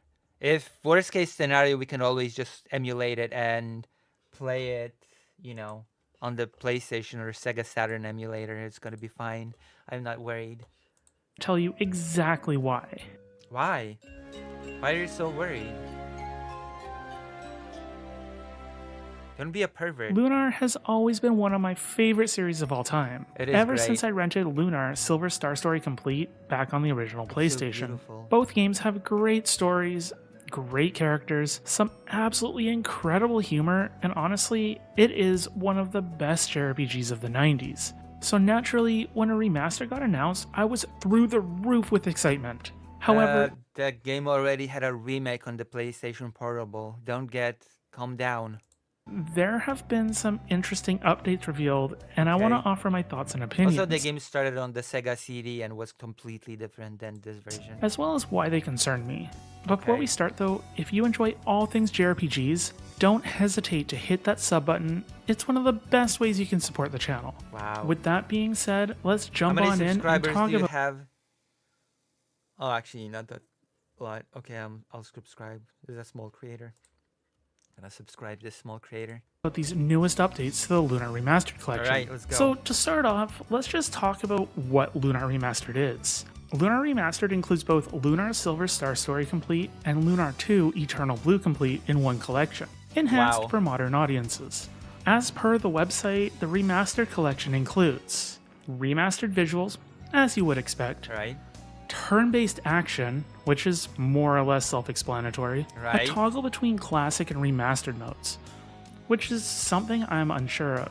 I'm not Wait, what? sure if this is just word modes. This is more or less self-explanatory. A toggle between classic and remastered modes, which is something I'm unsure of. I'm not sure if this is just widescreen or a classic 4x3 graphical mode, or maybe it's just untouched sprites. Honestly, it doesn't go into too much detail. Widescreen support, which again should be standard for any remaster title. Updated graphics on all cutscenes. This just sounds like a resolution increase, which again, standard for a remaster. Language support in English, Japanese, French, and German. What about Polish? This is, I assume, only text-based dialogue. I can't see them redubbing both Lunar games in several different languages. That Why being not? said, I wouldn't complain about it. There's just something about playing a game in a German dub that makes me smile. Improved strategy settings. Okay. You could customize your strategy settings in previous games, so I'm not quite sure what this means. Personally, I didn't ever use the AI It means you're probably gonna have more. What is okay? or strategy settings What is this myself because video? I like to manually input all commands while I play a JRPG. Battle speed toggle. Oh goodness, thank you. While I love classic JRPGs as much as the next person, some of them are painfully slow. So Okay, being use able- more scenes in your video than just looping the same scenes over and over, okay? Jesus Christ. There's so many cool scenes to show in Lunar, and you're just looping the same footage over and over and over again. I criticize your the video. fast forward battle I should animations are welcome with unsubscribe. open arms. I, for one, will be using this almost exclusively. However, I wonder if it's exclusively in battle, or if you can use it in the world map and in dungeons. I've played through most of Lunar Silver Star Story Touch, which was released on both iOS and Android, and that version, which I will be talking about several times in today's video, has fast forward in both battle and while traversing on the maps, among other features, but we'll get into that later. And lastly, they talked about an all-new English voiceover. This one hurts. Like, it hurts a lot. The script and vocals of Lunar played in Japanese, and I know why they're changing the. I know why they're changing the dubbing. It's because apparently the company that owns the dubbing demanded a ridiculous amount of money for it to be used. That's the real reason. were part of why I love the game so much. The voice acting was peak 1990s anime and hilarious to boot. Seriously, Well, if I don't hear Mr. blame the owners of the rights for being greedy, okay? ask me to sample his goods or tell me that I need a spanking, heads are gonna roll. And even further, if Wind's Nocturne, or Luna's Boat Song as it's more commonly known, isn't as hauntingly beautiful, I will be offended. There are few Just play it things in that I cannot Japanese. accept change with, and Wind's Nocturne is one of those things. It's one of the greatest moments in all of gaming history. Anyways, I've heard that there are reasons why the game is being redubbed and rescripted, such as the rights to both belonging to Victor Ireland, and he's holding it hostage and expects exorbitant amounts of money to let people use it, but I don't know how true this actually is. It's a shame though, because most of my nostalgia for Lunar was the 1990s pop culture references and ridiculous quotes. Oh well though, at least the story's good enough without all that working design's flair. For the most part, this sounds like a pretty solid remaster, with it's really sad if the only nostalgia I have for the game is the silly translation, okay? A few new features. The first question was, when will Lunar Remastered Collection be released? And they stated that this collection comes out on April 18th, 2025, which honestly isn't too bad of a date, but I am concerned that it comes... clickbait. It says, you won't believe the changes in Lunar Remastered Collection, and there's so much, no real big changes have been listed here. Oh no, the dubbing will be changed. Oh gosh. Oh, you'll be able to toggle between old and new graphics. Oh gosh. I don't believe these changes. Comes out on the same day as Clair Obscur Expedition 33, which is another game that is highly anticipated by several people. It might hurt the sales, but honestly, anyone that wants to play Lunar is probably going to get it at one point or another, so no harm, I guess. The next question is, will Lunar Remastered be available physically or digitally? Gung Ho confirmed that they are going to be releasing the game both digitally and physically for PlayStation 4, Xbox One, and Nintendo Switch, as well as solely digital on Steam for obvious reasons. Digitally, the game costs $49.99, and physically, the game is $54.99, which is all good, except for the fact that Lunar Remastered Collection is only going to be sold physically via Amazon in North America, which leads to the next question that really bothers me. So that next question is, will there be pre-orders in North America? Gung Ho has confirmed that there will be no pre-orders. Okay, what does that have to do with the changes in Lunar Remastered Collection? If there will be pre-orders, like, okay. Sale, they would even consider doing this. Okay. What could you possibly gain by not offering pre-order to the game? What the hell? It's going to be impossible to get the game on release day. World, you'd have same-day shipping, but until the following week. I'm not sure what their game plan with this is. This is not a change to the game, pre-orders. But it seems like a very strange business model release, and there will be plenty of peace of mind that you can get by pre-ordering the game for a collector's edition. This is kind of disappointing. If you got Lunar back on the PlayStation manual, a galleon, punching dummy, a replica of Lucy could actually get a collector's edition, so this seems almost like a disservice. Sega CD or PlayStation. Gung Ho confirmed that these are remasters of the PlayStation versions and not the Sega CD versions. Honestly, I was a little bit disappointed at this. I've heard the Sega CD versions are substantially different, and as I've never been able to play them, it would have been nice to experience those games in their original formats. The PlayStation versions are nostalgic for me personally, but it is what it is, I guess. Then they address the blur effect at the top and bottom of the screen, and if it can be disabled. Gung Ho did confirm that you can turn off the blur effect. That's nice because, honestly, I hate that blur effect that retro-like games like a Yuden Chronicle 100 Hero have, but you can still play in classic mode with original graphics. Oh, okay, so classic mode is just like a straight port with classic graphics. Just stick with the remastered graphics. The last question they talk about is difficulty options, and Gung Ho confirmed that there are no difficulty settings. This is a circumstance where I ask, why? This is an odd choice. This is for a little bit of working design. This is not a change. This is lack of a change. And the video title is "You Won't Believe the Changes." But this is just a lack of a change. History, working designs had a tendency to massively increase the difficulty to counter game rental culture. So back in the 90s, renting games was way more common than it is now. You could walk into a video store, rent a game for a week, and then that's that. So what Working Designs did was they made their games harder. You make a game harder, it lasts longer. Make it last longer, and people would have to rent it 2, 3, or even 4 times to be able to finish it. Both Lunar games had some parts that were stupidly difficult. The mobile port of Lunar Silver Star Story gave the option to choose between the original Sega Saturn difficulty and then the Working Designs hard mode. And then it takes things a little bit further, allowing you... Okay, Lunar did not have stupidly difficult battles. Come on, just get over yourself. To increase experience in silver for up to 4 times, turning off encounters entirely, as well as turning off bosses leveling with you. Not sure why you'd ever want to remove features already in other versions of the game. I'm just worried that the difficulty of Lunar might turn people away because there are a few early game bosses that can be crazy difficult. No, However, they haven't it's an said easy what game. version of the game it's based off of, Oh my so God. you could be getting the original Japanese Sega Saturn version, and about that, sure, it's easier, but I wouldn't complain about it This at is all. so sad. What a sad So there you statement. have it. Lunar Remastered Collection is out on April 18th on almost all consoles. And while I am looking forward to it, I am going to get it regardless, even with the concerns I have with how it's turning out. What? None of your concerns were directly related to the game itself. None of them. Not a single whatever. I thought I'd hear about some actual changes to the game, but apparently not. Oh, Olga Skabeva praises Trump's tactics.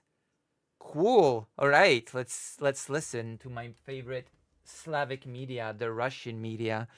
You ready? Are you ready for this? I'm excited.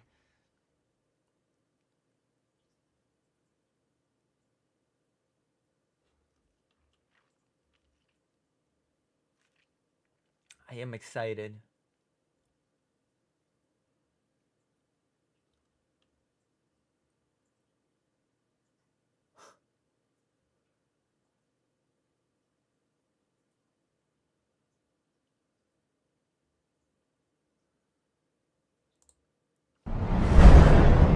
Excellent.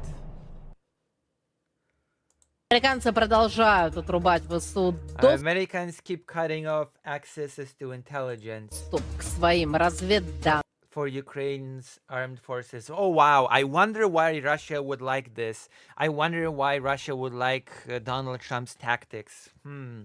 What a mystery. What a mystery as to why Russia would be amicable to this sort of move. Вслед за снимками с военных спутников After losing access to images from military satellites, Киев лишили доступа и к Kyiv was denied access to commercial satellite image. снимками с военных спутников Киев лишили доступа и к фотографиям с коммерческих спутников Of the company Maxar. компании Максар. Его отключили с формулировкой Was cut off due to an administrative request. по административному запросу, чтобы это не значило. Whatever that means.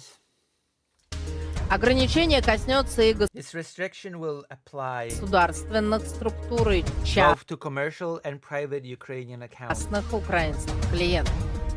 Это осложнит, For the Kyiv regime, this will certainly конечно, complicate киевскому режиму мониторинг продвижения monitoring the movements of the Russian troops российских войск и оценку and determining the aftermath of strikes последствий прилета.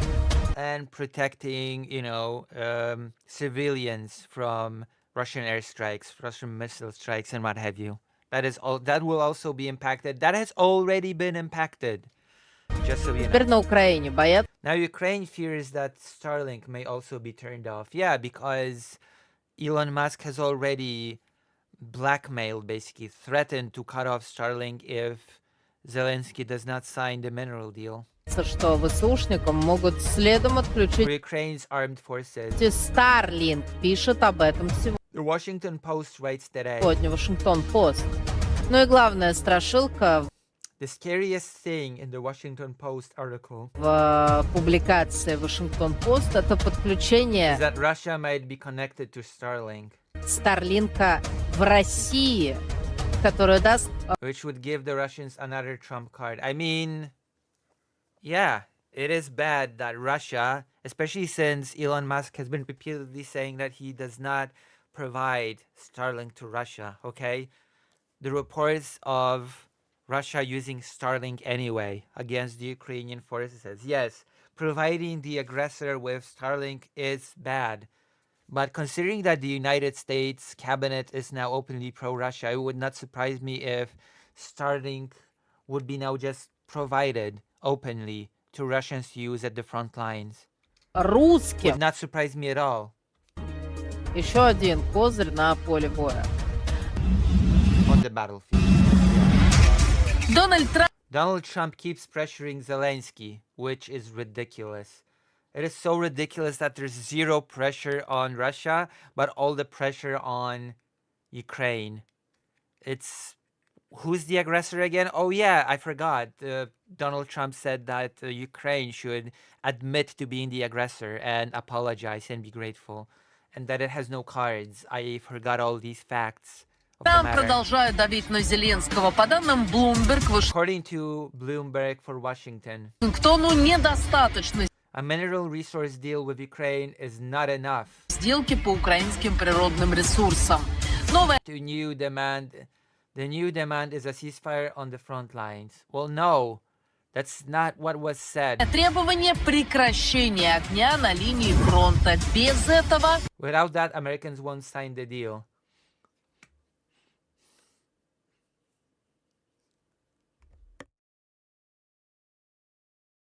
Oh my God. подписывать соглашение американцы не станут.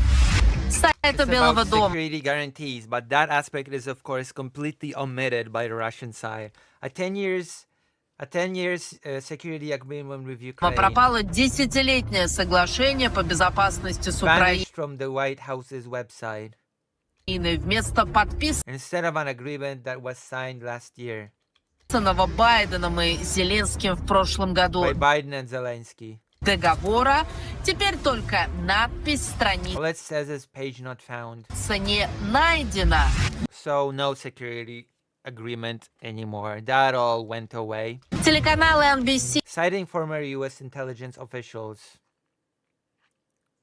со ссылкой на бывших сотрудников американской разведки озвучил почти NBC aired an incredible insight. невероятный инсайт. Администрация The Trump administration might start Трампа может начать делиться конфиденциальными данными с официальной sharing confidential data with official Moscow Москвой и больше не and no longer considers Russia the main threat. So the United States would take away intel from Ukraine and give it instead to Russia, which would allow it to strike with more precision, maybe kill more civilians with precision. Who knows? The sky's the limit at this point. Who knows? Maybe Russia will stop giving military aid to Ukraine and just give it to Russia instead as well. рассматривает Россию как главную угрозу. Немецкий The German Bild and France 24 are spreading Bild и France 24 разгоняют the revelations of a former KGB agent from Kazakhstan. откровения некоего бывшего сотрудника KGB из Казахстана, Who says that Trump was recruited by the KGB. в которых он сообщает, что Трамп был завербован КГБ под кодовым And assigned the code name Krasnov. именем Краснов. Якобы Supposedly Soviet intelligence советские agencies спецслужбы взяли Дональда в оборот еще в далеком got Donald in their clutches long ago, back in 1987, which, I don't know, Trump's rhetoric has remained the same since 1987, so 1987 identical, in fact. году.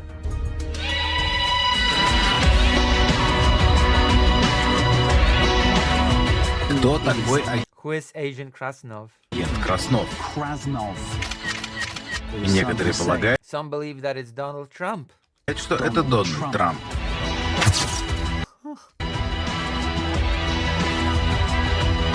I mean, he is pretty openly pro-Russia. That is all that I'm going to say. I'm not going to speculate on Agent Krasnov, but I will just say, yeah, he is an ally of Russia. Definitely. Officially. They were peaceful people.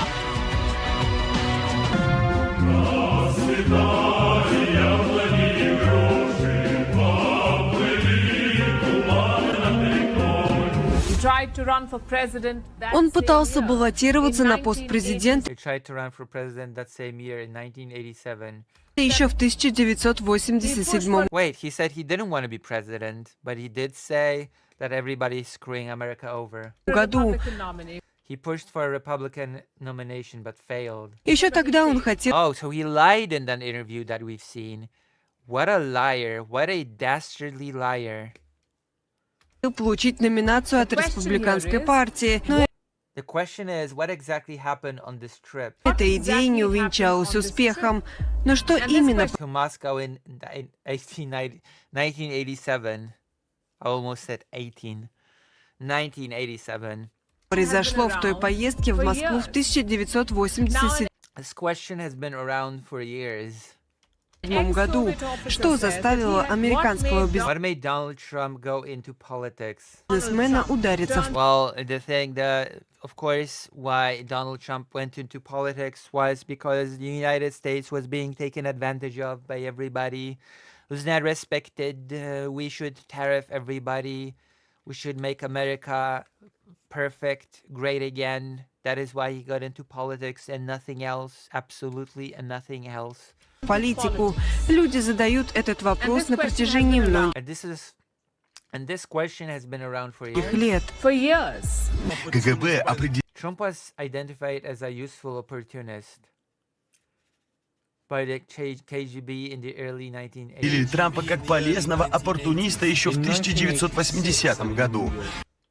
In 1986, during a luncheon in New York, В 1986 году на обеде в Нью-Йорке Трампа намеренно посадили рядом с Trump was purposely seated next to Yuri Dubinin, послом СССР Юрием Дубининым the ambassador of the USSR, and his daughter. и его дочерью.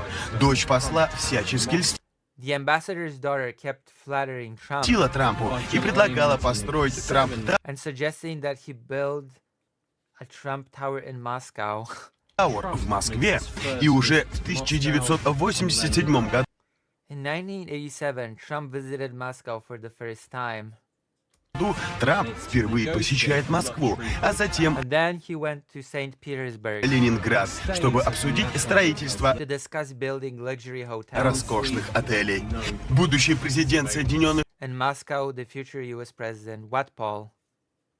What poll do you want me to make?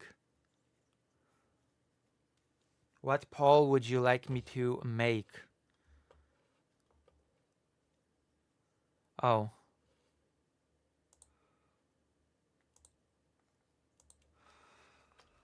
What? Oh my gosh. What is Lucy's KGB code name? What are the options?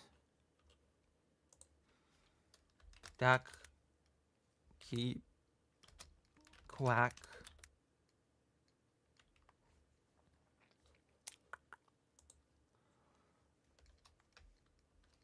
Małakachuszka.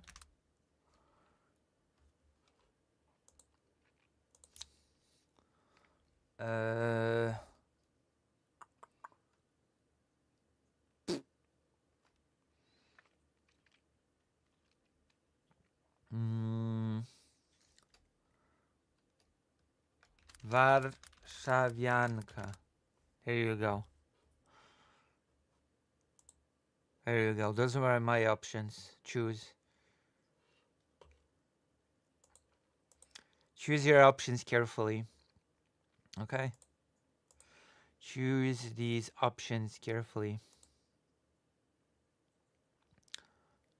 Respect, I know. Штатов остановился в Москве в гостинице «Националь», которая сотрудничала с агентами из КГБ. К тому же Trump met with members of the Politburo. Oh, wow. Okay. Трамп встретился с членами Политбюро и советскими экономистами. И по словам According to Alnur Musayev, damn. Мусаева, именно во время этих встреч Дональда Трампа завербовали Recruited during these meetings. и дали кодовое имя Краснов. Given a code name Krasnov. Well, I guess I'm gonna be calling Trump Krasnov from now on. Welcome, Agent Krasnov.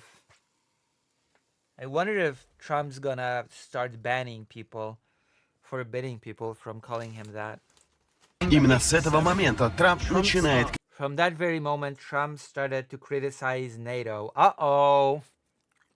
From 1987, he even criticized NATO in that interview that we watched from 1987. Uh-oh. Well, well, well. What do you know? критиковать НАТО. Уже в сентябре того же года In September of the same year, он публикует тексты на полразворота. he started publishing statements in U.S. newspapers.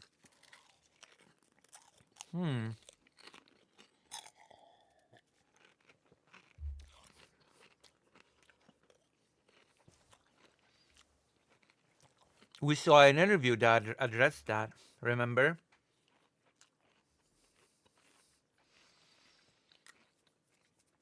Yeah, I guess I would like to know that in that interview he criticized Saudi Arabia, Japan, NATO, and many other countries, but he never said anything about the USSR.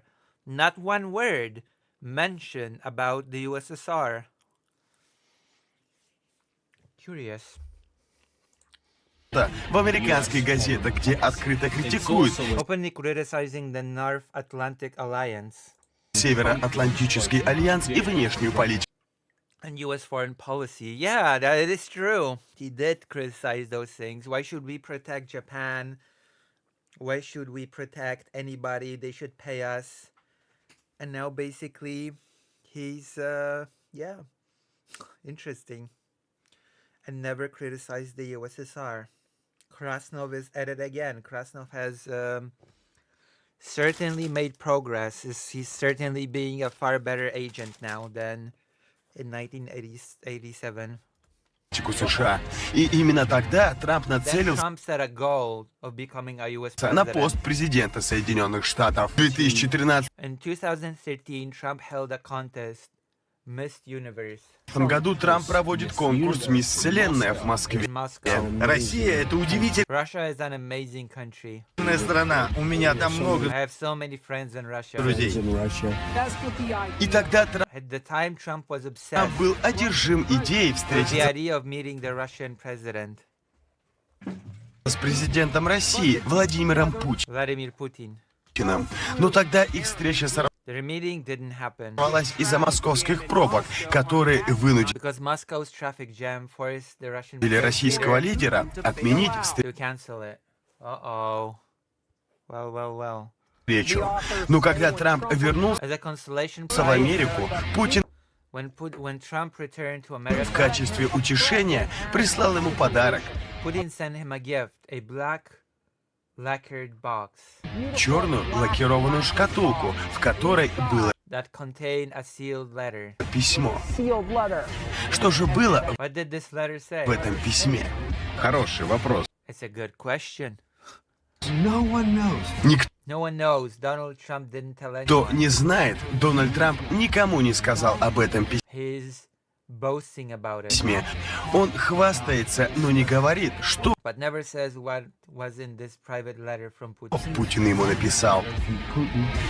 Агент Краснов — это Donald Trump agent Krasnov? This is the question. Трамп или нет? Вот в чем вопрос. Прямо What an intriguing intrigue. интрига.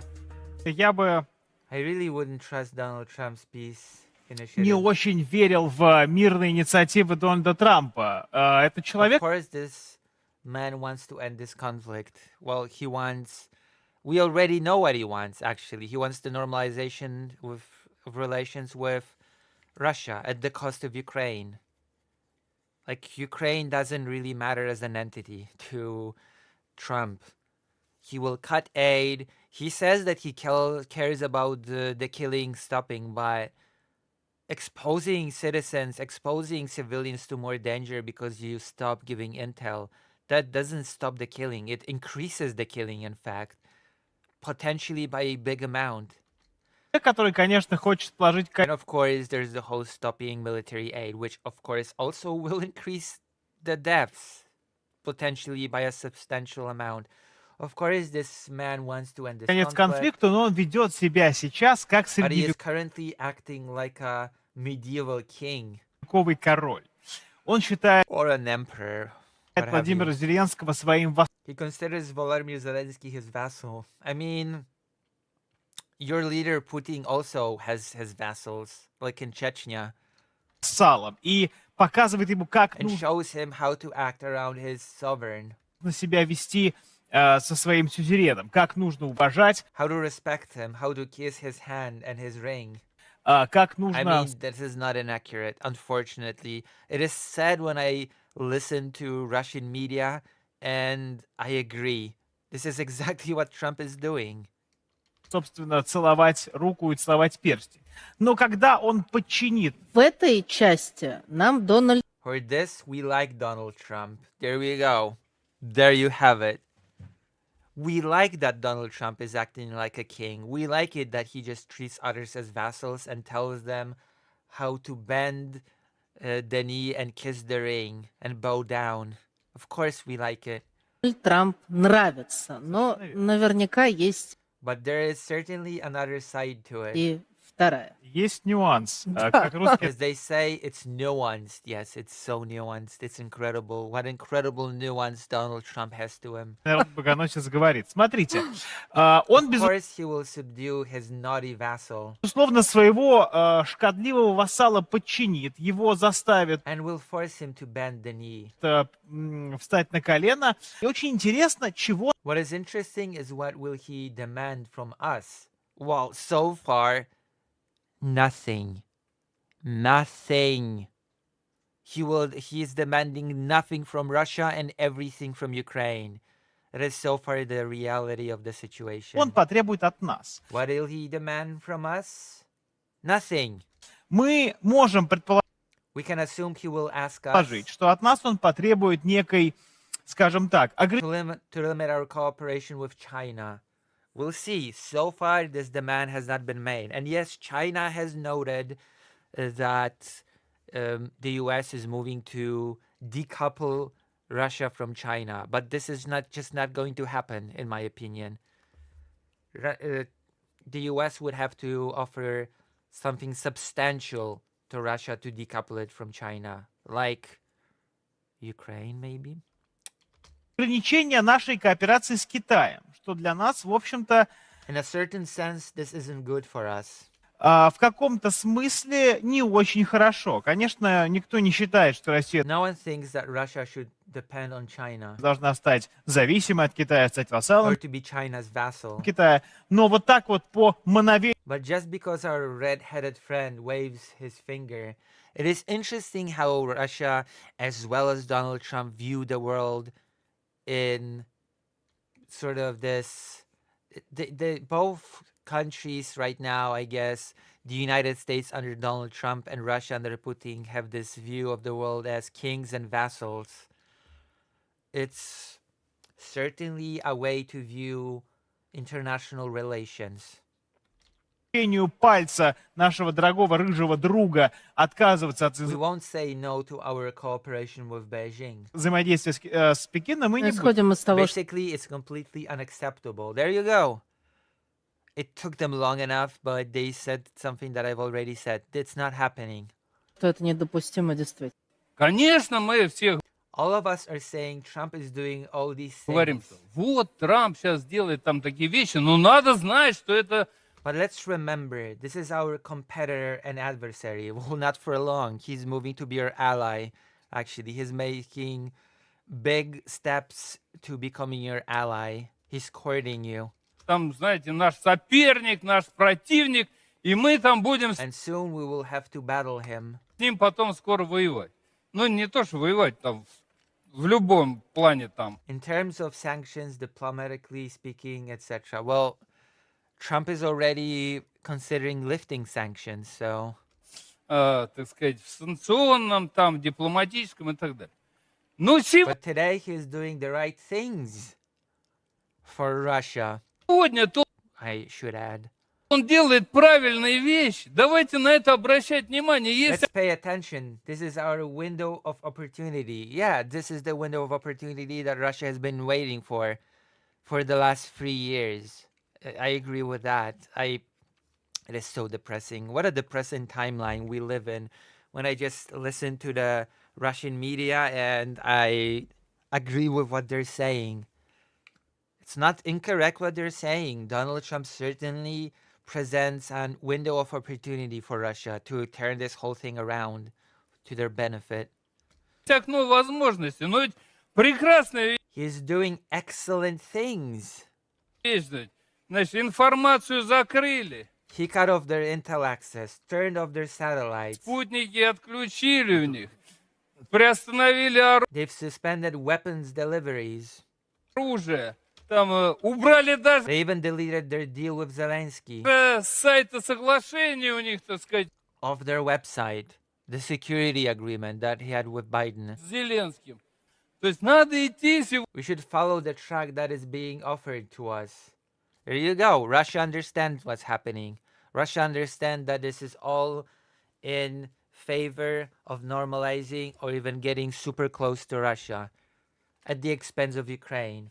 Сегодня, конечно, по тому треку, который предлагается. А трек Including spiritual things. Oh boy. Including spiritual things, spiritual science, spiritual предлагается вплоть до духовных вещей. Там вышел этот. Vice President came out with a cross on his forehead. What? С крестом на лбу вице-президент. Да, это Марко Рубио. That was Secretary of State Marco Rubio. Wait, hold on. What? What happened?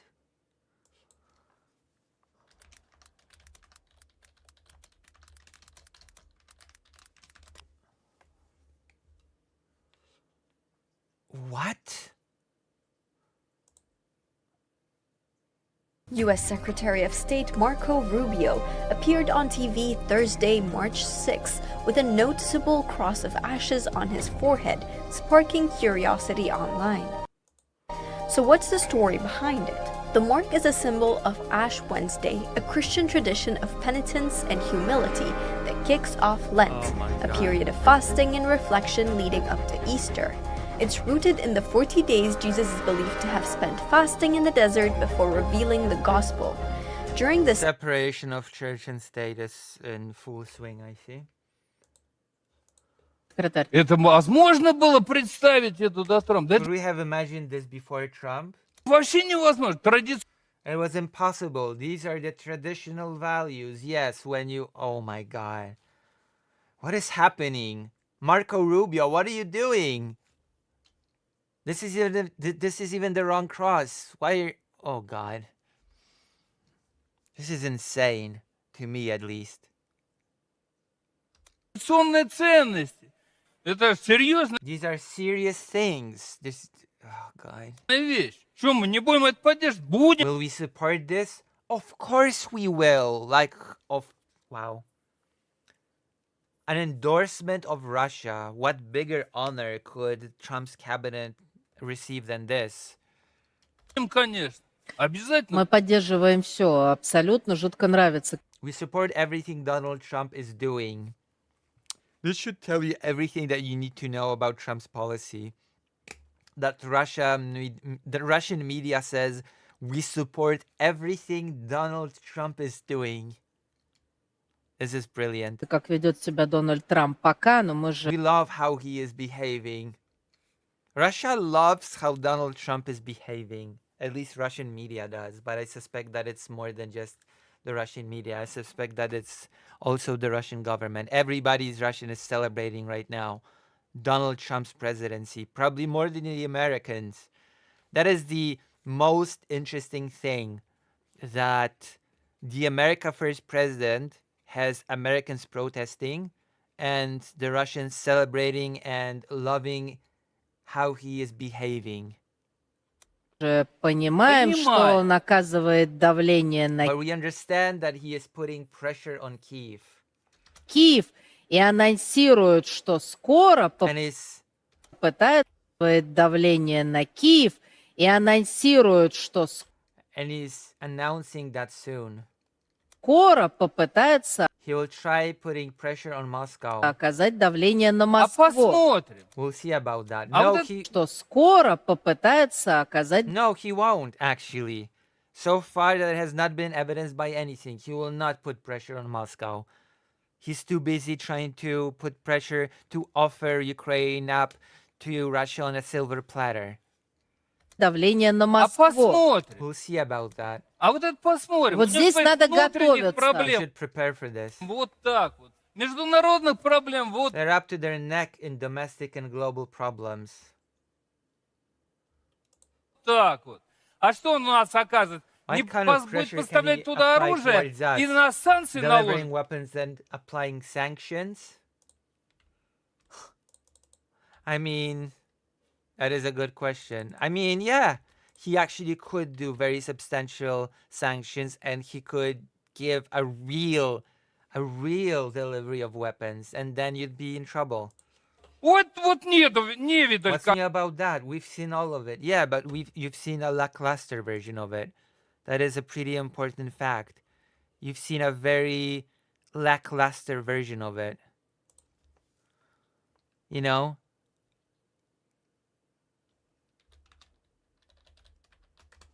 Very silly.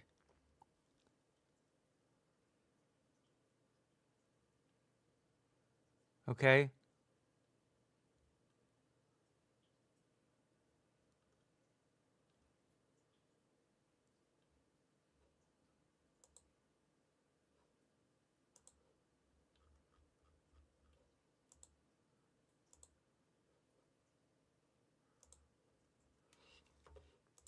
Какая? Так мы так и были. Так что начинать Then there was no need to start all of this.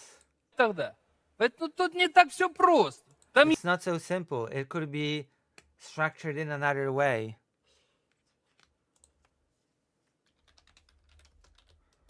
God. есть какая-то другая конструкция, которую можно сделать. That might be doable. I'm so frustrated by the fact that Russia says, oh yeah, we've seen it all before, as in the aid was given in proper amounts and in proper at the proper time. Ridiculous. But whatever. The takeaway here is that Russia is loving everything what Russia is debating everything that loving everything that Trump is doing.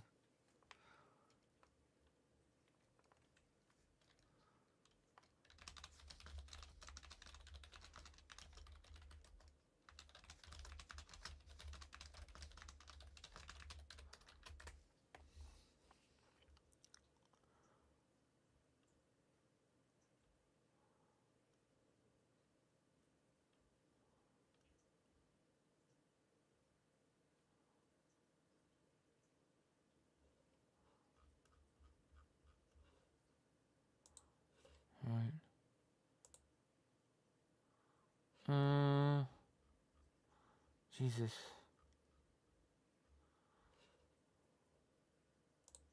So yeah. All right. I knew it. Oh, wow. Wow. So cool. So cool. What if we chilled out and played games? Well, if I chilled out and play games, I'd have nothing. Okay? I'd have nothing to show for it.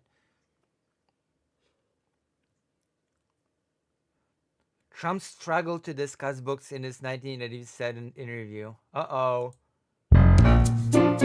Trump was asked about his favorite authors.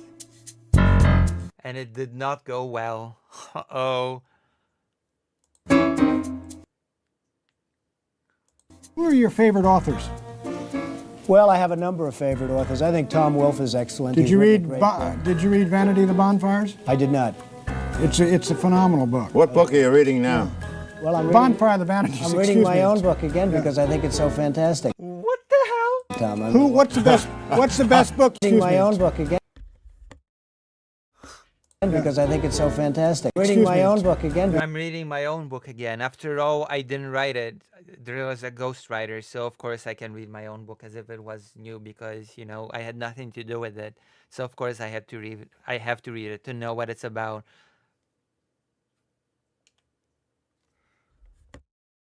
Because I think it's so fantastic, Tom. I mean, Who? What's the best? What's the best book you've read beside Art of the Deal? Thomas the Tank Engine. I don't know. Mr. Nice. I really like Tom Wolfe's last book, and I think he's a great author. He's done it. Last book. Tom Wolfe's last book. What are you reading right now? I really love Tom Wolfe's last book.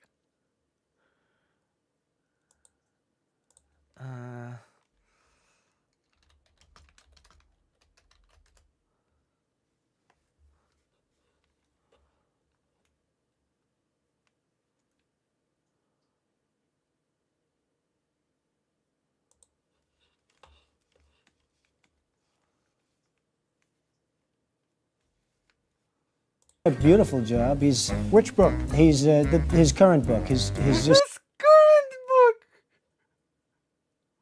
Oh my god, I want to hear this again. This is brilliant. This is the best thing ever.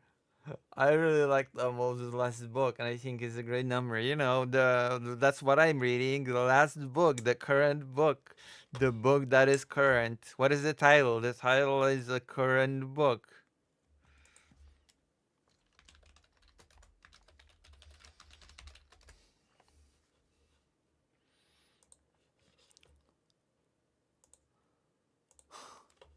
Author. He's done a beautiful job. He's.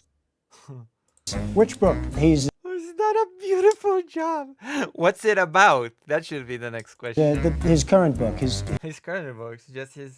Just his current book. That's just. It's out. just his current book. It's just out. Bonfire of the Vanities. Oh my god, I love it. Trump probably didn't even read the Very Hungry Caterpillar because his dad was never around to read it to him. Yes, and the man has done a very, very good job. the man has done a very, very good job. And I really can't hear with this earphone, by the way.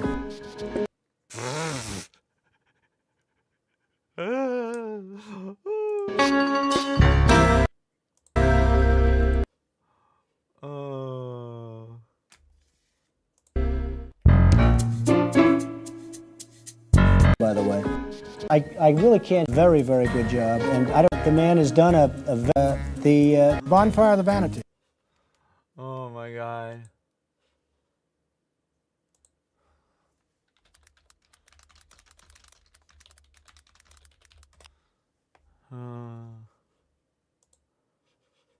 There you go. The Bonfire of the Vanities, a 1987 novel by Tom Wolfe. The story is drama about ambition, racism, social class politics, and greed in the 1980s. New York City. Brilliant. Brilliant brilliance. The brilliant brilliance of Donald Trump.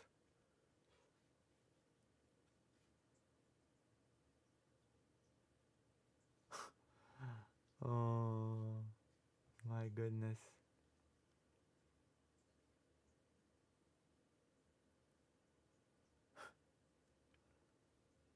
Gosh.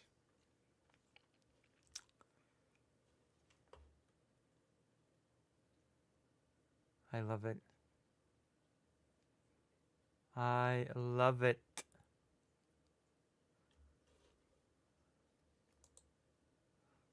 Anything else? Anything else?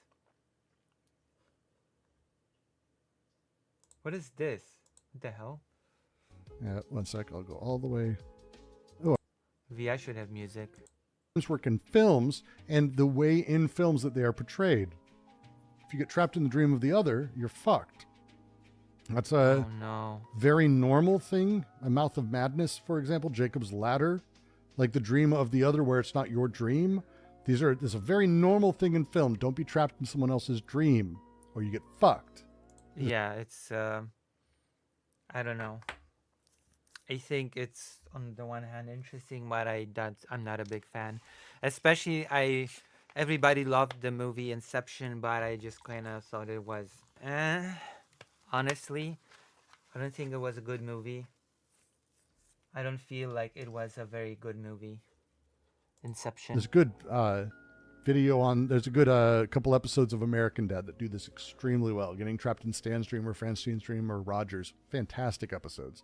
But that thing has nothing to do with psychoanalytic thought in The Big Other. Zero.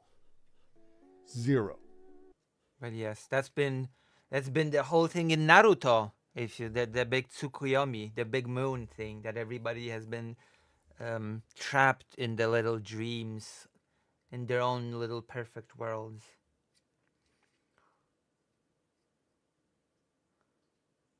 Uh-oh, Dr. Mike. My thoughts on Russia-Ukraine as a Russian immigrant. Well. I didn't know Dr. Mike was a Russian immigrant. He's a pretty famous, pretty popular YouTuber. 6.5 million. How many subscribers does Dr. Mike have? 13.5 million subscribers from Dr. Mike. But Lucy doesn't even know if he's in the dream at the end. Great movie, the best movie. The spinning is doing a very... Oh, come on, get out of here, please. Please stop. I hate that movie. I'm gonna be... Oh my god, what is this? What is that? What the hell is this madness? What is this madness?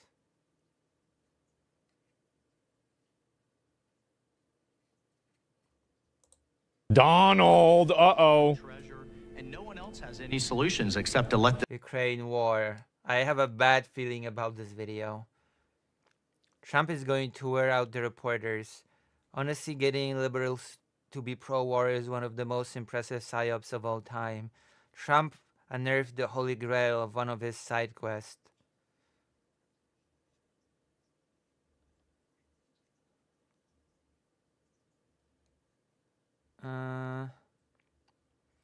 Is this going to be about Ukraine, this video? Why is Asmongold talking about politics now? This war wouldn't have happened if I were president, but you can't be president forever, so eventually the war would have happened. The war was happening when he was president. Whatever. this war continue forever. But I'll add, the president has had multiple conversations. With proper aid, this war could have been brought to a swift conclusion. Okay, with proper aid, not with the lackluster, we're afraid of nuclear warfare aid that the West has been providing. Hello, Moho. Asmongold is not political, Lucy. I know, but he speaks about politics, so, you know. His apolitical political commentary is annoying me. Asmongold is probably the only principled objector to aiding Ukraine. He did let cockroaches just wait the battle for his mom's. Jesus Christ, an Entropy fan.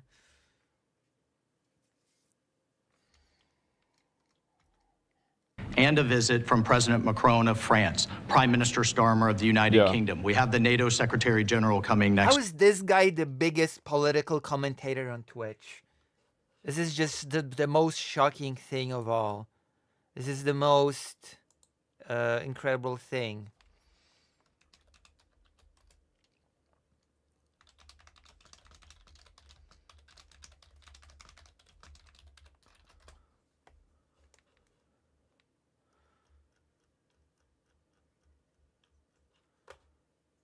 This is the most incredible thing in the world. That this person is the biggest Twitch political commentator. His in-depth analysis astounds everybody. week. We have this meeting with the Ukrainians. We've Deeply intelligent thinker. had it with the Russians. All of this in the president's first month in his leadership. We will engage in the shuttle diplomacy, and we will continue to use his leadership and what leverage we have to get both sides of the peace table. It's not And by that we mean we're gonna cut all aid from Ukraine. We're gonna pressure Ukraine. We're gonna try to make the Ukrainian president bend the knee, kiss the ring, as the Russian media had put it. We are going to stop. We're going to stop sharing intel with Ukraine, even though it costs us nothing, and we're going to endanger Ukrainian civilians because you know what? We want the killing to stop, and we want the deaths to stop as well. Killing and deaths, yes. We just think war is bad and violence and death are wrong. So we're just not gonna give Ukraine the intel necessary to intercept Russian missiles because, you know, what's a few more civilian deaths in the grand scheme of things if we are to achieve peace? You can't make an omelet without breaking a few eggs, as they say. not going to be easy, but President Trump. This war should have never happened. It would have never happened if I were president. So that's his slogan that he just keeps repeating like a broken record, even though the war in Donbass has been happening when he was president, which, by the way, Zelensky pointed out during that whole debacle in the White House, but whatever. Who cares about that? Who cares about the fact that Trump could have ended this conflict when it was on a much, much smaller scale, right? Oh, wait, nobody cares, because all he cared about is to blackmail Zelensky for dirt on Hunter Biden, was it? But it did happen. So a lot of other things shouldn't have happened, too. We shouldn't have 21 million people pouring into our country through open borders, many of whom are criminals. Yeah, criminals and mental health asylum patients. We've heard that before. And they're all eating cats, they're all eating dogs, and they're all eating kangaroos, which have been imported by them. Did you know that all the illegal aliens, criminal, evil aliens have imported kangaroos en masse into the United States, making it de facto the second Australia? The United States is becoming the second Australia, and I will not have it. Very bad criminals, including murderers, thousands of murderers.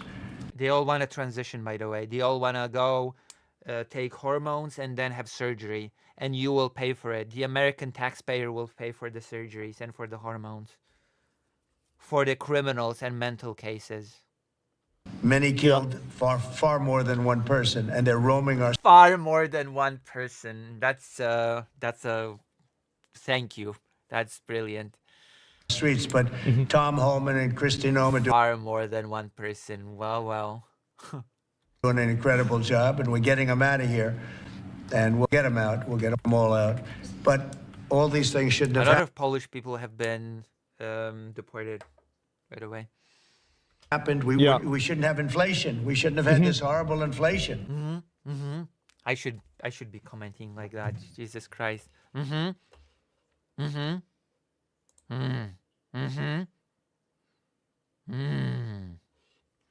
This is the depth of the political commentary of the biggest political content creator on Twitch. Yeah, we shouldn't have had inflation. Where the prices have gone up. Look at eggs. So we're doing a good job. We're doing a good job. Yeah. Look at eggs, and so we're doing a good job. Let me tell you, they're eating the chupacabras. They're bringing them. They eat them.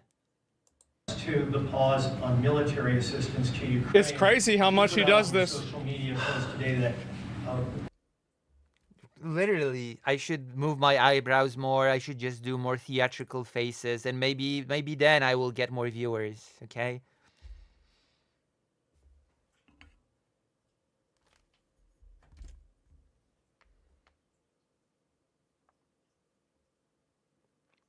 Have you killed far more than one person, Lucy? Of course.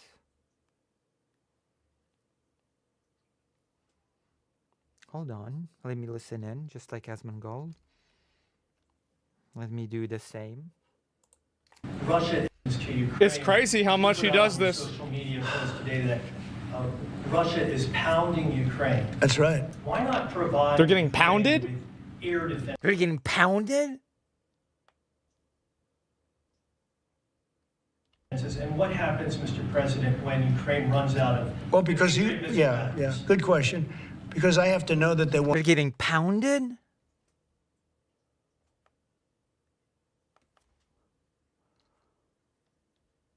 Want to settle.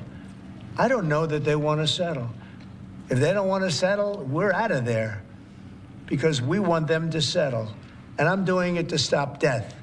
More important than anything else. Yes, the reason why I'm cutting intel to Ukraine is to stop that, because if Ukraine won't be able to intercept Russian missiles and more Ukrainian civilians will die, then that will stop death. Brilliant logic, Donald Trump. As evidenced by the hotel that was struck recently by a Russian missile, and, you know, I'm pretty sure an American citizen died, but who cares about that? Donald Trump wants to stop death itself from happening. Brilliant. Let's hear the Asmongold political analysis. Secondarily, way down the line is the money. So we're in for $350 billion. I've heard that. I've heard that as well. Yeah. I've heard that number. It is a number, and I've heard it. Europe is in for 100 money. So we're in for $350 billion. I've heard that. Europe is. Yeah, I've heard that. Brilliant. And I'm just going to believe it because it's definitely a real number that the U.S. has provided to Ukraine. Absolutely. And not 60-something billion in military aid. Is in for $100 billion. They should be in for the same or more than $1 billion. I've heard that. Europe is in for $100 billion. Oh, Europe is in for $100 billion, so 1/3. No, wait, less than 1/3 of what the United States has given. It's incredible. It's outrageous. How can that be? How can this sounds so unfair? Wow. Is anybody going to do anything about this? This ridiculous state of affairs? They should be in for the same or more than us. Man, that is crazy. Europe is not doing anything. Europe is giving less than 1/3 of the amount that the U.S. is giving. Man. And, you know, I watched. That is crazy. Even though, in reality, Europe has given more aid to Ukraine than the United States. By a substantial amount at this point.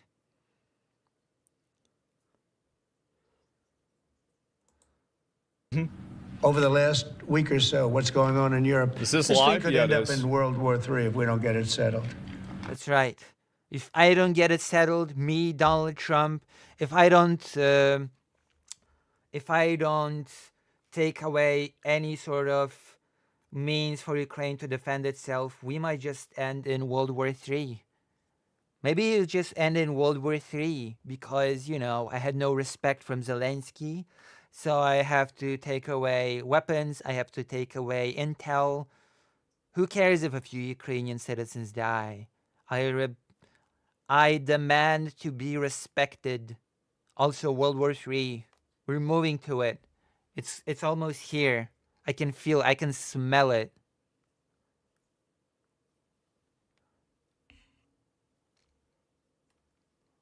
I can smell it. This could really Yes, end up live. in a World War III. We got to get it settled. Yeah, we gotta get World War III settled. True. Settle in.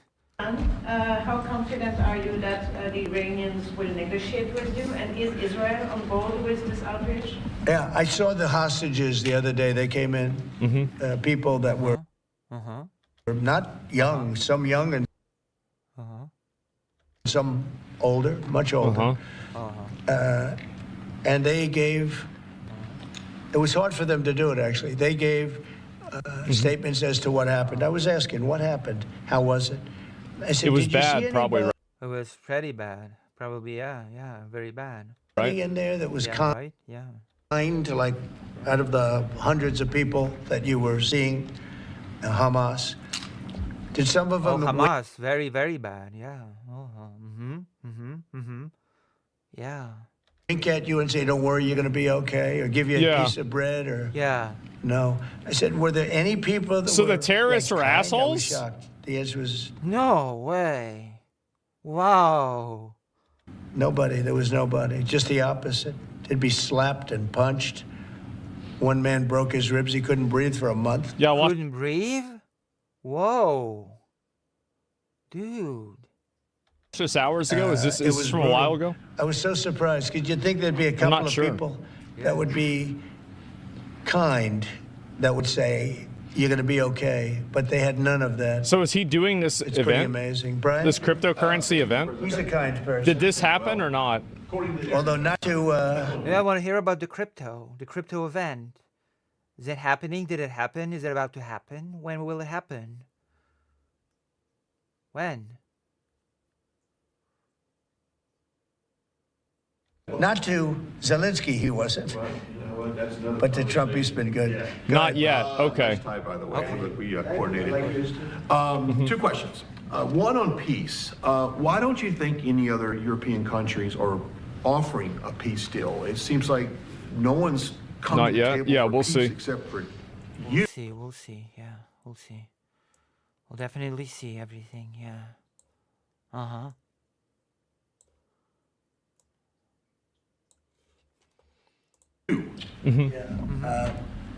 It's a very good question. Sometimes questions aren't He's meeting answerable. privately with crypto leaders? They're in I a see. very unusual position. They don't know how to end the war. Yeah, they have no clue how to end the war because no war ever has ended by one side, winning it. That has not been a thing in history, All wars end in business deals.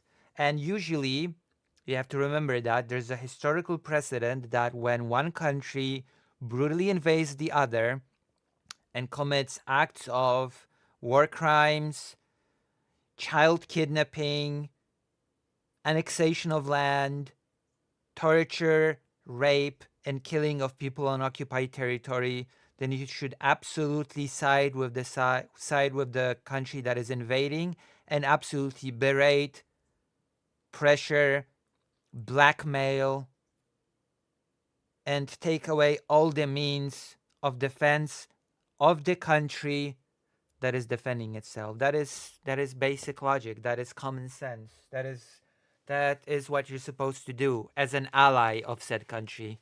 It's for its own good, okay? It's for its own good. It might not understand it at the time, but the more you screw it over, the better it will end up in the long term. Trust me. That is exactly what is supposed to happen. And that is why stupid Europe, by wanting to actually arm Ukraine with the means to defend itself, the stupid Europe that actually wants Russian troops out of Ukraine, they're the ones that just don't know what sort of peace they want, okay? Why can't they just normalize relations with Russia and drop the sanctions? Why can't they just cut aid to Ukraine? Like Trump does. Of course. Aren't you supposed to bully the victims? Aren't you supposed to support the fledgling empires? But I'm getting out of line. I want to listen to Asmongold's commentary. After all, he is the biggest political commentator in this space, so surely he has something interesting to say, right? It's going to be fascinating. It's going to be the best time ever. I'm going to have a field day.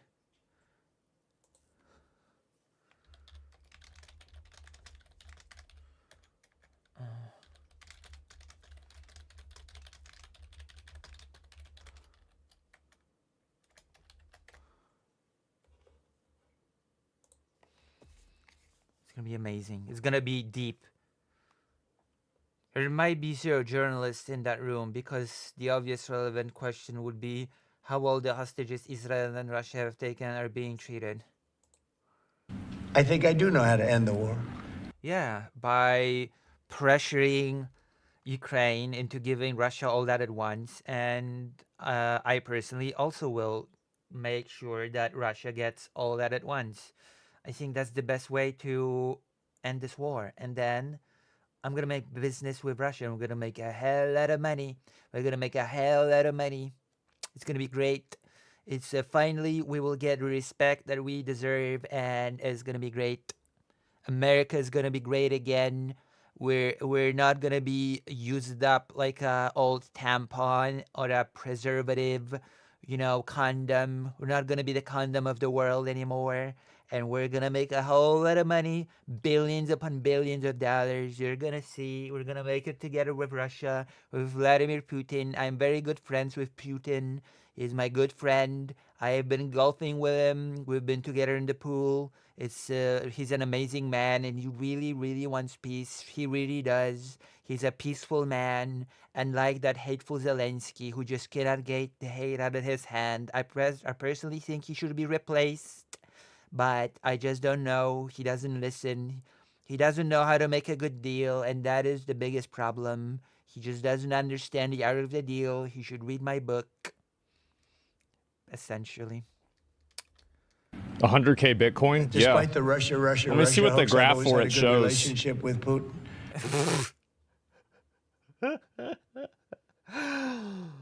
Just on time. What great timing. Oh boy.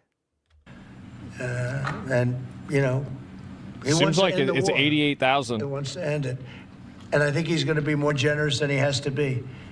And that's oh my God. Yeah, Putin's gonna be more generous than he should be. What do you mean by generous? pretty good. That means a lot of good things. Crypto Summit's 38 because frankly, minutes. you could have made a great deal if you... Okay, he's watching a video on Ukraine, but he's talking about crypto. That's a good sign. That's a really good indicator that Asmongold is really tuned into the issue of the war. He really is on top of things when things like peace, things like in the negotiation, things like the European involvement in peace negotiations are being discussed. Asmongold is talking about cryptocurrency. There is a really good sign that he really does care about this issue and should be commenting on it and should be talking about it as the biggest Twitch political commentator. If this war never started, you could have made a great deal. I don't know that anything would have happened. If this war never would have happened, you could have made a great deal. And then nothing would have happened. Brilliant observation, Donald Trump. Brilliant as always. No, we'll watch that for This was not sure. a war that was going to start, Brian. And it didn't start. For 4 years, somebody said, well, how do we know that? Okay. What did you do about the war in Donbass that was still going on when you were president? What did you do about that? How did you could have ended all of it before it even happened. You could have secured a peace by ending the war in Donbass, but you didn't, did you? Well, for 4 years, it didn't start. I used to speak to Vladimir about it. I used to speak Vladimissimo. to him about it. First at length. name It was the basis. apple of his eye, but there was no way he was going. First name basis, huh? Vlad. Going in. And he knew You don't hear that a there were lot. going to be consequences. True, you never... Yeah, you do. But it did start. I mean, think of what happened. Inflation. You have the war with Ukraine. That's bad. Russia. No, that's really, I agree. That's really real bad. The worst. Wouldn't have Bad. happened. October Super 7th bad. would have never happened. Ultra bad. Very bad. Israel, they had no money. Iran had no money. Iran was stone cold broke. And now they have a lot of money. Ultra bad. How'd that happen? But How did that happen? and that's going to be the next thing you'll be talking about is Iran. What's going to happen with Iran? And What is going to happen with Iran? there'll be some interesting days ahead. That's all I can tell you. You know, we're down to final strokes with Iran. That's going to be an interesting time. What does that And mean? What does we'll that see mean? what happens. But Uh-oh. Oh. we're down to Uh-oh. the final moments. We're at final moments. You can't let them have a nuclear weapon. I think that I would have had a deal within 1 month after the rigged election Final of moments. 2020. They were all set to make a deal. And then when I lost, they saw this person who's a stupid person, very stupid person. Very stupid. Stupidest person in the history of stupidity. Oh. And they said, let's not make a deal. And they were right. He took the Who was sanctions it? off. They became Who's he rich talking about? under Biden. They went from having no money to Yep. having That's what I $300 thought. billion. Yeah. From having Oh, a very Zelensky stupid is such person. a stupid person. And they said, let's show this person who's a stupid person, very stupid person. Zelensky is such a stupid person for wanting security guarantees with the ceasefire. How stupid. How stupid of Zelensky to dare ask about that. About the security guarantees for his country that is being ravaged by war. How stupid. What a stupid man you are, Zelensky. What a stupid, stupid man. How dare you? You should apologize. Have you ever said thank you? Oh. And they said, let's not make a deal. And they were right. He took the Who was sanctions it? off. Yeah, They let's- became Who's he rich talking about? under Biden. They went from having no money to Yep. having $300 That's what I thought. billion. Wait, is it 300 or is it 350? You can't even keep your own numbers straight. Yeah. All in a short period. It's oil. Oil builds up fast. It's a nice living if you have a nice oil well. And they do. They have a lot of nice oil wells, right? So anyway, so it's that's going to Wait, Iraq? Oh my God. be a big thing. It's an interesting time in the history of the world. Yeah, it is. But we have a situation with Iran. It's a situation. Something's going to happen very soon. That's one Very, way very to soon. call it. You'll be talking Yeah. about that pretty soon, I Sure. guess. And hopefully we can have a peace deal. You know, I'm not speaking out of strength or weakness. I'm just saying. So wait. Zelensky is the president of Iran? Is that what I'm getting? Is that my understanding of the situation? I'd rather see a peace deal than the other, but the other will solve the problem. Mr. President, your allies are calling on you to pardon Derek Chauvin. Are you considering pardoning Oh, Derek good Chauvin? question. No, I haven't even heard about it. No, Mr. President, on peace. I haven't heard that. You may recall, I broke the news that you were nominated. Didn't for even the give a Nobel fuck. Peace Prize. And the reason for that was the work Yeah. that you led on the Abraham Accords. I spoke Don't you? yesterday Yeah. with the member of parliament, the Norwegian parliament. I don't even know. that Yeah. nominated. And he said, what the Nobel Committee is looking for from you, Mr. President, is security guarantees for Ukraine. Is that a possibility, Mr. President? How many times they asked him this? I don't know. So he should maybe till he responds. How about this? How about this, Asmongold? He'll be asked this until he actually responds. Is that unreasonable? Is that too unreasonable of an ask for him to just actually answer the question about the security guarantees for Ukraine? Is that so crazy? Before I even think about that, I want to settle the war. They've asked him Get this it like 50 finished. times. Yeah, let's settle the war without any security guarantees, because that'll definitely, it has worked so many times before. These sort of ceasefires, this sort of peace. It has worked so many times when Ukraine was just left without any security guarantees. Russia has never broken any peace agreement with Ukraine ever. It is historically well documented that when Russia signs an agreement, it keeps to it. Ridiculous. Why are you asking this so many times? Why are you so insistent on this security guarantees bullcrap? What is happening? Why are you so stubborn? Because if I'm not here, nobody's going to settle it.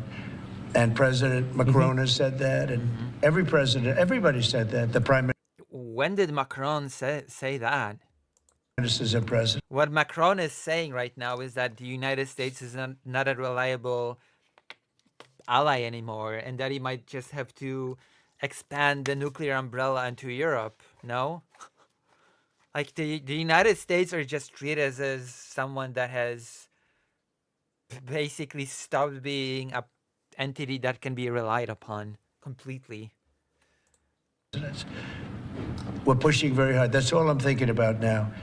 As far as the question about security later, that's the easy part. No, it's not, you idiot. No, it's not the easy part. If it's the easy part, why hasn't it done before? That's the easy part. Guaranteeing that Russia will not attack again, that's the easy part. Well, no. Actually, just securing an empty ceasefire, that's the easy part. What do you mean security guarantees is the easy part? That is such a stupid thing to say, and people will eat it up. That's the easy part. If it's so easy, then tell us, what is it? If it's such an easy part, okay? It's basically just like with the, hey, what book did you read recently? I've read the new book that is out, that is new, and the author has done a tremendous job writing it because it's new. It's just came out and it's great, and I'm reading it. The hard part is getting it settled. We got to get MJ, them. thanks for 5 subs. So, if it's so easy, the security guarantees, you should have zero problems saying what those security guarantees would be, right? You should be no problem verbalizing what those security guarantees would look like. But you cannot, because it's not as easy. And you just don't care about security guarantees for Ukraine. You don't care about the security of Ukrainian civilians right now. Oh, you got unbanned. 2,000 human beings every week. More than that, actually. 2,000. Okay, you're removing intel. You're removing intel from... You're removing intel from...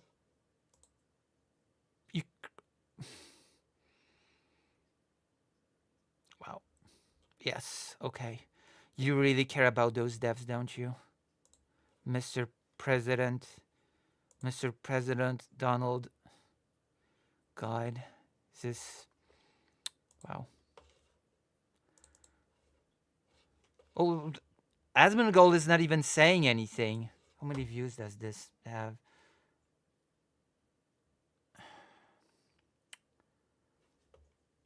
How many views does this even have? 377. Whoa, okay. Nice, young, although they're getting older because they're drafting much older now. In the case, drafting pretty old. They've been avoiding drafting all this time.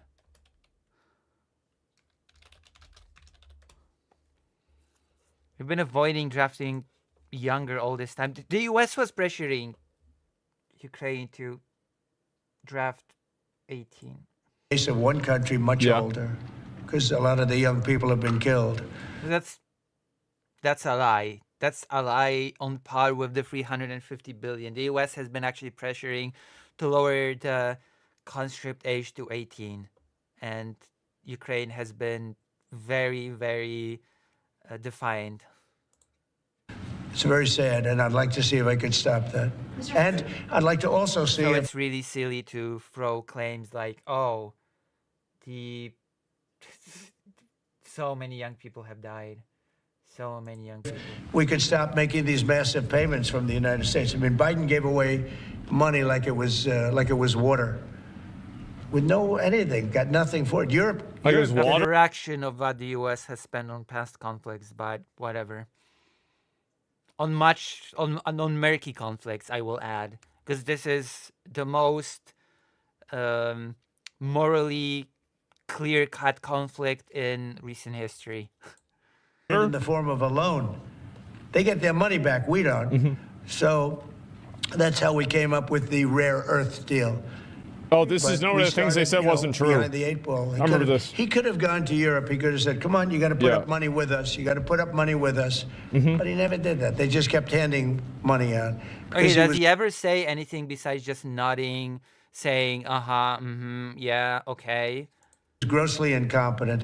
All right, thank you very much, everybody. Thank you. Of course. So Biden is retarded. He made everything bad, and Trump is trying to make it good, but it's hard to make it good because of how bad Biden made it. So hopefully we'll be able to fix the problem that he made. That's all right. So we got another one of these, and apparently they've got this big crypto event happening today too, as well. It's going to be the biggest event, I think, and I don't care. All right, that's brilliant. That's amazing. And it is now 6 a.m. Okay, it is now 6 a.m. Lucy time. So I'm going to retire myself into bed. And I'm going to raid into somebody whom I like very much. Which will be, I guess,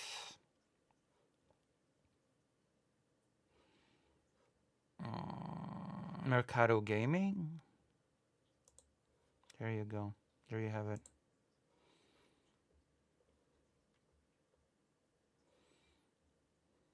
All right. I will see you later. Vader.